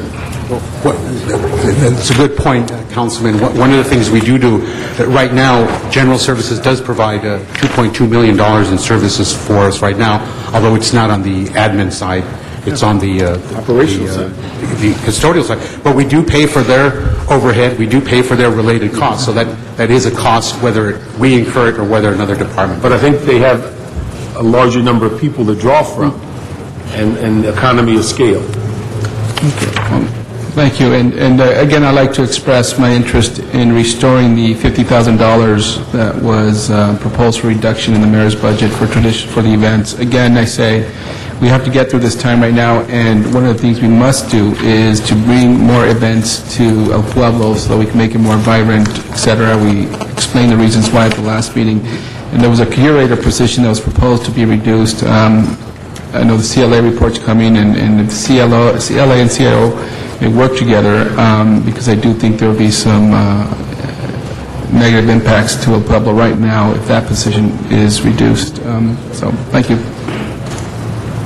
Councilmember, if I could just add, I think, just to make the point that when we put together this budget, our goal was to make El Pueblo as self-sufficient as possible, as quickly as possible. And we knew that involves both reducing the expenditures, but also it involves revenues. And we feel that for the time being, the expenditure reductions will have to take place, but we hope sooner rather than later those revenues will start coming in, and that would allow for some of those things like the fiesta dollars for the festivals to come back in, and even dollars for some of the personnel be supposed to be eliminated to come back in. But it was, our intent to try to make it as self-sufficient as quickly as possible.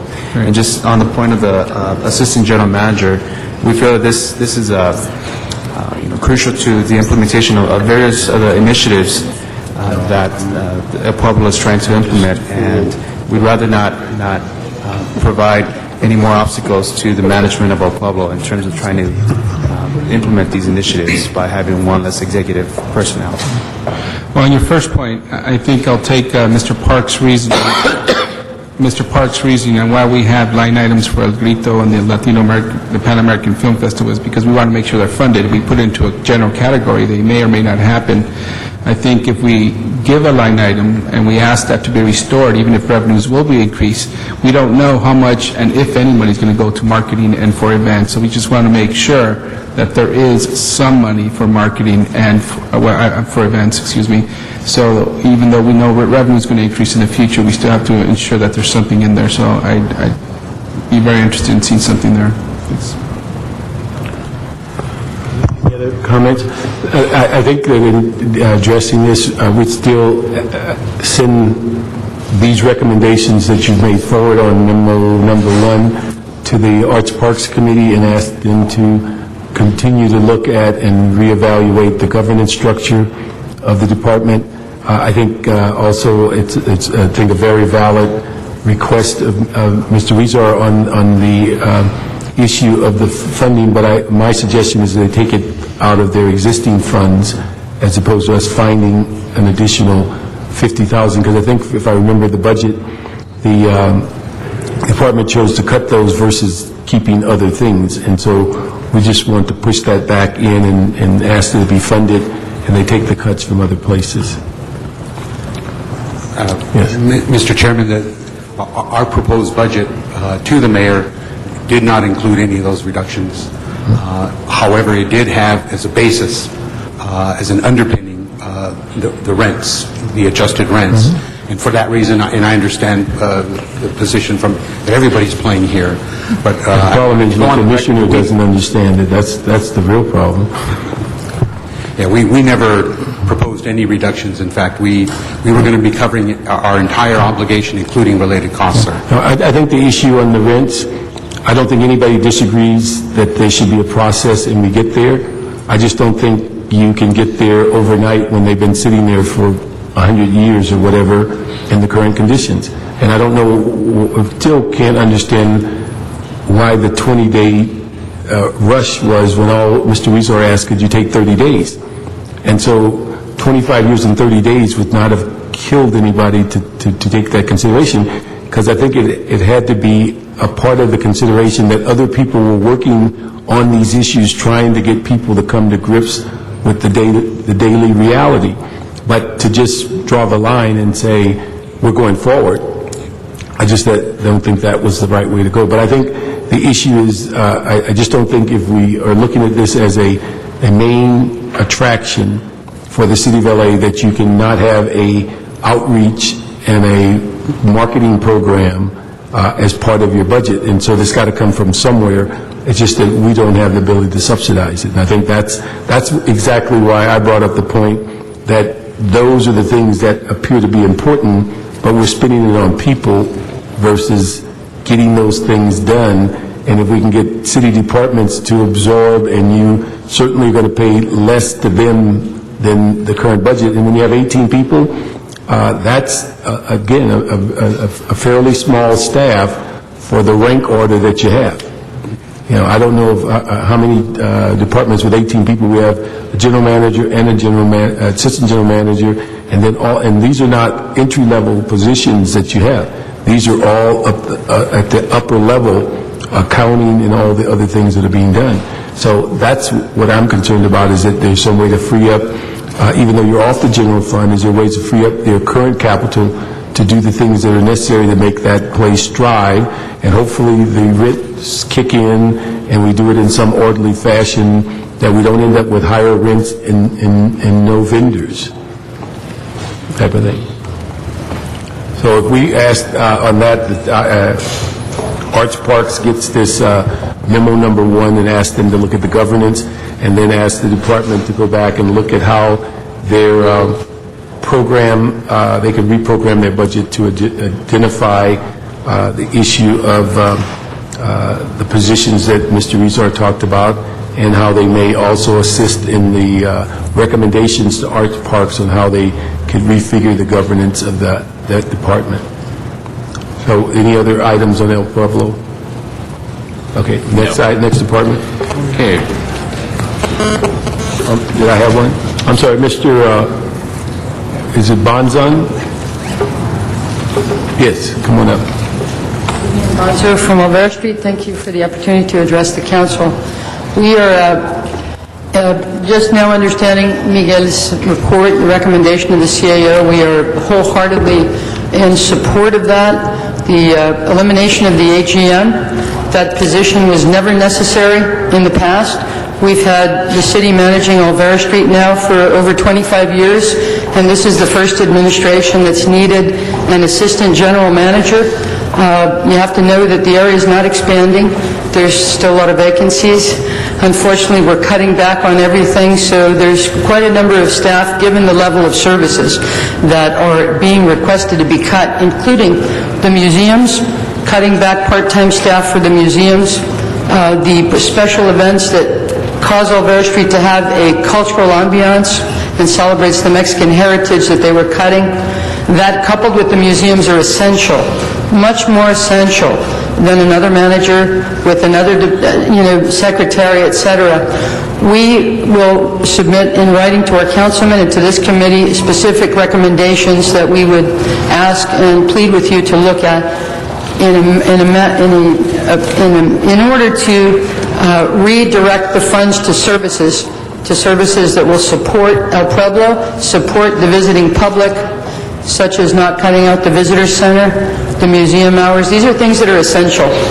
We would like the city to support those things that make El Pueblo a destination point, as opposed to just allowing a very top-heavy management staff to consume all the revenues.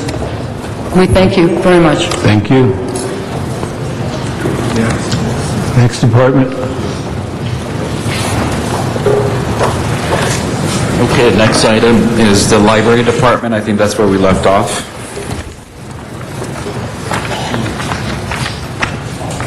If everyone's on that item. Item number 1 relates to Mr. Rosendal's question regarding the use of volunteers. The department responded indicating that they would use volunteers to supplement the work of paid employees, but will not use it to replace the work performed by regular employees. They indicated it would take about 6 to 9 months to implement a robust volunteer program. They also said that as it relates to the concept of Adopt a Branch program with the Friends of a Library type of group, that they currently have an existing program in which donors provide funds for books, computer aids, and other needs. They will continue to work to expand that particular program. Good afternoon. Or it's evening. Good evening. Could someone from the library explain this memo to me, please? The one about volunteers to supplement the work of paid employees. The work volunteers perform will not replace the work performed by regular paid employees. It will take approximately 6 to 9 months to implement a robust volunteer program. I don't believe that. I just want to understand why you said that, and what respect do you have for the 6,000 volunteers that are out there? The volunteers that we have are in our... Could you put the mic closer to you, please, and introduce your name for the record? Chris Morita, Assistant General Manager for the Library Department. The volunteers that we have are in our enhancement programs with our grandparents and books, where we have older adults reading to children, teaching them how to read. We have volunteers engaged in our adult literacy program, which, again, they're teaching adults how to read. And we use volunteers everywhere in all the branches and at Central Library.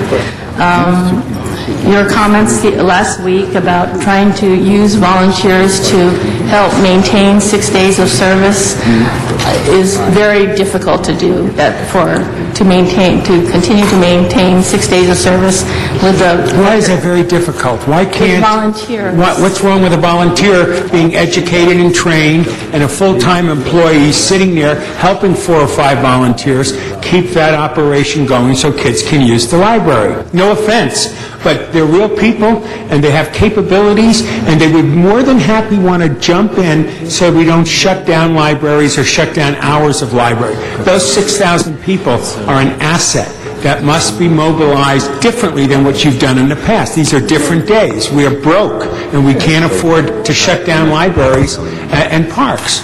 This is when the strong come to the table and say we can find a way to educate and train volunteers to work with full-time employees, not to replace them, but to work with them so we can maintain those hours. I don't understand your attitude about volunteers. The library loves volunteers. We've been using volunteers for over 30 years, 50 years probably. And, there are some things that volunteers can't do. We wouldn't have them work at the circulation desk to, resolve overdue fines, have access to confidential patron records. There's certain things the volunteers aren't trained to do, the librarian duties or reference interviews, etc. But we will take your suggestion to heart, and we will try to develop a more robust volunteer program. So we'll get back to you. I don't want to insult city staff here, but I know volunteers. America was built on volunteerism. That's what made our country great. And if we're talking about closing libraries or shutting down hours, now it's the time to have the bugle call to the volunteers, sit in rooms with leadership of them, and come up with a plan for each library that can stay open as many hours as they're open now, and let volunteers work with employees. And they're not morons. They can think. That's why they're working in libraries. They care about education and informing and empowering, especially taking young people to the next level. And I don't think we need to shut down a library for a minute if you use the volunteers in a more productive strategy. And I'd like a report back that isn't 6 or 9 months later. No. I think you should call. Have you called all your volunteers together, the leadership of them, outlined the problems we're facing now, and how they might step to the plate and provide assistance and support so we can keep the libraries open? We just had a meeting with our friends groups, and we love those volunteers. Again, the library loves volunteers. We've been using them for probably 30 to 50 years, but we will report back with you. We will report back to you with a plan. With what? With a plan. Yeah, but know this, that in your report here, it says 6 to 9 months, and it talks about, numbnuts kinds of stuff. And frankly, volunteers are smart people, and they can actually do things that could assist the operation and keep the lights on and keep the doors open. We will come back with a plan sooner than 6 to 9 months. When? Well, how about 45 days? Okay, all right.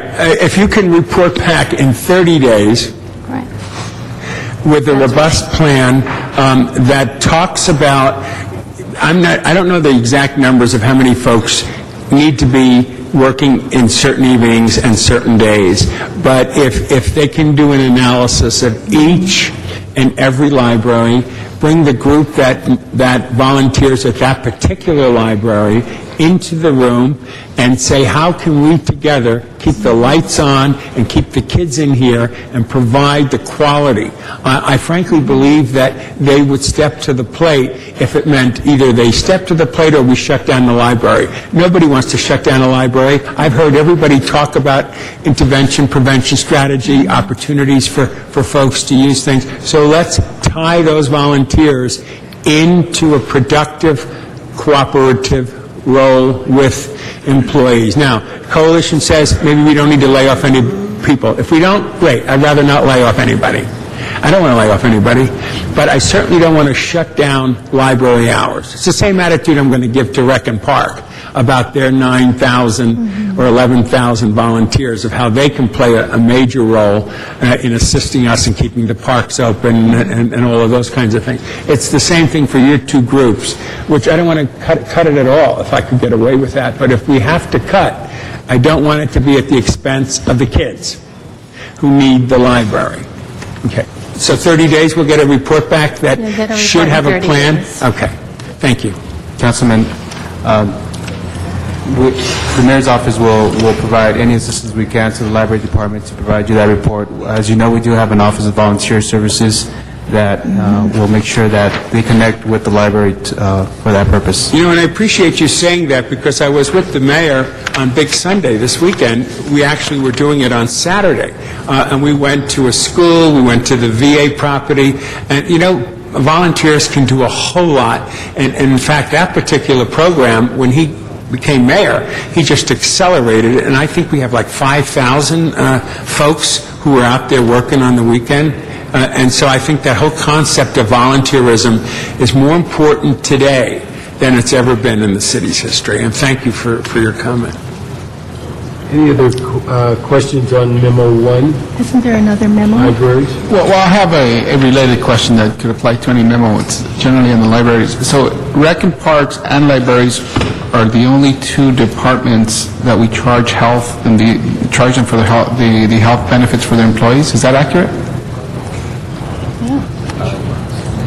Special funded positions also are charged for all related costs. But of all the departments, they're the only two. And why does that happen? Just historically, well, that's the way it's been? being proposed this year because of the fact that they're they get a It's dedicated... being proposed this year.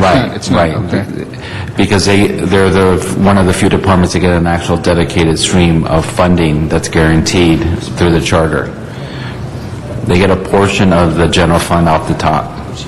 And Okay, so based on that, you feel... So we're treating them like a special fund or a proprietary from that perspective, in that having them be 100% self-sufficient.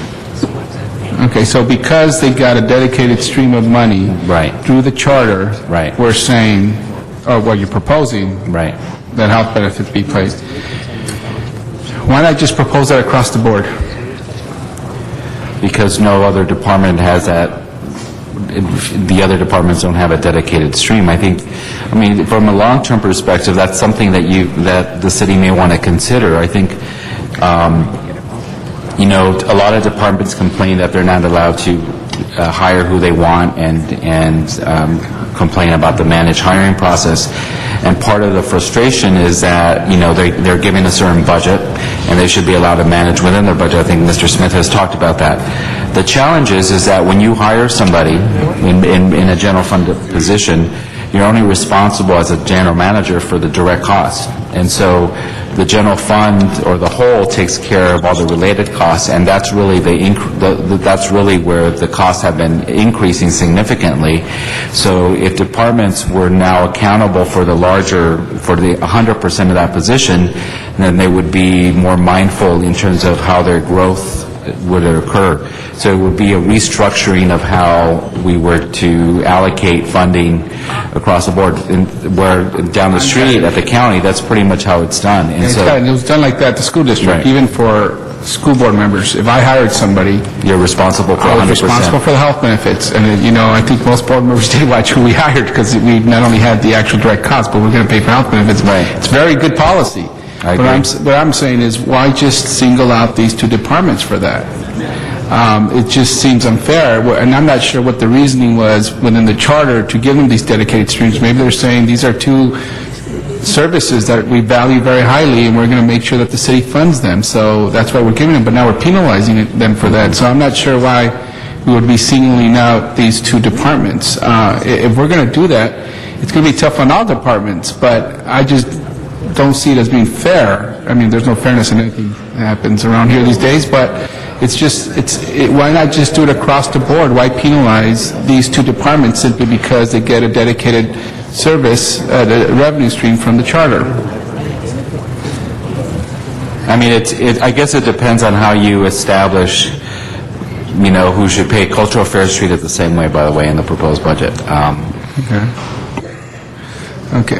This is part of a larger discussion. I think if we were to approach this differently, it would mean a lot of possible service cuts to all departments. But nonetheless, there'll be a bigger pie to redistribute and to our priorities. And right now, it seems like libraries and rec and parks are taking a bigger hit, and they're paying for other services in these other departments because they're now going to have to pay for their own employees' benefits. So we may be taking bigger cuts in these departments because they have to do it, and they're being singled out from other departments. So I'm not sure if there's a missing piece here or not. But Again, the charter sets aside a certain percentage for these two departments. In the case of libraries, it's 0.0175 of the assessed property value, and for recreation and parks, it's 0.0325% of the assessed property value. So they have this dedicated stream of money that would otherwise go to the general fund, and then the other departments. What was the intent of doing that? Why do we think the authors of the charter did that? Well, it's to ensure that there's a dedicated stream of funding for those departments. Because they prioritize those as two services that the city should provide. And with regard to the other departments, the general fund is already paying for those costs. So, Okay, well, I would guess that whoever created that in the charter was saying, let's make sure these two departments get funding they need to provide their service, and now we're doing something to take that, and fine if we agree with that, but I certainly think that along with public safety, rec and parks and libraries, I agree with the creators of that charter provision that they should be protected in that way or guaranteed that revenue funding. Right, but let me just also clarify that the charter requires a certain dedicated level of funding. It doesn't dictate the level of service. Got it. It's a philosophical argument, and we can go around and round on that one, but... So, too, another way of looking at it is that historically, Rec and Parks and Library haven't It's what? I'm sorry. Historically, Library and Rec and Parks have not paid the full cost of all of these other programs. And so, in a sense, if Library and Rec and Parks were entitled to a certain percentage, the general fund was actually kicking in a much larger portion in order to continue all the programs and services. So if you look back into maybe 2007, 2008, 2005, 2006, if you look at those 2 years, you'll find that the revenue stream that Rec and Parks got and Library, when they received that amount, that there was probably a much larger general fund contribution to pay for these additional costs. So historically, Rec and Parks and Library, you're correct in the sense that they haven't paid these costs before, but another way of looking at it is that the general fund was kicking in a much larger portion before. Yeah. And so the attempt here was to actually reduce the general fund contribution. I got it. But let's go about it a different way then.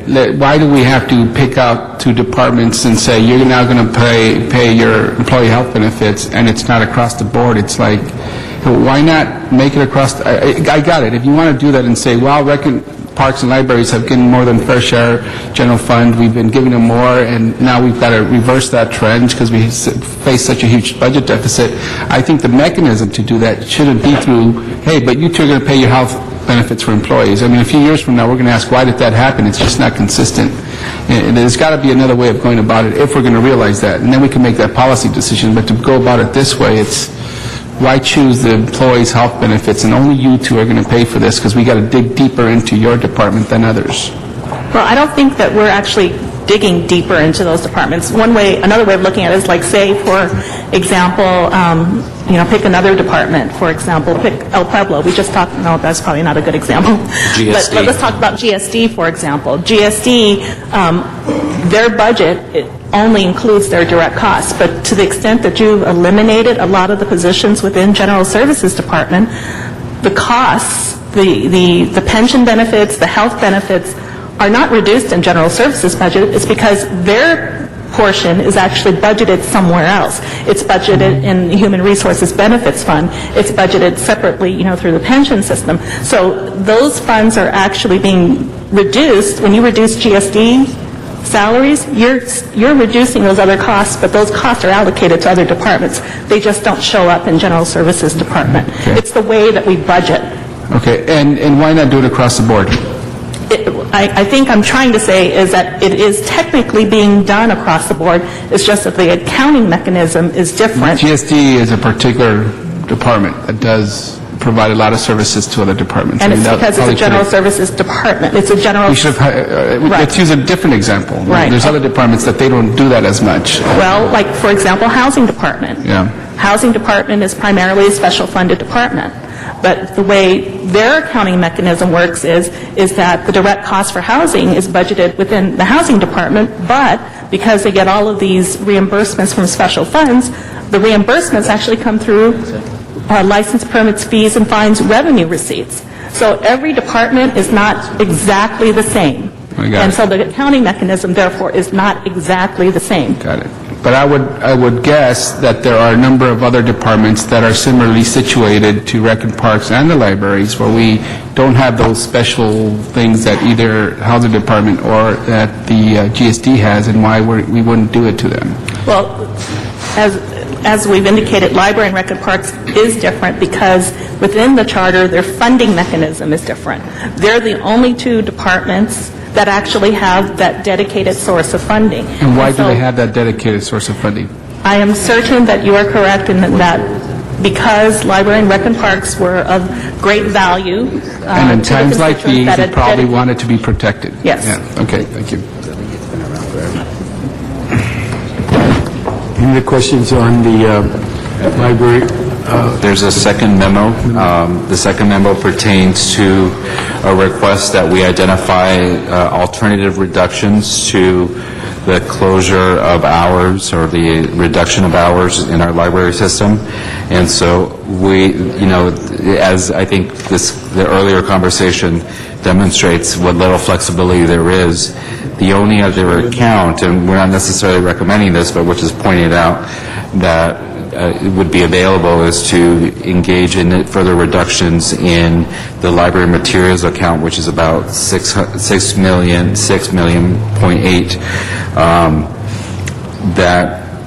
That funding is pretty much the same as it was last year. The direct cost for $1 million, for example, a reduction would buy you approximately about 15 to 17 people. If you were to add the related costs, which we certainly talked about, it would be less than that. But outside of that, I don't know if the department has any other suggestions of what could be done, but in terms of our analysis, that's the only thing we could identify. I mean, we would support the CAO's recommendation to retain the 100 positions. We just don't support decimating the library materials fund from $7 million to $2 million. That would be devastating for the library system, for the public. So we would prefer instead to decrease our reimbursement to the general fund from $22 million to $16 million. That would be our preference. Let me just ask you one thing. Similar to what the Rec and Park is considering, is that they're looking at their facilities like a cluster. Is there ability, as you're talking about some of these services like ours, that every library is not closed on the same day? Can you? Nightmare.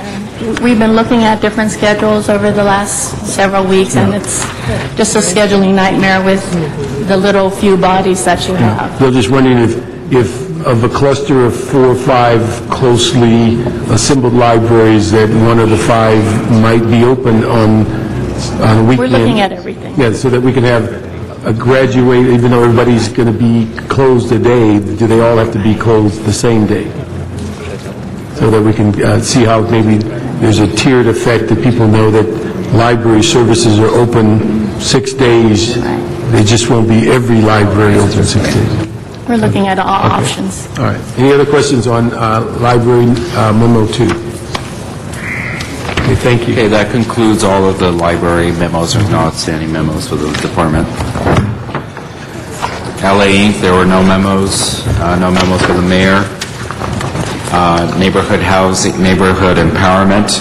We clarified this during the hearing as it relates to what authority exists within the charter to move the function within CDD. And again, it's clear that the charter permits this, and the city attorney has validated it. The funding is required for the first 2 years of existence, and the charter indicates that the move can only occur after 5 years of existence, and in both of those cases, we meet the threshold.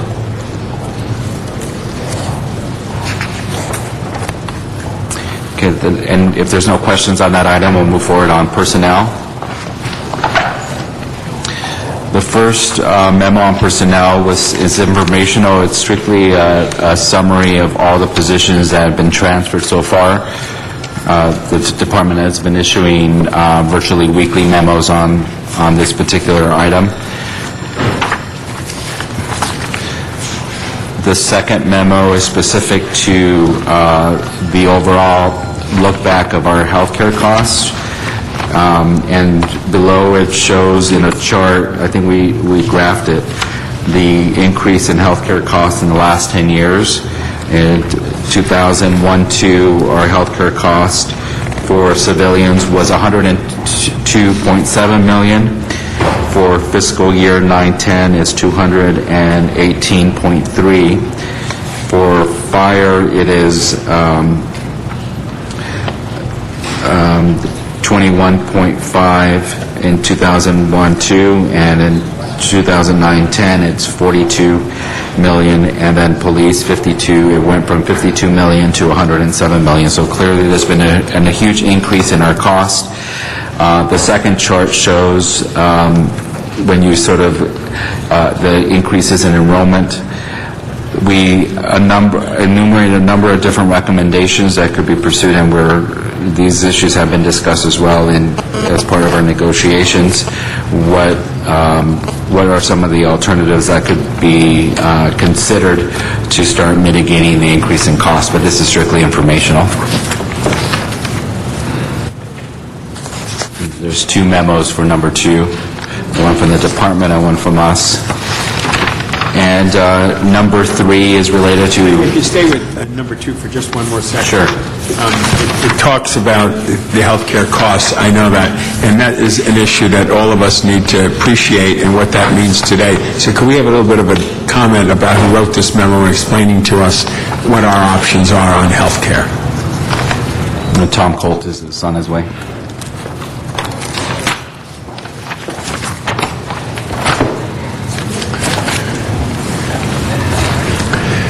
Tom Colt, the CAO. When you look at healthcare costs, the fundamental issues are how many people you cover, and as we're reducing the workforce, then we will see some reduction.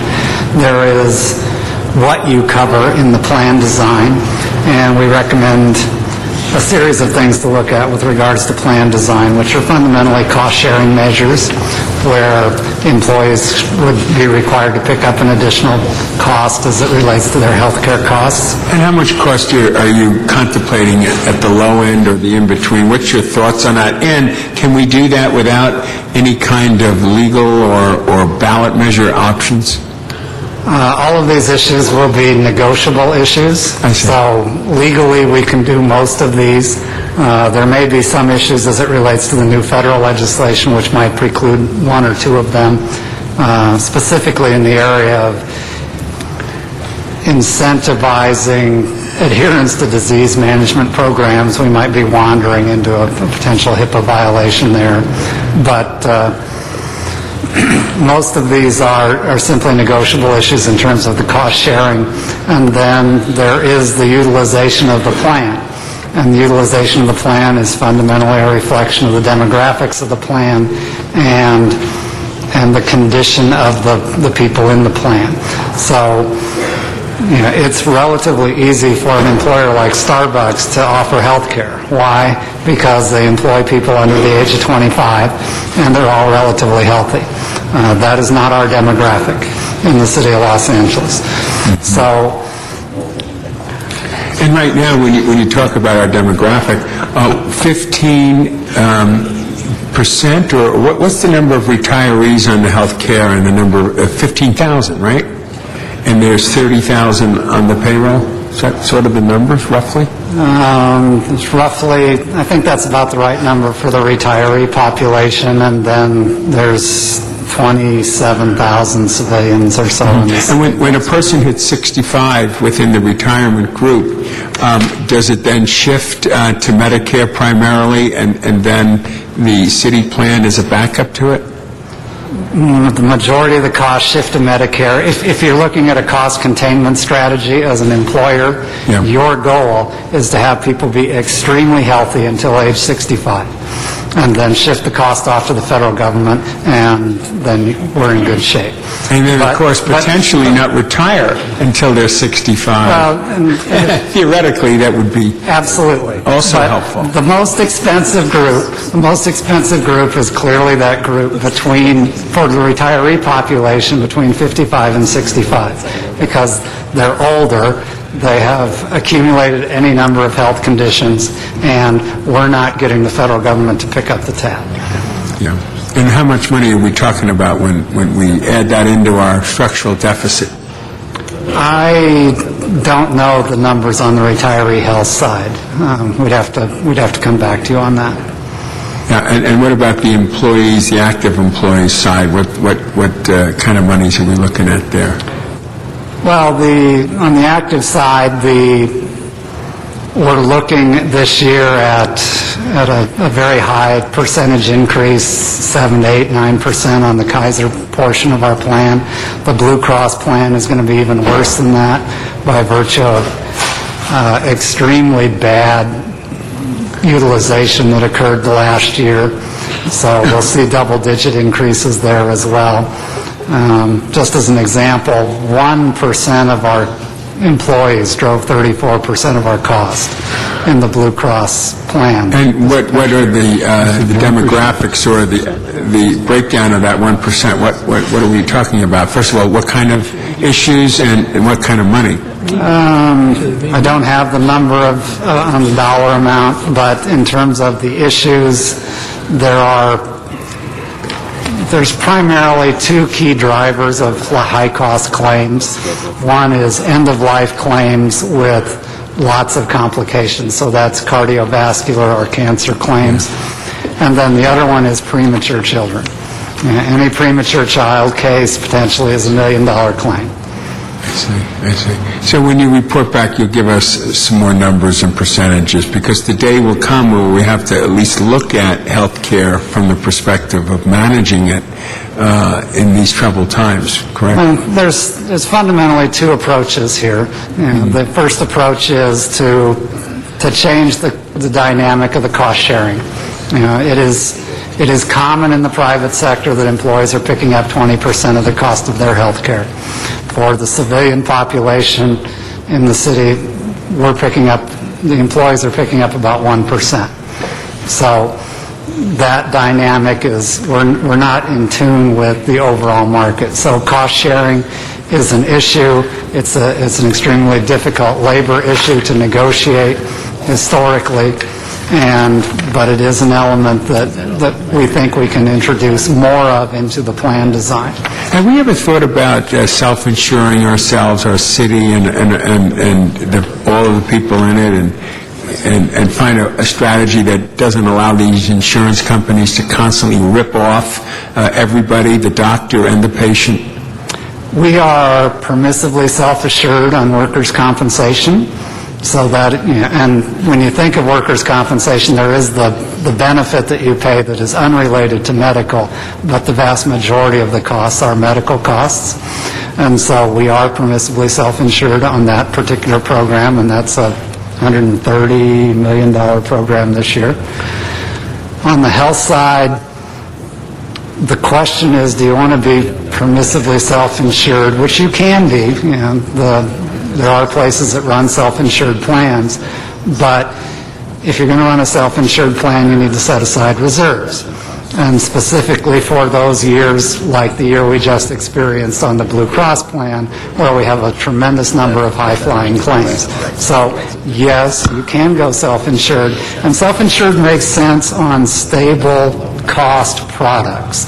I think it's worth exploring self-insurance on dental, for example, because dental is a relatively standard. You don't see great fluctuation in claim cost in dental. So there may be some value in self-insuring on dental. But in terms of health, there's risk, and that risk has to be mitigated with reserves. Has any city, I thought I heard that San Francisco had done that. They'd self-insured, or was I wrong? And I know the state of Massachusetts has, or they have their own program there. I'm just trying to take the burden of this into a different direction than the way it's presently done. Well, and the question on our health plans, we currently have with our Blue Cross plan, for example, in the good years, we share in the profit, if you will. I mean, we pay the premium. If costs come in lower, then that money assists us in reducing the rate for the following year. So on a participating plan, which is what we have with Blue Cross, that is an opportunity for us to share in good times, but we also share in the bad times. On the Kaiser side, we never share. If Kaiser experience is really good, then we simply pay the price of the product, and then hopefully we get the adjustment the following year in the rates, but not guaranteed. Yeah, but with Kaiser, the plus for Kaiser is obvious that the co-payment is like $5, and pretty much everything else is covered. In the private Blue Shield Blue Cross, even that program, at least in my personal case, my doctors opt out of it and they send me an additional bill on top of it. In the Kaiser plan and the Blue Cross HMO plan, the copay structures are identical for the most part. There's maybe one change where they're different. But in terms of the HMO plan, we run a pretty much standard model across both. On the PPO plan, Yes, doctors opt out from Blue Cross by virtue of the fact that Blue Cross controls the reimbursement rate, and they feel that Blue Cross may or may not be providing a reimbursement that allows them to provide the service. That's not real common in the HMO side, but it is an issue on the PPO side. But in terms of overall enrollment, PPO enrollment is very low in the city. When you think of the 2010-2011 budget, how much do you think we have to think about in terms of health care at this point? Costs? Total health care costs? I know we use the phrase our structural deficit, but I just love to see a dollar figure attached to it. Maybe you could report We back. could get back on you on That'd that. be great. I don't have the exact Yeah, number. thanks for everything, Tom. I look forward to all the report backs. Any other questions on Memo 2? Memo 2, are we going there? Yes. To follow up on some of Mr. Rosenthal's questions, though, there are different insurance payments that the city makes for fire, police, and civilian workers. You gave us, on page 2, CAO, actually, I'm not even sure what report this is. Yeah, it is. Well, we're going there right now, right? I'm asking questions on number 2. Right. You gave us on page 2 the total amount that we're paying for each of these different groups. Do we have that information by individuals within the groups? So, for example, what we're trying to get at is, is there differential that we pay for these costs based upon whether you're police, fire, or civilian? Currently, the subsidy for civilian and the subsidy for police are the same at $1,060 a month. How about civilians? And then the fire one is $978. I'm sorry. So that's the maximum subsidy that the city is providing. Now, the question, we provide a maximum subsidy of $1060 on the civilian side, but most civilians are in the HMO product, and not all the civilians are at the family rate, so we have a large percentage of the workforce that is at the single rate and at the two-party rate. And so therefore, the average price per civilian is lower than on the sworn side, because on the sworn side, the majority of the employees are in their PPO plan, and the PPO plan is more expensive, so we're contributing a higher percentage of the subsidy for their plan than we contribute for the civilian plan. So they can't be consistent based upon that? It could get worse for us. If all the civilians went to the PPO plan, then they would use more of the subsidy, which is not what we're looking for. But on the sworn side, the vast majority are in their PPO plans. Okay, thank you. That's it. Any other questions on Memo 2? Okay, item number 3 relates to the workers' compensation program, and there's been extensive conversations on it, and I think the larger policy question was recommended to be moved to the appropriate committee. One of the things, as a result of the further consideration about the full contracting out of this function, there's an alternative perspective of expanding the contract only as it relates to mitigate the loss of personnel through attrition. And so as a result, looking at that as a potential pilot. Currently, our third-party administrators only do the work for our sworn personnel.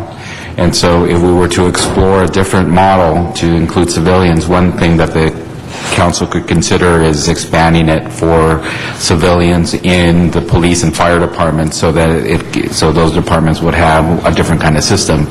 Looking at that as a pilot and then doing sort of drilling down and evaluating the cost effectiveness of that kind of program. And As a result, that would mitigate any layoffs that would need to be initiated, and it could be expanded through the use of attrition as a result of the natural attrition that has occurred within the department that will continue to occur, and do that for a period of time for evaluation. If the committee were to pursue that as an option, then my office recommends that the position authority for the 80 positions listed in the chart on page 2, which is listed above, be restored, and the funding amount of $4.9 million be transferred from the HRB contractual services account to the Department's general salaries account. There would be a $1 million cost differential as it relates to the restoring those 80 positions, and so that would be an impact that we would have to contend with as we reconcile all of this work. Let me just understand, you're saying leave the positions in personnel, but expand the contract to deal with attrition. So over time, when all these positions are fit out, then the entire workload go into the third party, or? Well, no, what I'm suggesting is that there's been a number of positions that have been vacated in the last several months, approximately 16, and so through that attrition that's occurred, using that work and transferring that work to the third-party administrator for one or two of the public safety departments, evaluating how effective that is, and doing a real apples-to-apples comparison on cost, on effectiveness of the service delivery, and then from that, conclude whether or not it makes sense to expand the program further. And what that allows is for a more thoughtful approach to begin this work. You now have something tangible you can compare with, but it also deals with an element of our structural deficit that instead of hiring back those positions that are vacant, which would result in added cost to our pension system, our healthcare system, we contract that out, or expand the contracts for that in this particular area. But I mean, what I don't understand, there's already a pilot that's going on called the police department, so we know how that third-party administrator is dealing with it. Well, it is, but it's specific to sworn personnel. I mean, is it uniquely different? Yeah, there are different, there could be some differences. I mean, I think the law gives some issues for police that are different, that they are, basically, it's assumed that it's job-related. But I'm trying to figure out the mechanics of going through the process. The work that's done is different as well for both the fire department, and the issues are slightly different for sworn personnel than they are for civilians. Again, this is an alternative approach we were asked to look at this issue from provide an alternative perspective to what was being recommended in the budget. And at the same time, it helps mitigate the overall cost. The larger policy decision could be presented at the appropriate committee, the personnel committees. You said this is going to committee? I'm sorry? You said... Well, I thought that was your direction, sir, that the larger issue be... The larger issue for the... Right. But we do have a budgetary issue we have to confront sooner rather than later as it relates to these positions, and how do we account for that 4.9? In which fund? Do we account for it in the HRB fund, or do we account for it in the contractual services account within the department personnel? And so, but is the proposal that you're saying, the split operation, is that where we're now going to have to find another $1 million? That it does create $1 million problem. Dennis? Thank you, Mr. Chair. The Reardon administration brought in the outside folks a number of years ago. And Mr. Trutanich, our city attorney, has asked, I don't know if we've explored, to give all the work comp to him and let his office deal with it. Have we explored that? And the cost savings for the taxpayers? We haven't done the financial analysis to see what the cost savings would be.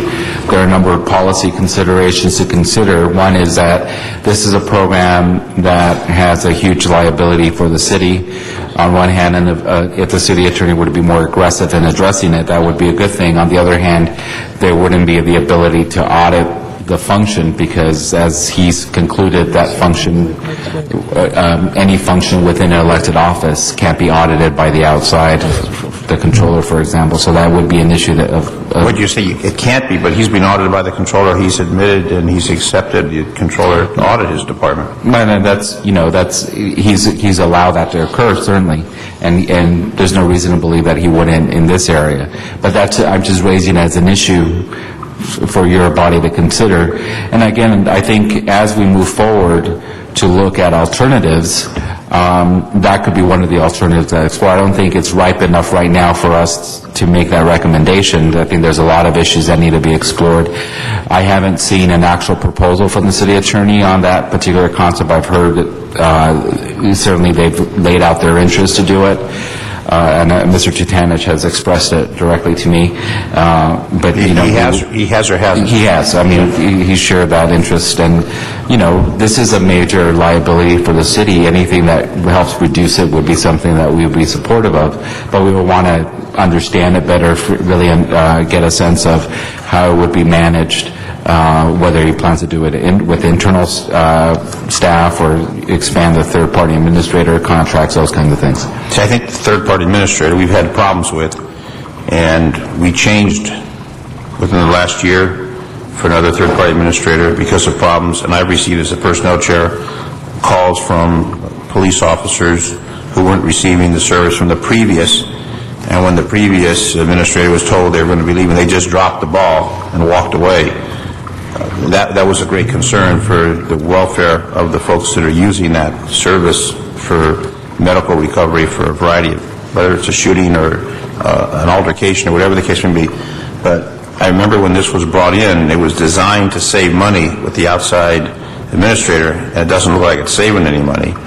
And if our city attorney is willing to take that entire work comp, because I know the personnel department has been as successful as they want with the resources to have it done, and the litigation that takes place where you have an injury and then they file a lawsuit and go this. Right. Most people just want to get their injury taken care of. They don't really care about a lawsuit, but somehow the attorneys get involved and a lawsuit is filed, litigation, then they get the work comp claim. They just want to be put back together. Right. And I think that if it was further explored, we might be able to save a lot of money. The outside vendor administrator is costing us, is it $6 million or $15 million? The outside. The third-party administrator. Well, that's the only one we have. You mean for the sworn TPA, TriStar? TriStar, 15.5.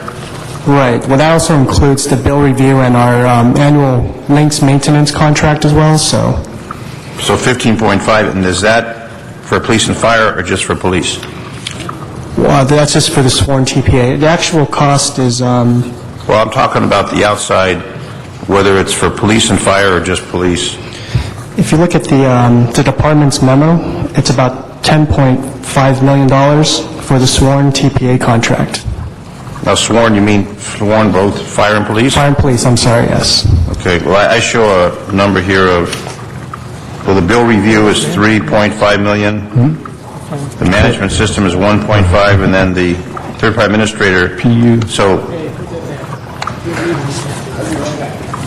the third-party administrator is 10.4, but the whole package is $15.5 million.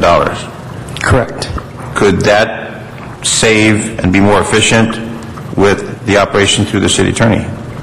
That's the question, which we don't have the answer to today. No, it's a good question. I mean, I don't know if you've seen a written proposal for the city attorney on this concept. I think it's something that we should review and consider, but it's a major function to be turned over.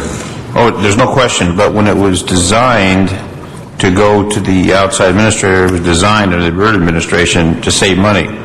And looking at it, I don't know if it's saving money, whether it's costing us more money than having our in-house, whether it be the personnel department or the city attorney who would handle those issues to save money and be more efficient and taken care of. Because the bottom line is you want to get the employees healed and back to work as quickly as possible. So are you going to explore that aspect? Yes. Okay. So the recommendation that we're going with now is to maintain the outside administrator and continue on the same path for this next fiscal year? Well, what we're recommending is that we, instead of shifting the entire function over to a third-party administrator, that the portion that, the gap that's been created as a result of attrition, that the department report back on expanding the existing contracts to cover that gap as opposed to hiring back. And using that as a pilot, we could also explore doing, further the idea of having the city attorney do it, and, just talking out loud, maybe some similar kind of concept of carving out a portion and having them maintain it. So by the end of a certain period of time, a year or 2 years, we could evaluate the work that's being done by the personnel department, the work that's being done for civilians by the third-party administrator, and the work that's being done by the city attorney, and then reach a conclusion at the end of those various experiments. Okay, I know that a representative from the city attorney's office is here. Dion? Have you discussed this with your boss? No. Oh, Pete. I didn't see you hiding there behind Sarah. The issue with the work comp and the city attorney's office involved. Yes? I'm sorry. Thank you. Should we backtrack and replay the tapes? No. Okay. No, You're asking what the proposal is from our office? Yes. The proposal is that our office be allowed to manage both the attorney part of it, the litigated part of it, as well as the claim part of it, because there's a lot of overlap in terms of the legal requirements and efficiencies that can be brought to bear in collecting those claims to begin with, and in the payouts, and in the way of handling them by which we can reduce the liability. And I understand that that's going to be studied further, so we can have an opportunity to explain that further. And I understand there would be a proposed cost savings to the city with that process. We believe there would be. Okay. Good. Thank you. Thanks, Miguel. Thank you, Mr. Chair. There is going to be a study, and I think that is what is going to be referred to the Personnel Committee. I'll waive it. Let's get moving. Okay, but there are a lot of component parts to it. And I think whatever analysis is done, you want to look at all the costs and incorporate all of those into it. Not the costs. We want to look at the savings. Both. But I think one of the things we have to go back and look at how we got where we are. And I think that one of the things that caused some of these splits of responsibility is not have high-priced attorneys doing the mechanics of the job, and it's a lot of paper.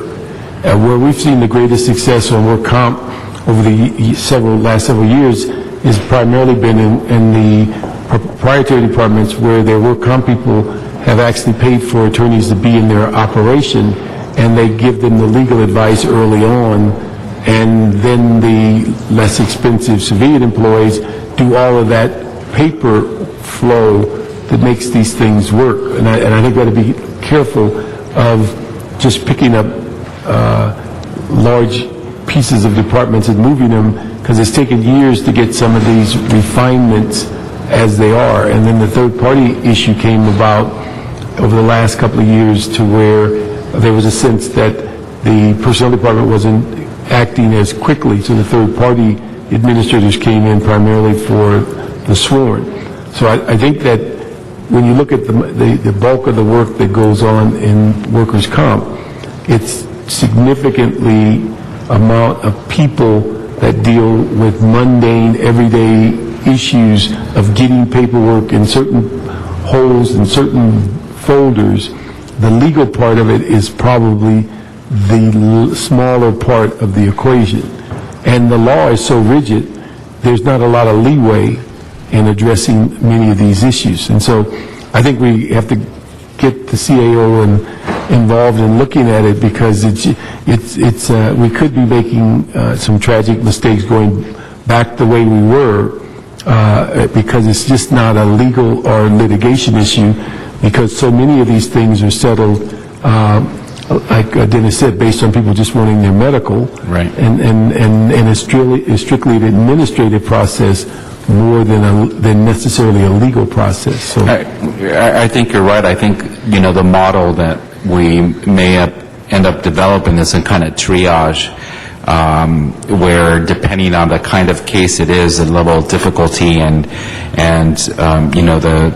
we want to minimize the number of cases that result in litigation, and really examining from the activity that's involved in workers' comp, what portion of it do we do best for what population, what level of difficulty, what percentage could be better done through a third-party administrator, and how can the city attorney fit into that mix, and have a triage type of situation where, depending on the difficulty of the case or where it's at in the process, that's who would be handling it. But I think, as Karen indicated, those are all things we need to study further, and it's actually an exhibit in Exhibit H, an item in Exhibit H, to have a more comprehensive report on this particular issue. Okay. Any other questions on Personnel Memo 3? Okay. Next department. Let me just say, colleagues, we are maybe just beyond halfway through the memos, and our goal is to get them done today. Otherwise, CLA does not have an opportunity to get on their reports, nor does the CAO have the ability to finish their memos. So if we can compress our questions and get through these last 30 or 40, it would be of great importance that we not have to reschedule for tomorrow or the following day, and then we're back next week on Tuesday. So if we can tighten up our questions and get moving, I think we can get out of here today with all of these memos done. Today or after midnight? Well, the thing is that if Mr. Zine and Mr. Rosenthal slow their roll, we can get out of here much sooner. So happy to do that. Okay. All right. So we go to personnel planning. And I'll go quickly on this. The first one is a report back. There was a request on the revised schedule for the community plans that's been attached. If there's no questions on that. The second memo is regarding consideration for unfunded position authorities to be added back to the department. The maximum annual financial impact would be approximately $1 million in direct costs plus related costs that would be determined. If approved, the availability of special funds for the 9 of the requested positions would need to be determined prior to the submittal to the managed hiring committee. One position would require general fund appropriation in the amount of $146,237 plus related costs. So they're saying they want the positions unfilled until the special funds come in? They're requesting that they be restored and be left unfilled until the special funds come in. That's right. But we would want to make sure part of the managed hiring process is to ensure that the related costs are also covered. And there is, out of the 10 they requested, one of them is entirely general funded position. I would get Karen. Yeah, I was just going to add, when anything that goes through managed hiring, when it comes to special funds, one of the criteria to look at is whether they're 100% special funded, direct and related costs. So I think that, I don't have a problem on the special funded positions giving the authorities unfunded, but again, when the special funds come in, there's a couple of things that we also attach to that is the position they want to fund, and secondarily that is fully funded. So those are the two criteria I think we put on everyone that we move forward on it. So if that's agreeable, but I wouldn't support that we leave the general fund position, give that, because there's no expectation that the general fund position is going to get funded this year. So I wouldn't support that. Okay. That concludes the planning memos. Okay, the next is the police department. The first memo is regarding what additional work or training would be required for the 16 OPS officers to be transferred to LAPD. The bottom line is that while they do go through the same kind of training, there would be an updated investigation that would be required, background investigation, as well as some specific training regarding to LAPD-specific tactics. We'd also want to examine what the additional cost would be, pension increase, changes in pension costs and salaries. I presume the police department would want to put them through the lateral class, basically. Yes. Okay, the second memo, if there's no other questions on that, is on fleet consolidation. Why don't we put that item to public safety so they can monitor that issue? So that's number one. Okay. Number two, this was regarding fleet consolidation between the departments of police and fire. There has been an initial report done on this, submitted on April 6th. There's a task force that's been formed that's been looking at these various issues. The task force continues to look and is considering the operational areas of overlap. We recommend that the task force continue on with their work. My problem with that is, they've been considering this for months now.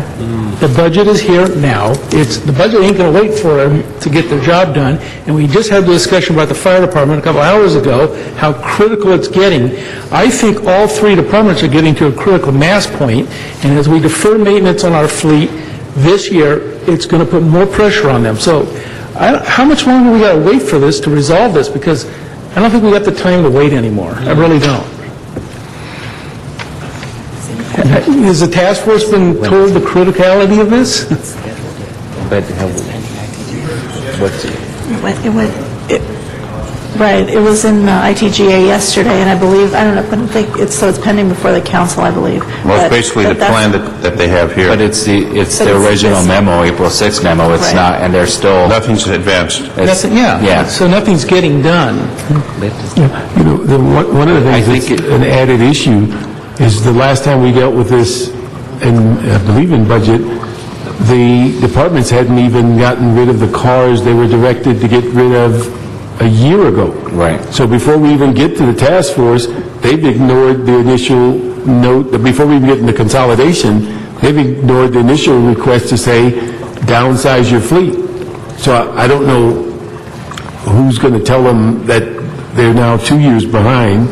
And the issue is with the task force, they can't they can't hope to get their work done if they're not getting cooperation from the departments. Well, I think it comes down to will and interest. I mean, I think that if there was a real crisis in this area, it would generate the kind of there's a crisis. Urgency. Yeah, the crisis is the fire department just told us they don't have a welder, they don't have a couple of people that are only one position that can do the work. If that isn't a crisis, I don't know what is. So you're saying there's no urgency on the department's part to solve this problem because they think if they wait us out, they're going to get their people? Is that it? Well, I mean, based on the length of time it's taken to do this work, that's a fair conclusion. So then I think the challenge to us is then we just say, here's what we're going to do, and you guys get it done, because we can't wait anymore for you to figure it out. And if they think they're going to wait us out, I don't think we can afford to wait it out. I really don't. I don't know what to say, Mr. Chairman, but... It's three departments. Yeah, you got three departments. We could find out. All three of them kind of just sitting back waiting for something to happen? We could make our office will make an assessment to see how real it is, and then provide you a more direct response as to the feasibility of getting it done. Yeah. If there simply isn't, if at the end of the day all three departments don't feel it's necessary, or there isn't the kind of efficiencies and savings that we want to see, then we'll report that. Yeah. If there is that need, and they just need a little nudging from your council, then we'll also report that. Yeah. See, I think the dilemma is that they've picked 4 or 5 things that they are thinking about. The real issue is that if you don't want to do it, you will continue to keep studying this until there's no need of a study. So the issue is one of 2 things. They have to comply with the mayor's executive directive and get rid of the cars he directed them to.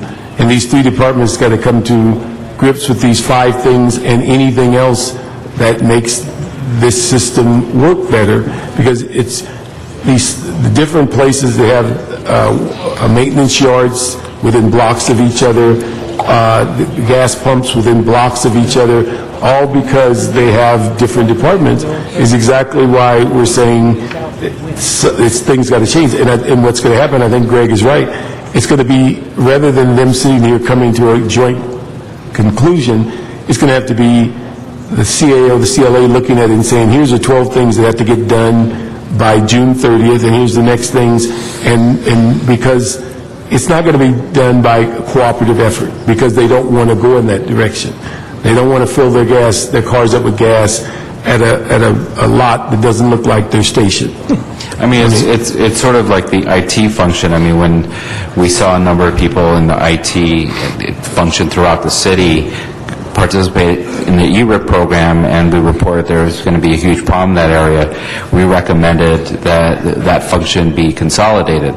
When we made that recommendation, and suddenly people were saying, well, I think I could manage with the IT that I have. Suddenly the idea of consolidation wasn't that interesting, and they stopped asking for additional positions. And this is maybe the same kind of situation, that initially when ERIP was introduced and people saw, a number of folks in the fleet area leave, there was a real concern. But then once we started moving and pushing for consolidation, suddenly people are finding ways to mitigate that loss. So we'll work on providing a more objective assessment as to how realistic it is. Yeah, and I think what the task force has done is identified those areas where there's a potential for consolidation, sharing resources and so on, but now it just needs to get to that next stage, and that's where it's stalled. They may just have to pull the trigger and get moving.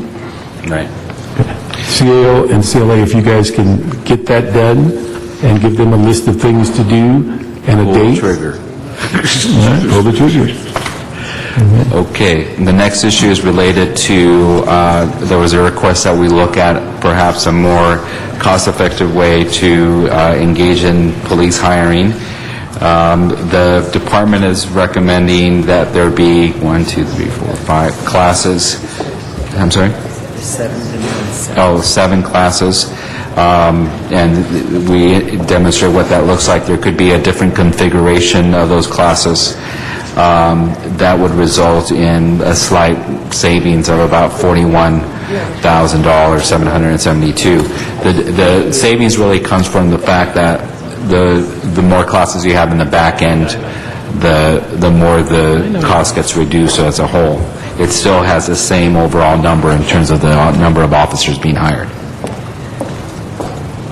Okay. So, I mean, the net is 41, but what about, if I understand it, the overall cost of running, what is it, 2 more classes than the other plan? Is that a bigger cost? Matt Crawford of the CAO. The total cost, as Miguel stated, is a reduction of about $42,000. The additional classes in number of classes is made up for in the smaller class sizes.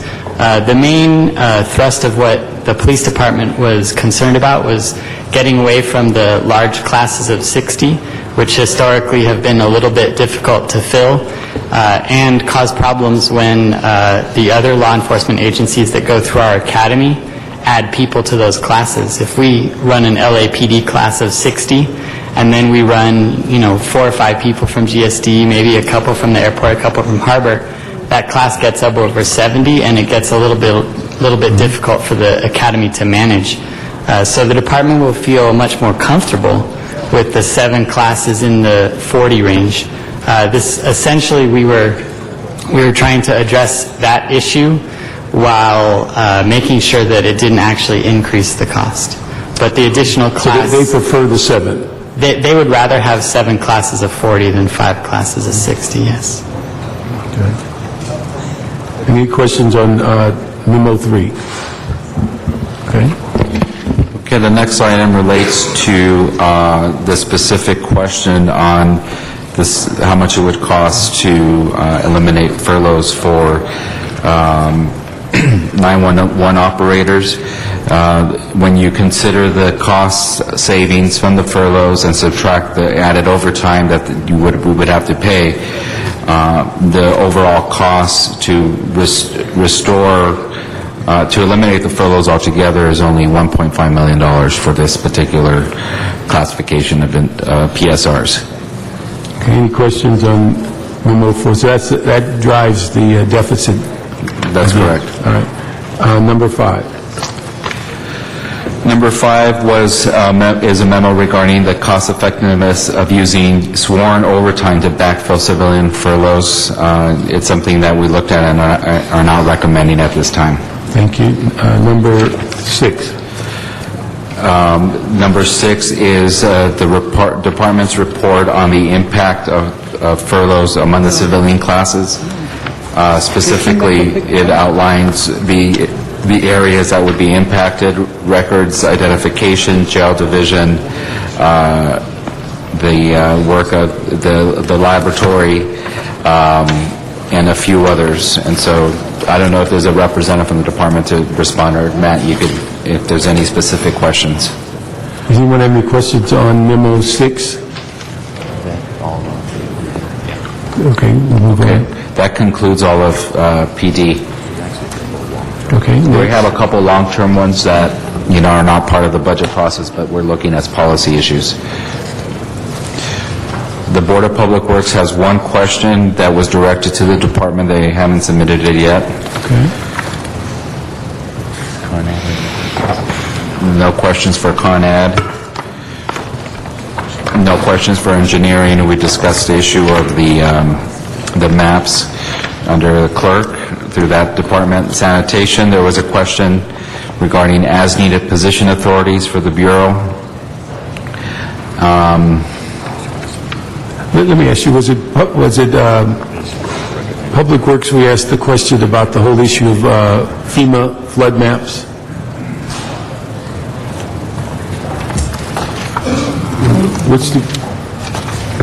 We asked them, Bureau of Engineering. Right. Was it Bureau of Engineering? Because we explained it in the... We put that as a non-budgetary response, so we're working on that as part of your summer project assignments. Okay, but they have that. Right. Okay, all right.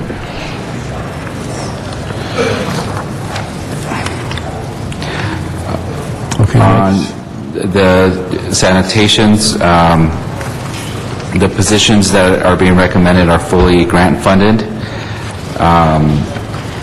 and would continue to support the environmental services department administered by the Bureau. Any questions on Memo 2 and Memo 1 in sanitation? Question, memo number 2 in sanitation is related to a report back on the various grants and the projects. And there's a whole matrix of all the different grants and the projects that are... Cries out for a centralized grant unit. We need to find that grant for that. That's right. And we're looking at it. Point on sanitation, it's my understanding that the Bureau is willing to establish one position of the EPP coordinator, the person that was currently in General Services Department, and fund it through their special funds. So the EPP is environmental product purchasing. That was going to be going emergency management? No, EPP. That's the environmental preferred purchasing, which is currently in GSD. They've eliminated it from GSD, and so they're willing to bring it into sanitation to keep that alive, because that's really in their realm, the environmentally preferred purchasing.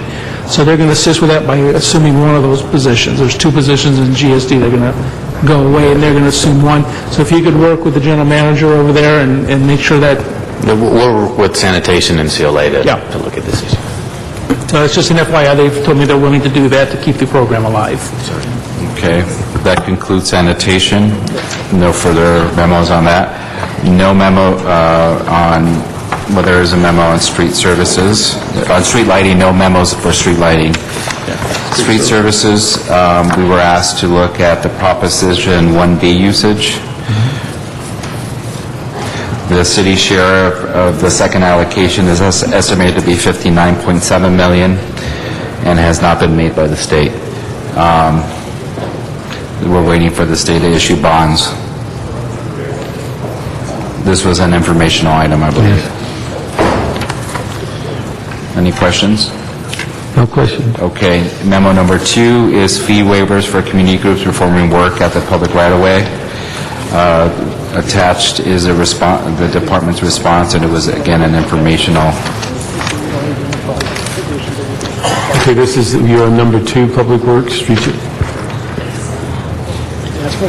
So they're going to take this recommendation through their board to their committee, right? That's what they had indicated, that they would take it to the board, and then it would likely come to the council after that. All right, so the issue is there's no action for us if they're going to take that route, and so we support them going through their board to their Public Works Committee and then to the council.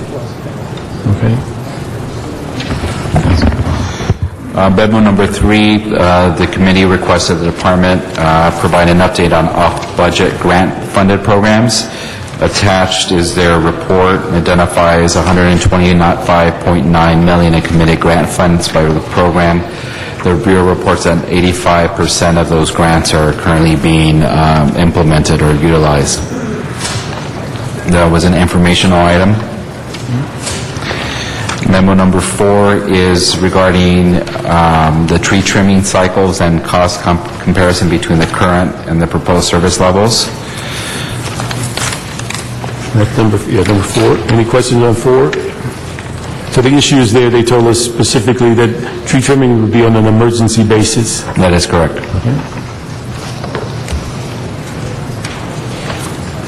Okay. Okay, that concludes all the memos for street services, recreation and parks. Your committee requested a report back on neighborhood gardens. I think Mr. Rosendahl asked for this, how they work, how other cities operate them, potential revenue opportunities, available options. This is only an informational memo and doesn't have a budgetary impact. Attaches their brief response to your request.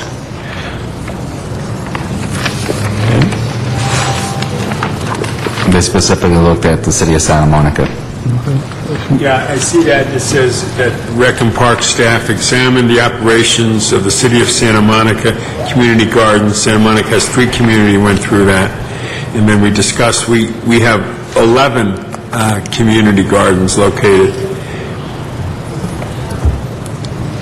I was more specifically asking about that particular one that we have, DWP runs. I asked it to DWP as well. Okay. That's okay. All right. This answer's fine. Memo number 2 is regarding an adopted park program with a Friends group. The department, this is an informational memo. They did provide a response back.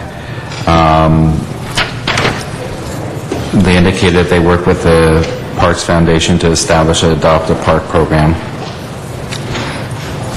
Does this have anything to do with the volunteers? We had talked about it. I don't see that clearly in there. Will This there be a is more report for back? funding. Yeah. Will there be a report back on their volunteer? Mr. Muckery's here if you'd like. Oh, I love it. Yeah, sure. As Mr. Muckery's coming up from the back of the room, the issue, Mr. Muckery, is what I pretty well mentioned to the library fund. You have about 11,000, I don't know if it's 11 or 13,000 volunteers, and obviously they're a great asset to you, and the kinds of activities you've had them involved in is very positive, not only for our city, but for the communities that use the parks. I've been trying to think a little bit out of the box. You've solved our summer problem. You said there's not going to be any changes in the summer. Thank God for that, because we are on the verge of it. But what about in the fall and other times when we look at the new day about the parks and the use of volunteers? Well, actually, we have 24,000 registered volunteers in recreation and parks. The majority of them are in recreational programming. There are coaches, they do volunteer umpiring and the like. We are embarking on something new. Believe it or not, the Early Retirement Incentive Program took a lot of talent out of the department. But many of those people really would rather work than sit at home. So a number of very highly technical maintenance staff members have come to us, including 2 reserve rangers who would like to come back and volunteer in non-traditional roles in the maintenance side and in the Ranger Reserve program. So we're very aggressively trying to augment the workforce, not replace the workforce, but to augment the workforce with the talent that we have. That's very good. I'm excited to hear that. You are keeping everything together through the summer. When you look at, as we move into the fullness of the new year, budget, do you think you're going to have some issues there that then you'll come back to us, or do you think the volunteers can help assist in some of these areas? No, I think that we're going to have to manage our budget throughout the year, meaning that we're going to put a lot of effort when the people use the parks, and that'll be the summer. As we go through the summer, I will be operating in the traditional red. If you did a straight line projection budget against expenditures, and if I took new cuts going forward, I would wind up tremendous dollars in the hole. So we will be looking at, during the school year when the kids are in school, opening up rec centers later, implementing the plan we gave 2 years ago when we were talking about furloughs, and that would be the clustering, where we have one senior director operating 3 of the rec centers, and we'll just be looking at ways to minimize the impact. But I don't want anybody listening to this or in this chamber there will be impacts as we go through after the summer. We will have some closures and reduced hours and some reduced programming. With some parks in that situation, some reduced hours, can you think of a volunteer assisting an employee so that we don't necessarily have to reduce a park, close it down, or hours? We'll look at it. We'll look at every single option that's open to us under the charter and the ad code, and work with the CAO and CLA to figure out ways to minimize this impact. But understand, we're now about 28% lower in our staffing levels in this budget. Over $10 million in as-needed, those would be the part-time hours, were cut. So we're about $37 million that we're going to have to make up from this year's budget. So really, that would be a heck of a lot of volunteers to make up that amount of must-pays. Okay, but the challenge is yours, obviously. You got 24,000 people. That's double what I thought you had. And when we get to that positioning in the fall and you look at the reality of what might have to happen, I'd like you to come back, obviously through the committee of Mr. Labange and others, with maybe some ways in which, like I said to the library folks, meet the challenge by volunteers assisting. We'll definitely more than come back and seek your help and guidance in this. Very good. Thank you, Mr. Chair. Any other questions on Memo 2? Next. Okay, this concludes the recreation on parks. Moving on to transportation. I believe the general manager is here and should probably respond to more specific.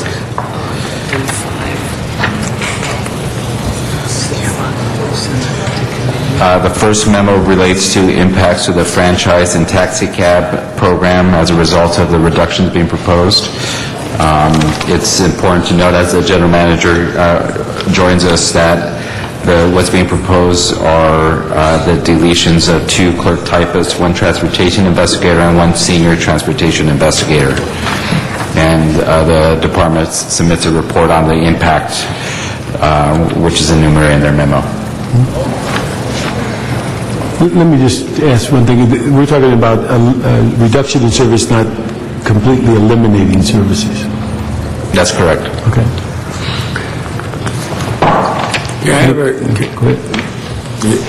DOT reports that the cost to maintain and process renewal requests requires the addition of 3 positions and funding in the amount of $509,428.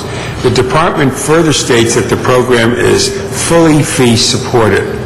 Maintaining the program is critical to to maintaining quality of life issues in several areas of the city. So I would like to suggest that the city attorney amend the PPD ordinance to allow the existing temporary districts that expire in FY 2010-11 to be automatically renewed for 1 year.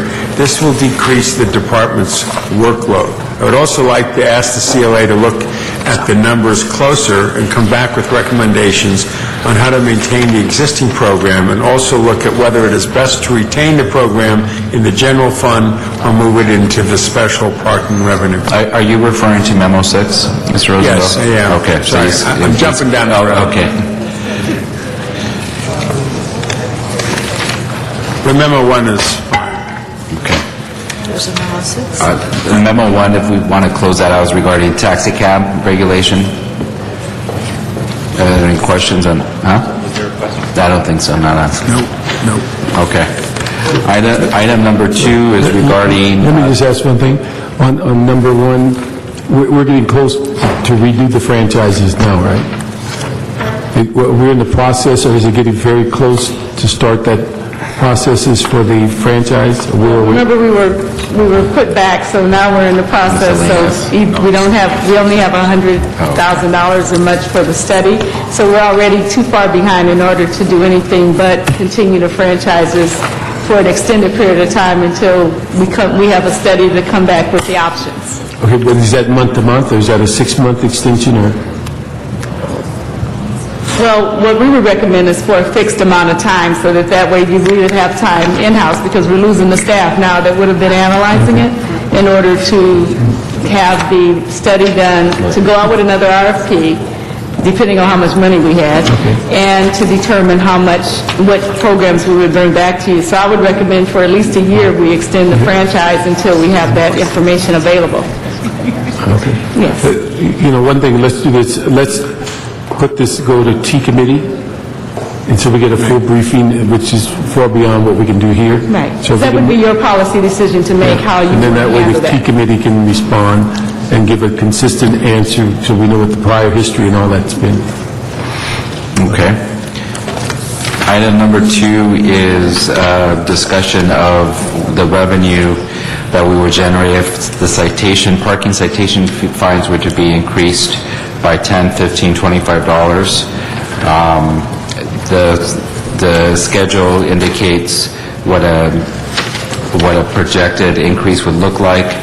A projected increase of $3 would be $5.4 million, $5 would be $9.1, $7 would be $12.8. In looking at this issue, I think it's important to look at what our neighboring cities and the department attached a schedule of fines in the surrounding areas.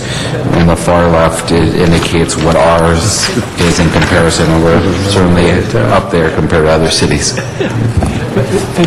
I find it funny, because what are you going to say? People are going to go to another city, get their tickets because they're cheaper? What does it matter what they charge? That's true. But the thing is, now, isn't there a surcharge or something? They complain. Or is it late charge? The late charge, right? Okay, it's a late charge. Okay. There is also a late charge, and I think you asked us to look at that, and the way the ordinance is written, if you change the fine automatically doubles, so that's the doubling is the late fee, and then there's an administrative second late fee of $10 currently. So the original fine doubles, so that's your penalty? That would be the penalty. And that's over what period of time? What is it? It's typically, you have 21 days or 14 days from the time you receive it.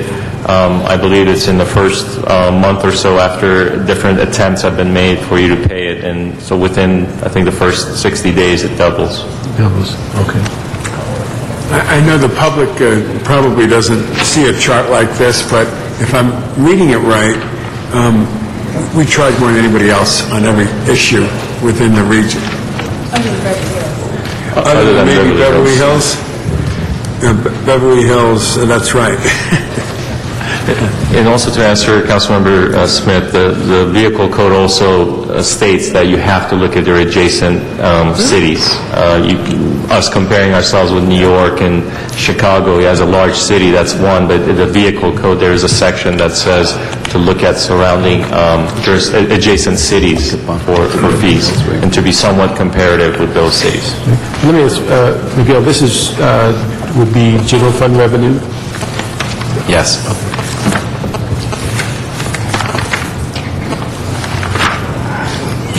And when we project 2.7 million tickets, is that a 5-year projection, or is that, where does that number come from?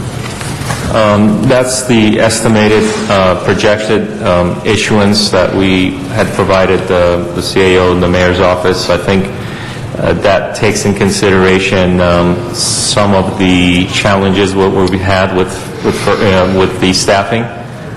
This does not include the furloughs or other assumptions are there, but it's kind of where we are as today, what we think we can do for next year as far as issuance. And just for the public, what type of violations are we talking about? The 2.7 is all of the violations. What types? The parking violations? All of them are just parking violations. Like meters? Yes. Loading zones? Everything. Red zones? Street cleaning, curbs, time limits, meters, blocking driveways, all of those. It's important to point out that I believe the proposed budget exempts traffic officers from furloughs. And then what's the last time we raised these fees? 07-08 budget, we raised the fines, and in 08-09, there was a surcharge due to the state. There was an additional surcharge that was just a What did pass-through. we raise them in 07-08? $5. And that was after a long history of not raising them? I'm sorry? We raised them 07-08 because we hadn't raised them for a long period? That was a policy decision that we looked at it, and we did a similar exercise where we looked at the surrounding cities, and the direction by City Council was to increase it by $5. Do we remember when we raised them in 07-08, what the length of time before that was? Was it a long period? 3 years before that.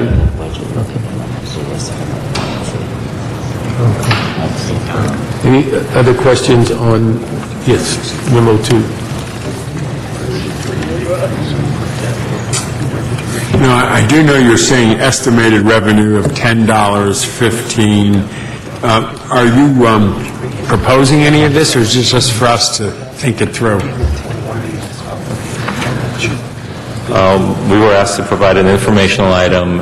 At this point, I think, as the CAO mentioned, you have to look at some of the surrounding cities, and with the exception of Beverly Hills, we would be at the high level of the range. That's just our registration. But at this point, we're neutral. We're not recommending or not recommending.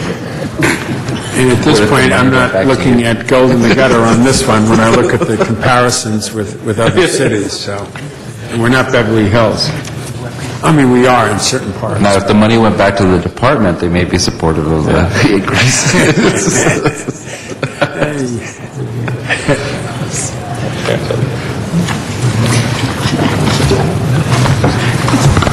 Any other questions on memo 2? Let me just, one thing, what would that require for us to do? Just an ordinance by July 1st? I believe so, yes. Okay. And so, and again, that state law was a surcharge for, what was that allowed with the surcharge? Had to do with the court fees and court costs. Okay. So we had more of the court costs. Yes, and that was an additional, I believe, $2, and then there was another surcharge of $3.50. There was actually state law that was passed, Assembly bill that passed those additional costs. So in the last go-around, there was an additional $5 increase that had to do with the surcharge. And just to also, since we did this in 07-08, there needs to be some lag time. It takes us some additional money to reprint some books. LAPD, airports and others still use handwritten, so I think we estimate about $250,000 that needs to be budgeted for that purpose. And then these calculations assumes a July 1 go live date. So if ordinances are not passed and published in the right manner, then this number assumes a July 1, a full 12-month of the fines being in place. You say it takes you 2 months to get all the books and all that? I think the length of time is really the ordinance, writing the ordinance, and then the time it takes to publish it. But for us, isn't the ordinance identical except you're changing the dollar? maybe the city attorney can answer that, but I believe so. Yes, isn't that what it is? It's an identical ordinance, you just change the dollar? On changing the fine for traffic citations, it's an identical ordinance, you just put the dollar amount different?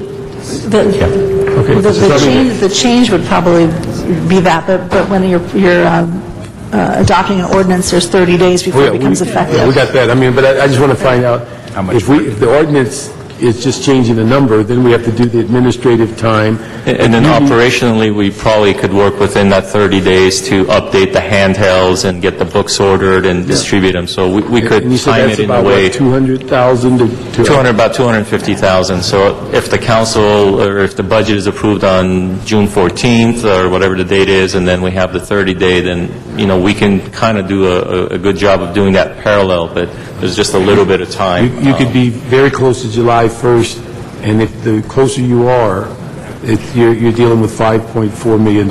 If you go with the $5 increase? Looking at the $3 increase, yes. So the closer we can get to the July 1, then that's how our numbers have been. That would be very close to full cost recovery for 5.4. Yes. Okay. Colleagues, I would suggest that we direct them to move forward, ask the city attorney for that ordinance, and the department to move forward, and then the CAO, we have to find some resources for them to get their books and all that done so that they could be prepared as close to July 1st as possible. Okay, we'll do that. Okay. So the $3 increase is $3, what's I think being that would be suggested. the reasonable for me.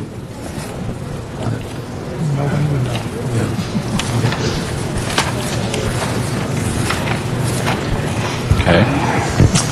Next item, memo number 3, is restorations of positions requested by the department. There's 2 positions. The principal transportation engineer is funded by the special parking revenue fund 80% and the general fund by 20%.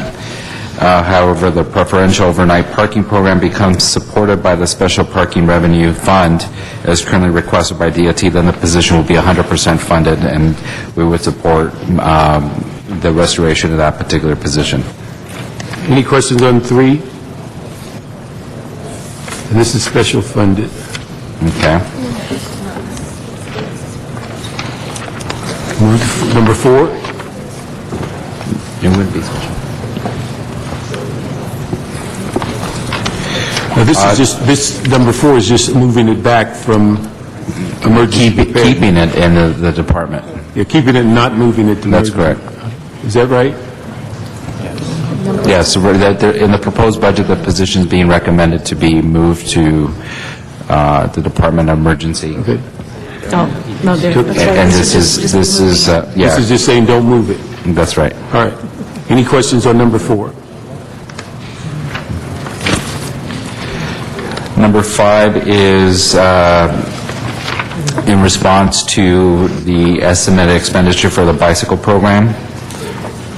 I'd like to send that, with my colleagues' concurrence, back to committee. Number 5. T committee, remove that one. Okay. And item 6, you heard my comments on that. Yes, we thank you for that. Any other questions? No. On item number, on the bikeways program, Oh, no, we've already sent that back to committee for us to deal with it there. the question was on the expenditures of it. Yeah. Right. Because we had recommended a position in there to implement the bikeways program. Yeah, and I'm for that. So Okay. let's do that, but the other aspect, send back to committee.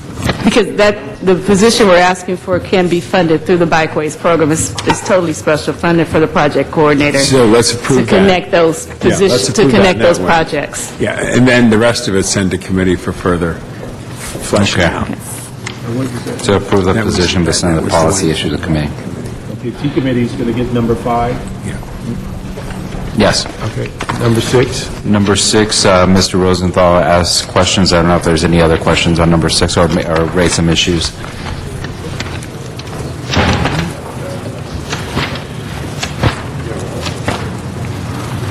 Okay, number 7 relates to Measure R funding for the design of the projects.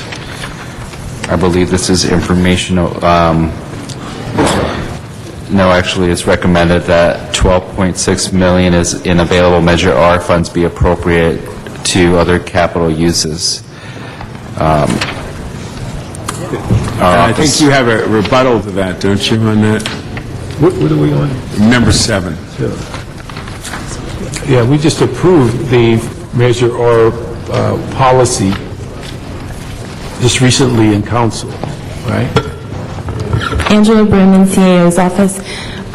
After the council adopted the budget on Measure R, DOT received some information from the state in which one of the projects, Harbor Gateway 2, will actually receive the Prop 1B funding, but they required.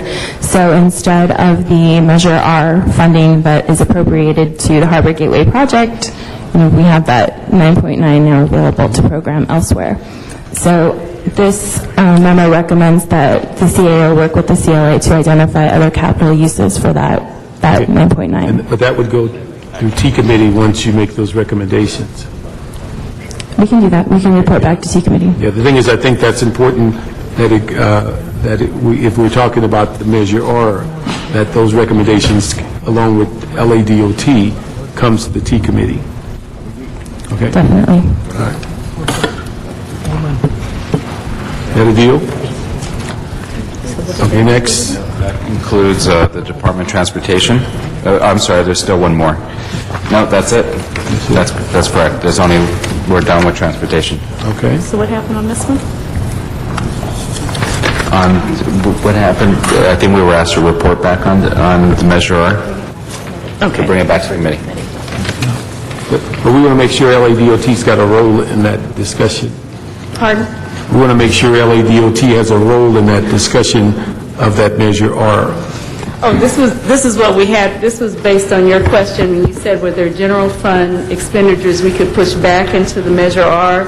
Yeah. And so these were the general fund expenditures of staff that would be laid off that would work on Measure R projects and design. Yeah. So that was that was in response to that. Yeah. That's what we did tell the CAO. Yeah, but now what we're concerned with is that when that 1B money came in and relieved $9 million of Measure R money, that you and the CAO, CLA should be putting together a recommendation of how that money should be spent based on the guidelines that the council just approved. Okay. Right, and I think the secondary question on that was, could any of these Measure R funds be used to offset some of the general fund obligations? But I think that isn't. I thought there was a category for that. We're doing matching. We had one category for matching funds. The Measure R proposed budget currently does set aside $18.7 million for fund and matching funds for capital projects. To the extent that we can offset any general fund expenditures with this Measure R money, we'll do our best to identify it. And that's also the pot of money that we're looking for. What is it? The 3010 program. Right. This was an effort of that discussion we had just recently with you, because we would no longer have the staff, because these staff would be laid off. There would no longer be the design staff for 3010 in the Measure R projects. So this way we can bring in the Measure R projects along with some of the buffer we would need for 3010 to start it off. But not on the general fund load, because as I said, that cushion is already gone. So that was in response to that request that you had for those funds. And these would be for eligible uses consistent with that. Very good. Thank you. That concludes the Department of Transportation. Moving on to the Treasurer. This was actually a question that I think Mr. Rosendahl asked regarding the unemployment rate in the city and the county. The county unemployment rate for the month of March was 12.3. The state's is 12.6. The city's is unfortunately 13.5, which is higher than both the city, the state, and the county. Yeah, and that was part of my question there, because the picture that was painted was rosier than the reality is for us here. And frankly, I think we have to be a little bit more conservative than what we heard in that. And I don't know what the market did today, but, what happened to Greece and Spain could roll over to us and other issues like that. So we're at 13 point what percent? 13.5 unemployment. Right. Let me ask you another question on unemployment. Do you ever get a better sense of what savings we had on our unemployment payout that we were talking about as helping us against the deficit? Well, I think it would depend on ultimately what the number we're talking about. I think as the CLA does its work in mitigating, identifying ways to reduce the $80 to $90 million of additional liability that we've established, there would be more work, that would be reconciled if there's any additional layoffs that would be required. No, but I thought that we were talking one meeting that we could go anywhere from 2 to 10 million on savings because of lower unemployment, a lower layoff rate. That had come up in the discussion with the personnel department about the unemployment insurance possibly being lower. And I think as we look at that and other issues, we'll bring back some recommendations for you. So we haven't verified what that number is. We're still Well, based on how many people we ultimately end up laying off. okay. All right. Yeah. Okay. There you go. Okay, that concludes the treasurer. The next item is DWP. There was a question on whether or not we could look at requiring the Department of Water and Power to reimburse the city for training costs. If, for an example, if there's an employee that's been trained by one of our departments and then immediately transfers to the Department of Water and Power, I think this is a question Mr. Smith asked. We don't, similar to what's done in the Sworn area, we still need to further research this. It's a little complicated to be able to sort of zero out what the actual costs of training would be, establish a schedule based on those classes where people most likely transfer to the DWP, but it's something we'll continue working on. Could you add one other issue to that, and that's the issue we mentioned to you yesterday, and verify whether the issue of paying city tax on their parking, verifying if whether the DWP pays the city its taxes for the parking lot that they administer. That's also something we're looking into. Okay. Thank you. Okay, next item. That concludes DWP. Yeah, there's the department, there were a number of questions that were given to the department. I know my office has asked a series of questions as well, and we're awaiting the response from the department on those. That's on DWP? That's correct. Okay. I was just wondering also on DWP, did we ever ask for a report back on how much they're charging our various parts of the city for water and power? I know historically there was one level, now there's different levels. Do we know how much money we have to come up with when you add the parks and you add up these other? We did put aside, I think, about $2.4 million in the UB for that purpose, for that added increase, but those are for council-controlled departments. We still don't have the number for the proprietaries, but we'll respond back to you on that. Because one of my hopes would be, if we can work this out, that somehow they're credited and we don't have to come up with general fund money, or departments have to come up with the money to pay for that. We're one big family here, and in that context, it might be something we could do. We should at least look into it. We'll report back on that. Now we're on to citywide issues in your next tab. The first one we have, Memo 1, is a question regarding the use of retired employees for 90 days. We enumerate under where in the charter that's allowed, the different issues pertaining to that, the standard that's established to be able to use an employee for 90 days. and the fact that in light of the ERIP program, there are a number of departments that are considering the hiring back of 90-day employees to mitigate some of the gaps in particular services. This is an area we'll continue to monitor to make sure that the departments have the adequate funding to be able to hire back these individuals. If there's no questions on that item number 2 is related to revenue from the federal sales tax on real estate. I know who prepared this, Nick. Did you?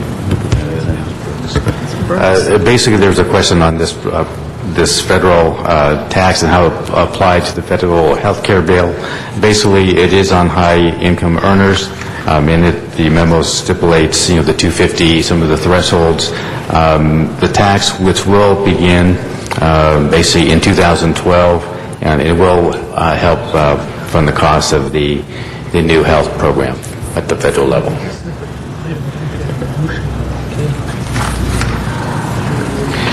Okay, the next item is a request that we pull out those positions that are resolution authority positions that are within the Blue Books.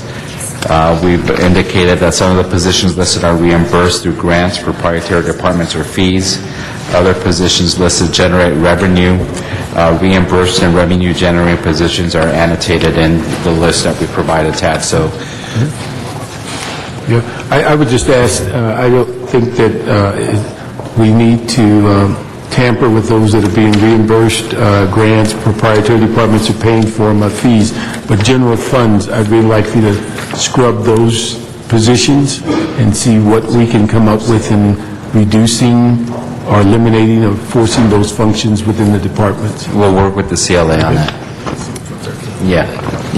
We'll separate the filled and vacant positions. Yeah, but the ones I'm concerned about are general fund. Right, correct. Memo number 4 is a report on ARA, and it sort of gives you an overview of the ARA program and the various programs that are funded, how many grants we received, the number of applications we have submitted. Is this going to? You guys have a number 4 over there? Yeah, I believe there's a status report going to the ARA committee as well. Okay. Is this info? Yeah, this is just strictly informational. Okay. All right, next. Okay, item number 5 is the impact of employee furloughs on pension contributions. The conclusion is that there really isn't an impact on our pension contributions because the base of an employee's salary remains the same, even under a furlough program. And so the only difference to the pension system would be if there were to be a reduction to the base salary of that employee. Yeah, that was the question I was wondering, if we receive that information as we talk about taking a base cut of people 10%, is that issue about... That's different. If an employee takes a 10% base cut, then it would have an impact on the pension. That's what the information I think we need to research so people clearly know what the impact is, as people are kind of cavalierly saying take a base cut. It's not just the base cut. It's talking about what the cost is for pension for the rest of their lives. Right. Different than a furlough. Right. It's on here. So that's one I'd like to make. If we haven't added, we need to add that request. Okay. And then number 6 is specific to the Exhibit H. And we could have Maria in my office walk us through that since it is an extensive report. Does everyone have that? Yes. Okay. Maria Gutierrez with the CAO. There are actually numerous items within Exhibit H. I believe I counted about 57. So trying to figure out a way where we can move expeditiously. Yeah, let me just ask one thing. Sharon, on this one, is this something that the CLA was going to prepare an alternative report on Exhibit H? Or is this it? what we would do is review Exhibit H and include in our report those items which would need to be, which are required to implement the budget. There's some instructions here that may not necessarily be required, and so we'll be going through those. Okay, then let me do this. Let's do this Monday. Monday? I mean, Monday. When are we coming back? Tuesday. Is it Tuesday? We'll come back on Tuesday. Yeah, let's do this when we come back. Right. And then we get the reconcile report, and there's no need to go through it now until we get the CLA's reconcile. Wholeheartedly support that recommendation. All right. Next. Thank you. Okay, moving on to miscellaneous items.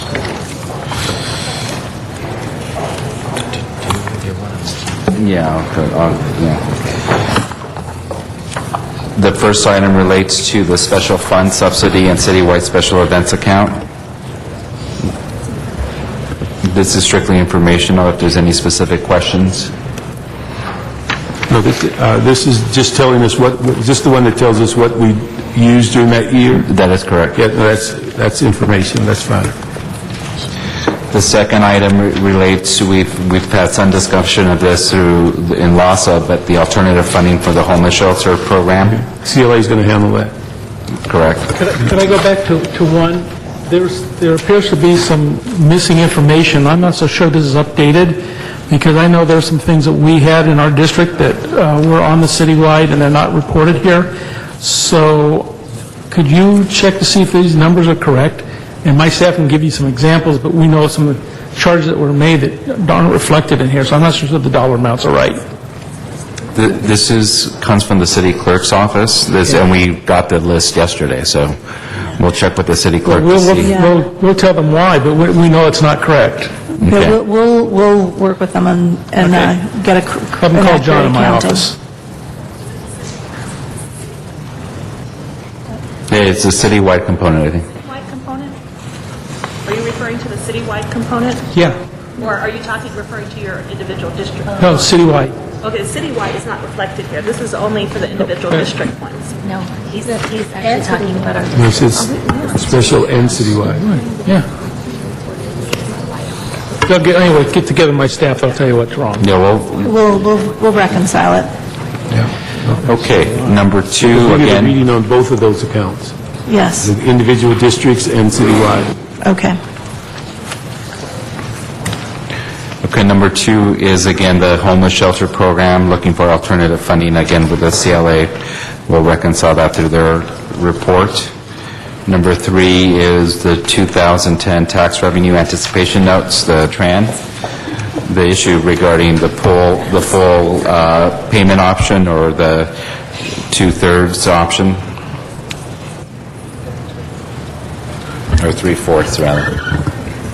Any questions? The thing is I think for when we return, it would be important as you create, or CLA, as they create the report, that we see that on both sides. We see what the one-fourth payment means to the budget in the sense of the reserve fund and cash flow, and what we see it on what impact it makes if you pay it up front. Right. We enumerate that in our report. That certainly could be considered as you consider. I mean, the reason we support this element of the budget is that given how difficult this year has been related to cash flow, we see a value to having some level of flexibility. There is a cost for that flexibility. It's approximately $6.4 million. But, we were just a little bit too close to comfort for this year. And it's like paying your credit card all at once or paying it, the three-fourths of it and then waiting for that final payment. I just don't want it to be like you get a consolidated loan and then spend and keep getting credit cards. Well, yeah, I share that concern. Any other questions on that? Yeah, I got a question for you, since you got it together there. Trans has been a .44 to a .45 interest. What's your gut tell you about where we're heading? Depending, it could, we're looking at different structures to see which is the best one. Right now, we're looking at something as low as 0.3, 0.4, to as high as 0.5, 0.6, depending on how we structure it and what makes the most sense and how big it is. That will be one of the biggest factors. Okay, thank you.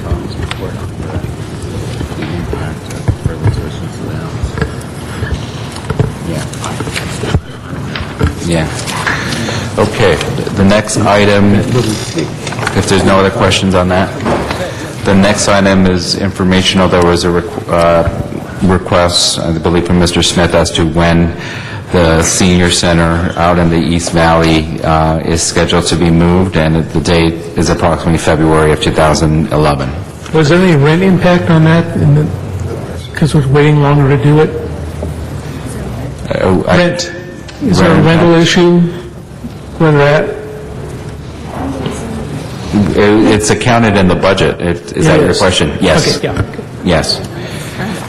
The next question, I think Mr. Parks asked in regards to allowing individuals to purchase bonds. While brokers prefer the bonds be sold at 25,000 allotments or more, the minimum denomination of a bond sale is $5,000, and that certainly could be an option for individuals who are interested in purchasing. That is an option now. That's currently an option. Yes. Yeah, there's a reason why you do 5,000 versus 1,000. It takes a lot more work to be sold at 1,000, so you would pay a higher cost to the underwriters to sell your $1,000 bonds.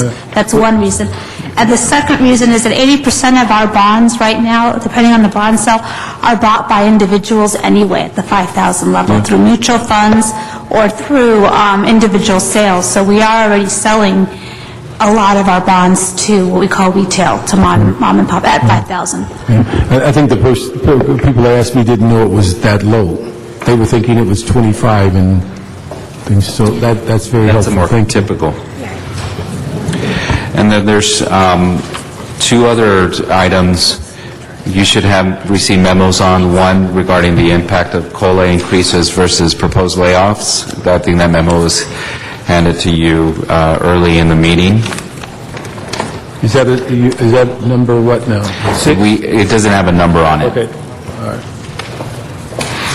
The bottom line, and I'll have Tom join me on this item, is that for fiscal year 10-11, as you know, the coalition agreement, does everyone have a copy of it? Yeah. Okay. As you know, the coalition agreement is a 2-year agreement, and it is specifically stated in the agreement that if the city were to pursue layoffs, then the COLAs would be triggered. So the schedule would be moved up 1 year. If that would be occur currently in the proposed budget, there are 761 positions being recommended for layoff.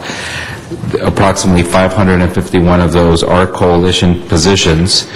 If you look at what the savings would be as a result of the actual positions being laid off, and compare that, which would trigger the COLA, compare that to deferring the COLA 1 year, the overall savings would be $15,642,000 for the first fiscal year. It's important to also consider this decision within the context of the furlough program, and the budget does contemplate an extensive furlough program as a way of mitigating the shortfall.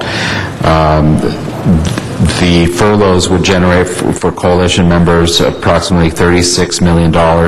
So the total savings for the city during fiscal year 10-11 would be $51,804,000. The second year, we won't know the situation on furlough, so we won't count that. But the overall savings for the layoffs goes up because we don't have to subtract the unemployment insurance, goes up to 21.7919, and then that number goes to $20,343,000 the 1213, and then 62.73 because the schedule has been changed as it relates to the COLAs. The overall savings for 4 years would be approximately $120 million for the city of Los Angeles. That's a little different, yeah. For the layoffs. So it's a significant difference. It's not Yes. close. Okay. All right. Now, obviously, that number changes as the number of layoffs increases and decreases depending on ultimately what your council decides to do. Okay. The second outstanding item is a report that should have been handed to you sometime in the midpoint of this meeting in response to the op-ed piece by former Mayor Reardon, where we specifically cite each item that's alleged in his op-ed piece and provide a rebuttal for each one. I'll be happy to walk through those, or we could do it at a different time. And then, as Mr. Rosenthal asked before, what and how will you publicize that? Well, we're working with the mayor's office to request equal time on the Wall Street Journal. I know I'm in conversations with the mayor's chief of staff. I believe it's being posted on our website. We've received a number of inquiries from our bond rating agencies, as well as some investors concerned about the op-ed piece. It's interesting that several of them, by simply reading it and given how closely they monitor the city, were able to identify some of the inaccuracies on their own. It's important to note that, obviously the biggest driver in our pensions is not just the pension program, but as well as the number of employees that we have. And specific to the growth in the city during Mr. Reardon's administration, there was an increase of 8.5% during that time, which obviously has a dramatic impact on the overall pension system.